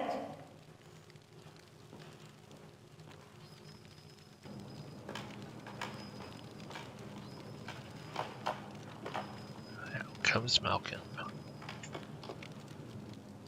I remember posing this picture. Which is incredible. I was Dude's just a 110 and he young remembers taking that photo. Nipper of 10. Carno was my hero. Then, Your hero? yeah. I know what you saw in this picture. Saw? Yeah, He's referring to the face, Carno's face. the evil. It's back. And my husband? It may be too late for him. What? Yeah, lady, sit down. I have something to tell you.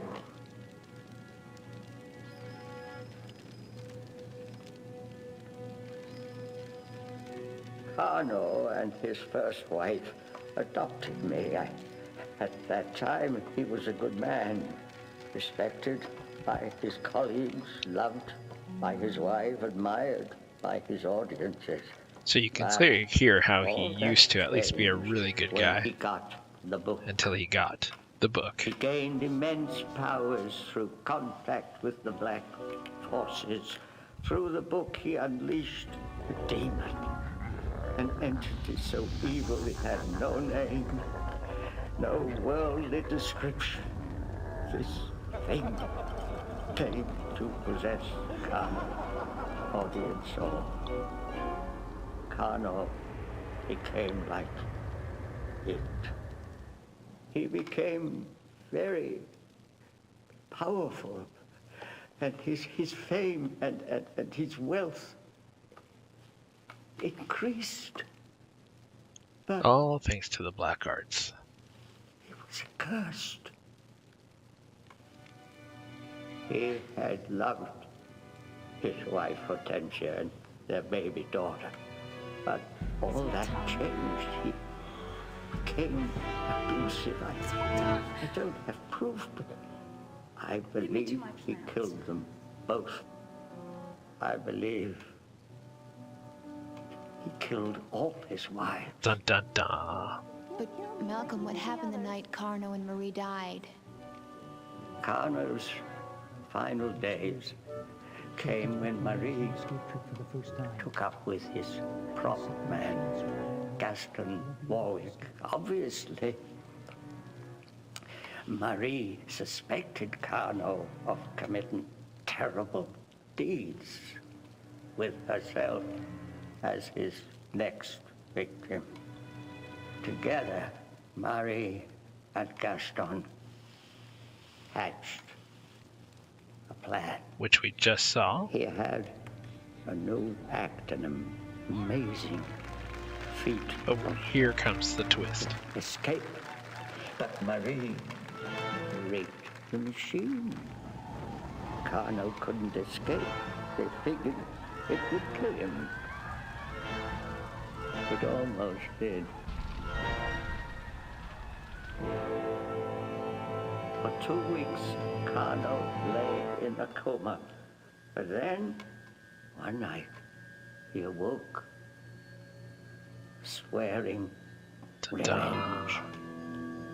I saw Carno drag an unconscious Gaston into his theater. There, from within the secret passages, I watched as Carno tortured and mutilated the poor man, leaving him for dead. Or so we thought. It was Marie's Spoiler turn. alert. Totally crazed, nothing but pure revenge on his mind. Carno started up that god-awful machine, that awful contraption, and before my very eyes, I saw Marie die. I'll never forget Bum, bum, bum. the look of shocked surprise on Carno's face.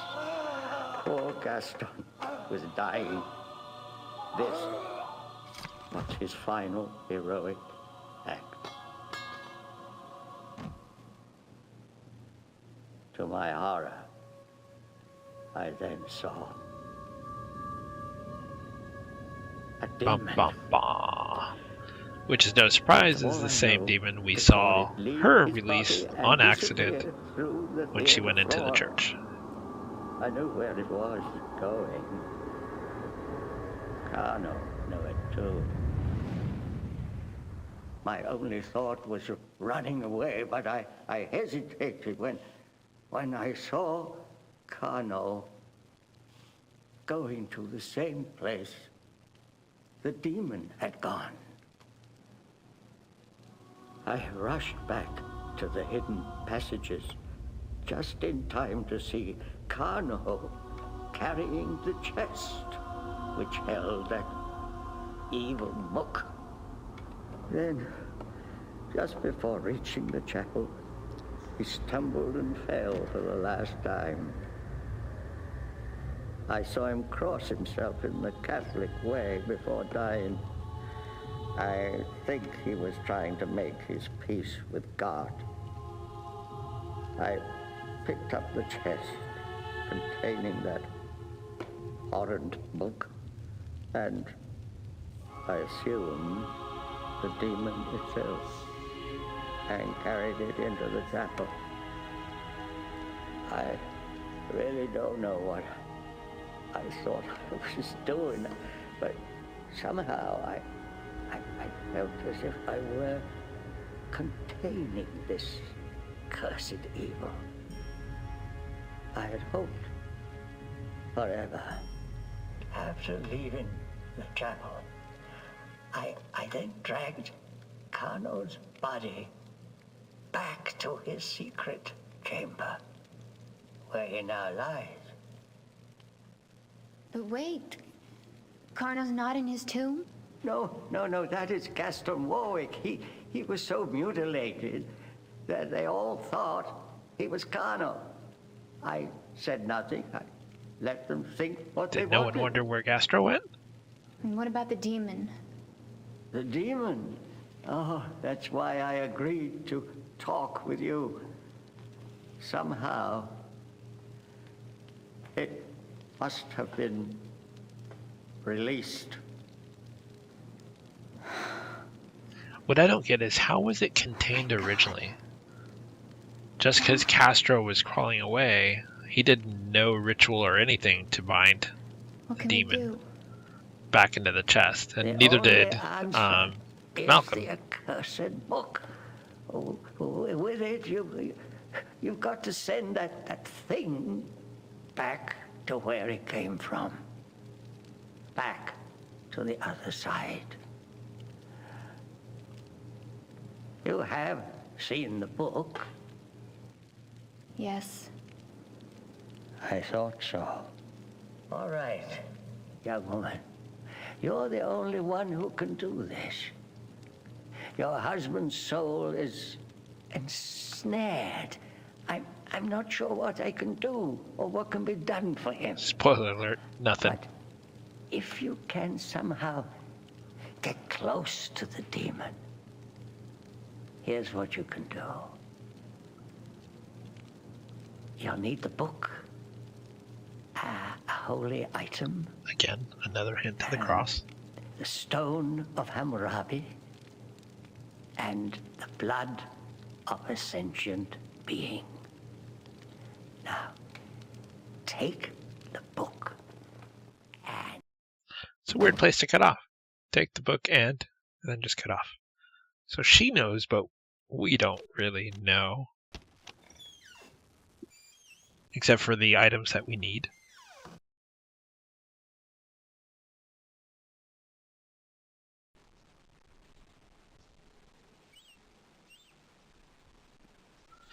And so what we know is we need a few more things. For example, the cross. Which, if you remember, when we first went into the store, Lou is on the phone. Glad you're here. I have some important newspaper articles you might want to see. Talking about buying a brooch thing. Let me see. When you started questioning me about Carno's old estate, I thought of something. My mother started this scrapbook of important news articles when she was very young. She added to it almost up until the day she died. That was 4 years ago. I remembered seeing some old articles about Carno in here, so I dug it up. This is wonderful. Can I keep it for a while? Oh, no, I couldn't let it go. It's my mother's. You have to look at it here. I'm sorry. Oh, no problem. I'm just glad you found it. Unfortunately, I may not have time right now. When can I read them? Anytime. I will leave it right here on the counter. Come in whenever you want. Thanks, Lou. I appreciate it. She should know we're on chapter 6. We've only got one more chapter to go, so read it now.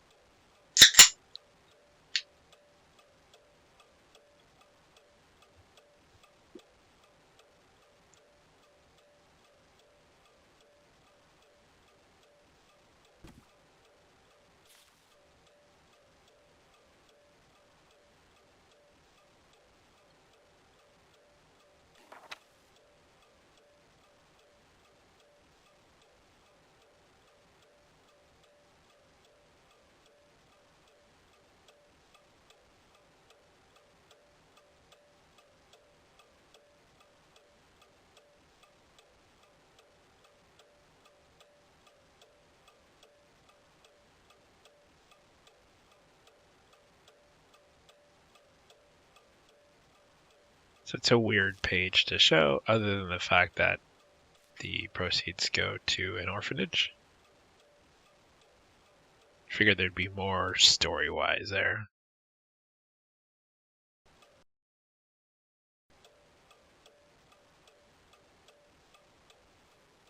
Excuse me. Lou? Oh, yes, Adrian. How can I help you? I understand you're interested in old cameos. Yes, I am. Well, I found this old cameo brooch in my house in an old trunk. I thought maybe you might be interested in it. Let me see. I was wondering if maybe you would be interested in trading it for that crucifix over there. Well, sure. See? There you go. Oh, great. Thanks a lot. You're welcome, and thank you. Pretty sure Lou comes out on top financially with that trade. Excuse me, Lou. Oh, hello, Adrian. I just wanted to thank you for answering all of my pesky questions. I won't bother you again with them. Oh, it's no bother. I just hope I've helped you. Oh, you really have. I've learned a lot. I'm glad.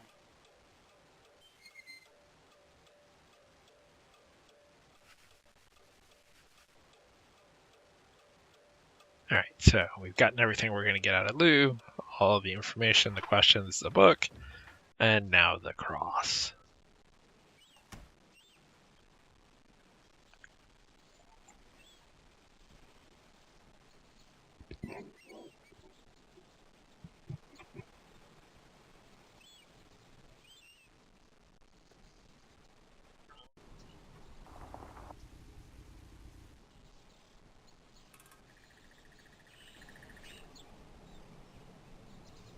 And this is what I was saying earlier, where if you come forward you can kind of look and you'll see another car there. Which, since when we left it was the phone guy, we can guess that that's the phone guy's truck. But things are about to go very, very poorly for the phone guy. Okay, Adrian, you're all set. Great. Phone's in and it works just fine. Why don't you go ahead and test it? Okay. And by testing it, just picking it up and doing a dial tone. Not actually calling someone. Mike, I want to apologize for Don again. Just hasn't been himself lately. Normally, he's a very nice guy. Really. I don't think Mike cares, and it's not going to really matter here in a moment. Because Mike's day is about to get a lot worse. Do call me if you have any trouble, okay? That's nice of you, Mike. I will. I sure will, thanks. Oh, but, don't get Mike's number or anything. Not that it matters. As you can see, someone is hiding behind the truck. And we are now reaching the end of Chapter 6.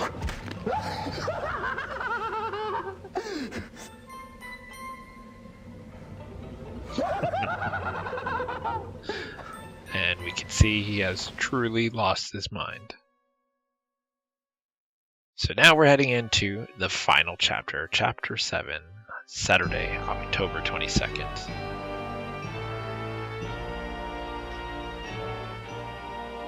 And finally, 7 days of putting up with all the weird stuff going on in the house. And now finally she's going to pack a bag and call it a day.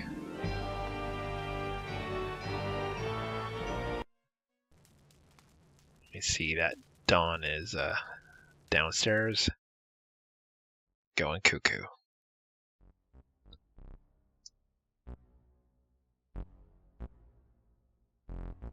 Still trying to trigger the crying thing. Oh, but look at that. For some reason, the picture is shattered and there's a piece of glass. We're going to need that here at the end. It'd have been nice to have a reason that that glass broke or some indication. Because if you don't walk into this room just to randomly look, you would never know that that broke at all.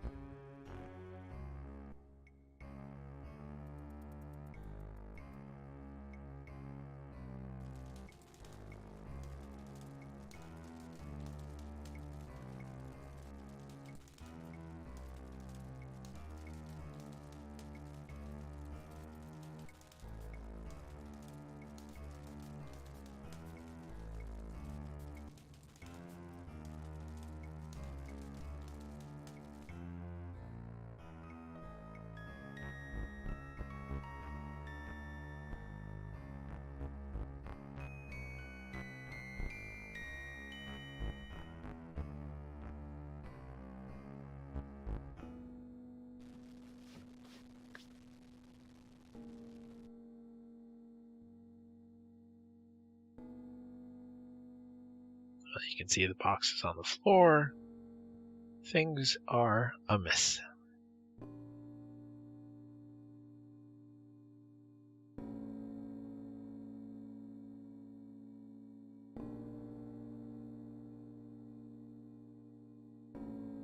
And you can see different passages.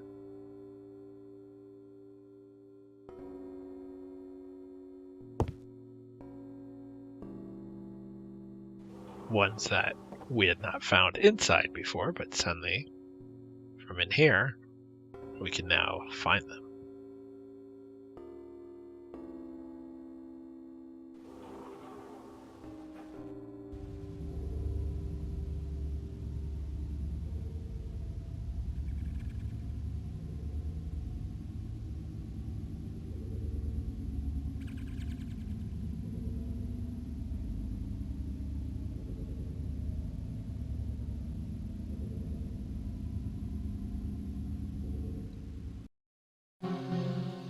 And don't worry, we will eventually cross this after something happens. Too far.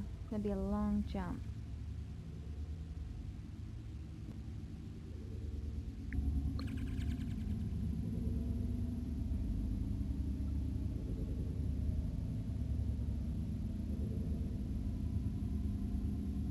And if you look on the floor, oh, it's the absinthe bottle. So you can guess that probably Don has been coming through here. So he is aware of the passages as well.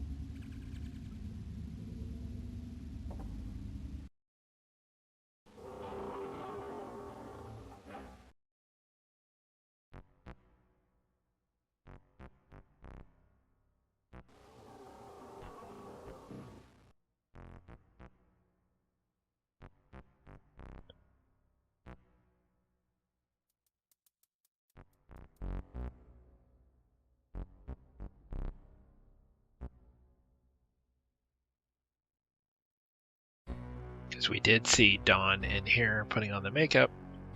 We're going to go search that pile, which is his jacket. And if you recall, he had put the Christmas ornament in his pocket all the way back in chapter 1.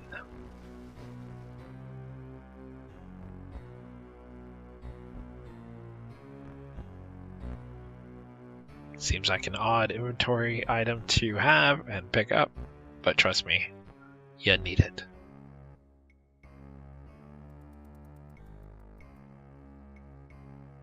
Because sometimes to battle an evil spirit, you need the spirit of Christmas. And since it is actually what? It's like 1:17 a.m. on December 16th. It is fairly close to Christmas here in 2021. So, not that this is a Christmas game by any stretch of the imagination. Especially since it takes place in October. It's more of a Halloween kind of game.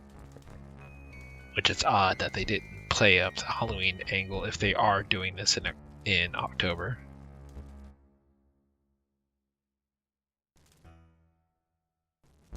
That is something that I do like. If you click save or go to restore something, you can actually see the progress bar of how close or how far you're into a specific chapter, so you know whether or not you're halfway, almost done, or you just barely started the chapter. So that was actually a nice little feature that they do. But I cannot stand the fact that once the chase with Dawn starts, you can't restore to the one save slot. It always goes back to the start of the chase. Unless you rename the file that I mentioned earlier in the video. And as you can see, the door is open. And he's crazy. And he's wearing the robes and stuff like that. So what you want to try to grab is the sulfuric acid. The irony of him burning his face again, first time with fire, not as Dawn, but as Zoltan, to then get it burned with sulfuric acid.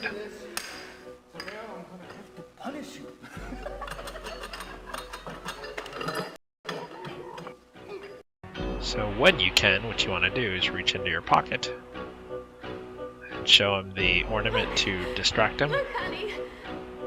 Look, this snowman, remember this? And when he does, grab the latch and pretty much say goodbye to Dawn. Here comes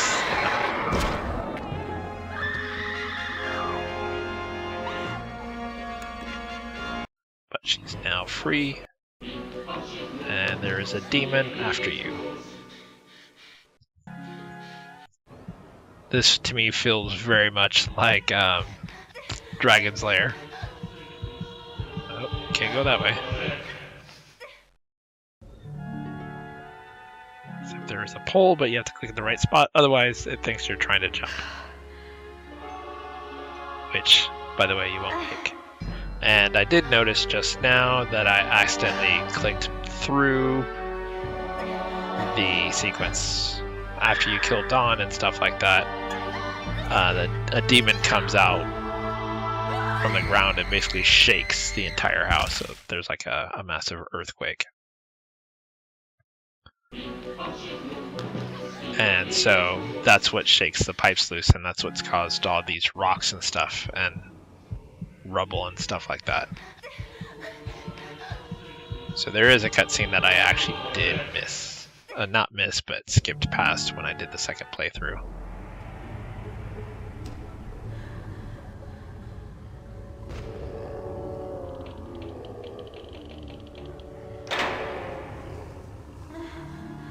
So that's why the pipe is suddenly available and a bunch of the hallways are ruined.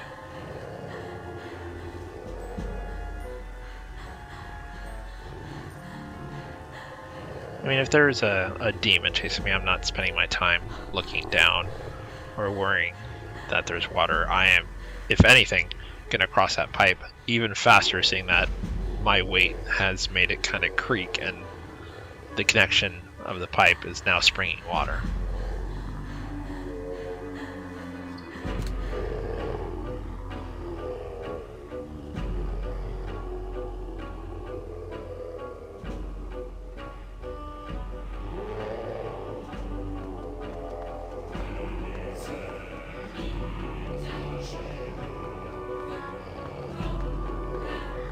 This run scene does not look legit.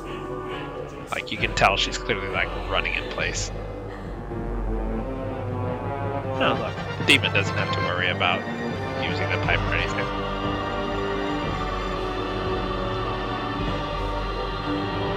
And if you didn't see the demon before, there he is. So that's essentially what comes out of the ground and causes the entire house to have a massive earthquake.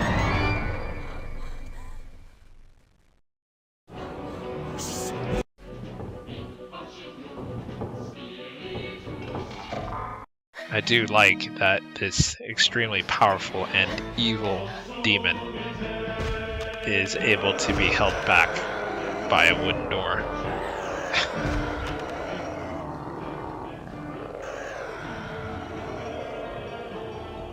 Remember how Malcolm said he had brought Carno's body into the secret tunnel? That's whose body is right there.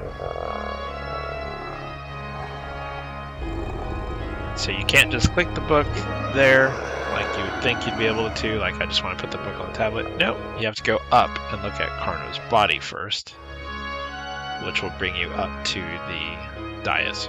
And at that point, you can put the book up there.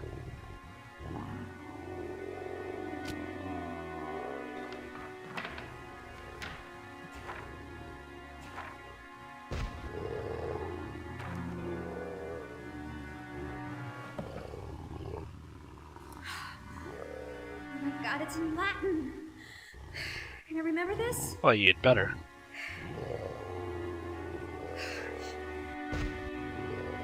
State intra circulum magicum. Let's see. Stand inside circle. Magic circle. You're already there. I'm already in the circle. Ponete fascinum in paganum apertum liberi. Place talisman in open book page. Talisman? And for the talisman, you're going to want to look at Carno's body.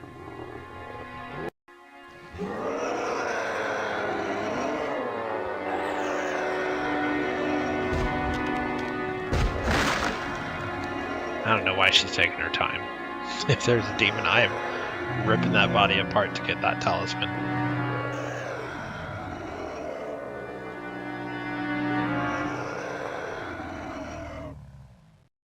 And it's also the slowest moving demon in the world now that it's gotten past the door.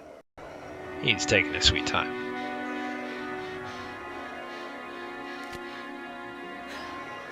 Okay, now what? Stilate sanguinum humanum superfacinum. Drip blood from alive. Malcolm literally told you what to do, woman. Living man. Person. Over the talisman. That's you. You're the person. So grab that shard of glass that you got from the nursery. Can I do this? Can you do this? You literally have a demon behind you and you're wondering if you can cut yourself.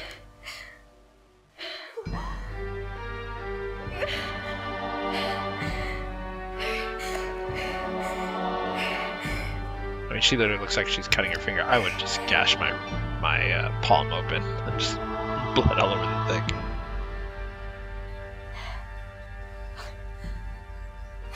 The demon's suddenly very quiet.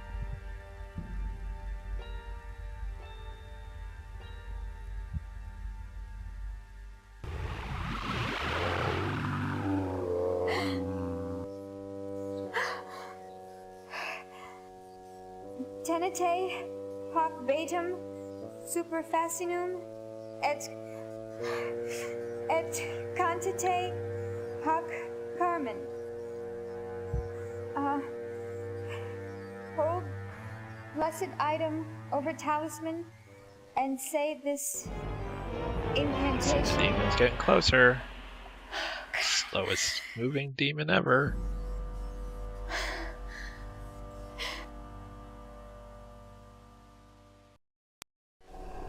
So put the glass back, get the cross, put the cross on the book.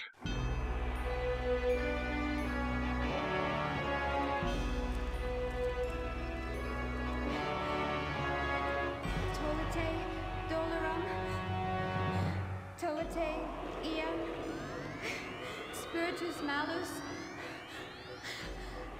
ite in fascinum, in I mean, why would you look behind you? Just keep reading.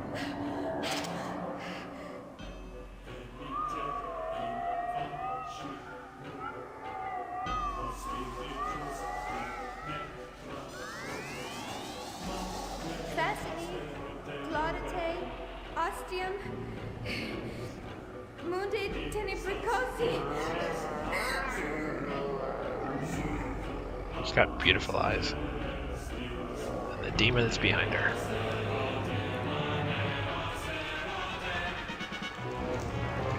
Abite suma.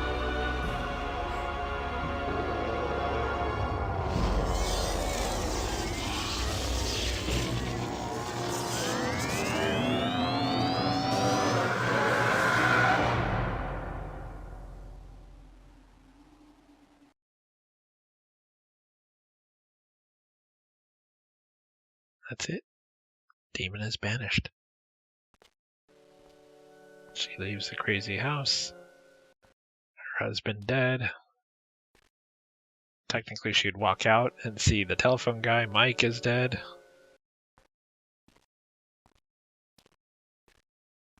But in the condition and everything that she's gone through, she probably doesn't care.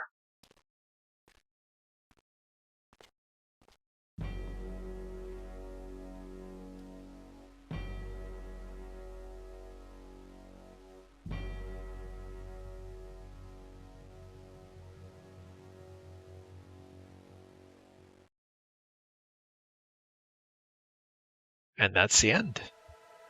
So if you actually made it, what, 4.5 hours? If you're watching the unsped up version, I want to thank you for hanging out and listen to me commenting on Phantasmagoria. I love this game, I do. I play it like every couple of years just because it's a fun, good, creepy game. There isn't a lot of games that really capture horror very well. So I enjoy playing this game. So if you hung out and we got to just have a good time together virtually, that's awesome. Make sure to click like, subscribe, share, and stuff like that. I am going to do probably a sped up version where I speed up the portions where I'm not talking, because there are large gaps where I'm not talking because letting the story play out. So people can hear it. And what I'm doing is I'm putting Phantasmagoria in the right speaker and my commentary in the left speaker to separate the two, so that's not me directly talking over. You can kind of adjust your controls to whichever you want to hear. So if you just want to hear me talking, swing it all the way to the left. If you want to just hear the game, there's a non-commentary version, but yeah, you know, maybe you want to swing it all the way to the right. Maybe you just want to put it in the middle or a little bit to the right, a little bit to the left, depending on what you want to do. So anyway, thank you again. Click like, subscribe, tell other people about it. I'd love to get more people checking out my channel. I don't expect to become famous off this channel or anything like that, because there's so many other Let's Play type channels out there. And a lot of people are really, really funny and stuff like that. I'm just here to talk about something I'm passionate about. I love Sierra Games, grew up on them. I had dreams of working there. I even interviewed there and stuff like that. So, yeah, I'm just here to talk about what I enjoy. Not really looking to make a ton of money or any money, really. But I would love other people to understand and see what I'm passionate about. So, like, subscribe, tell other people about it. Thanks again.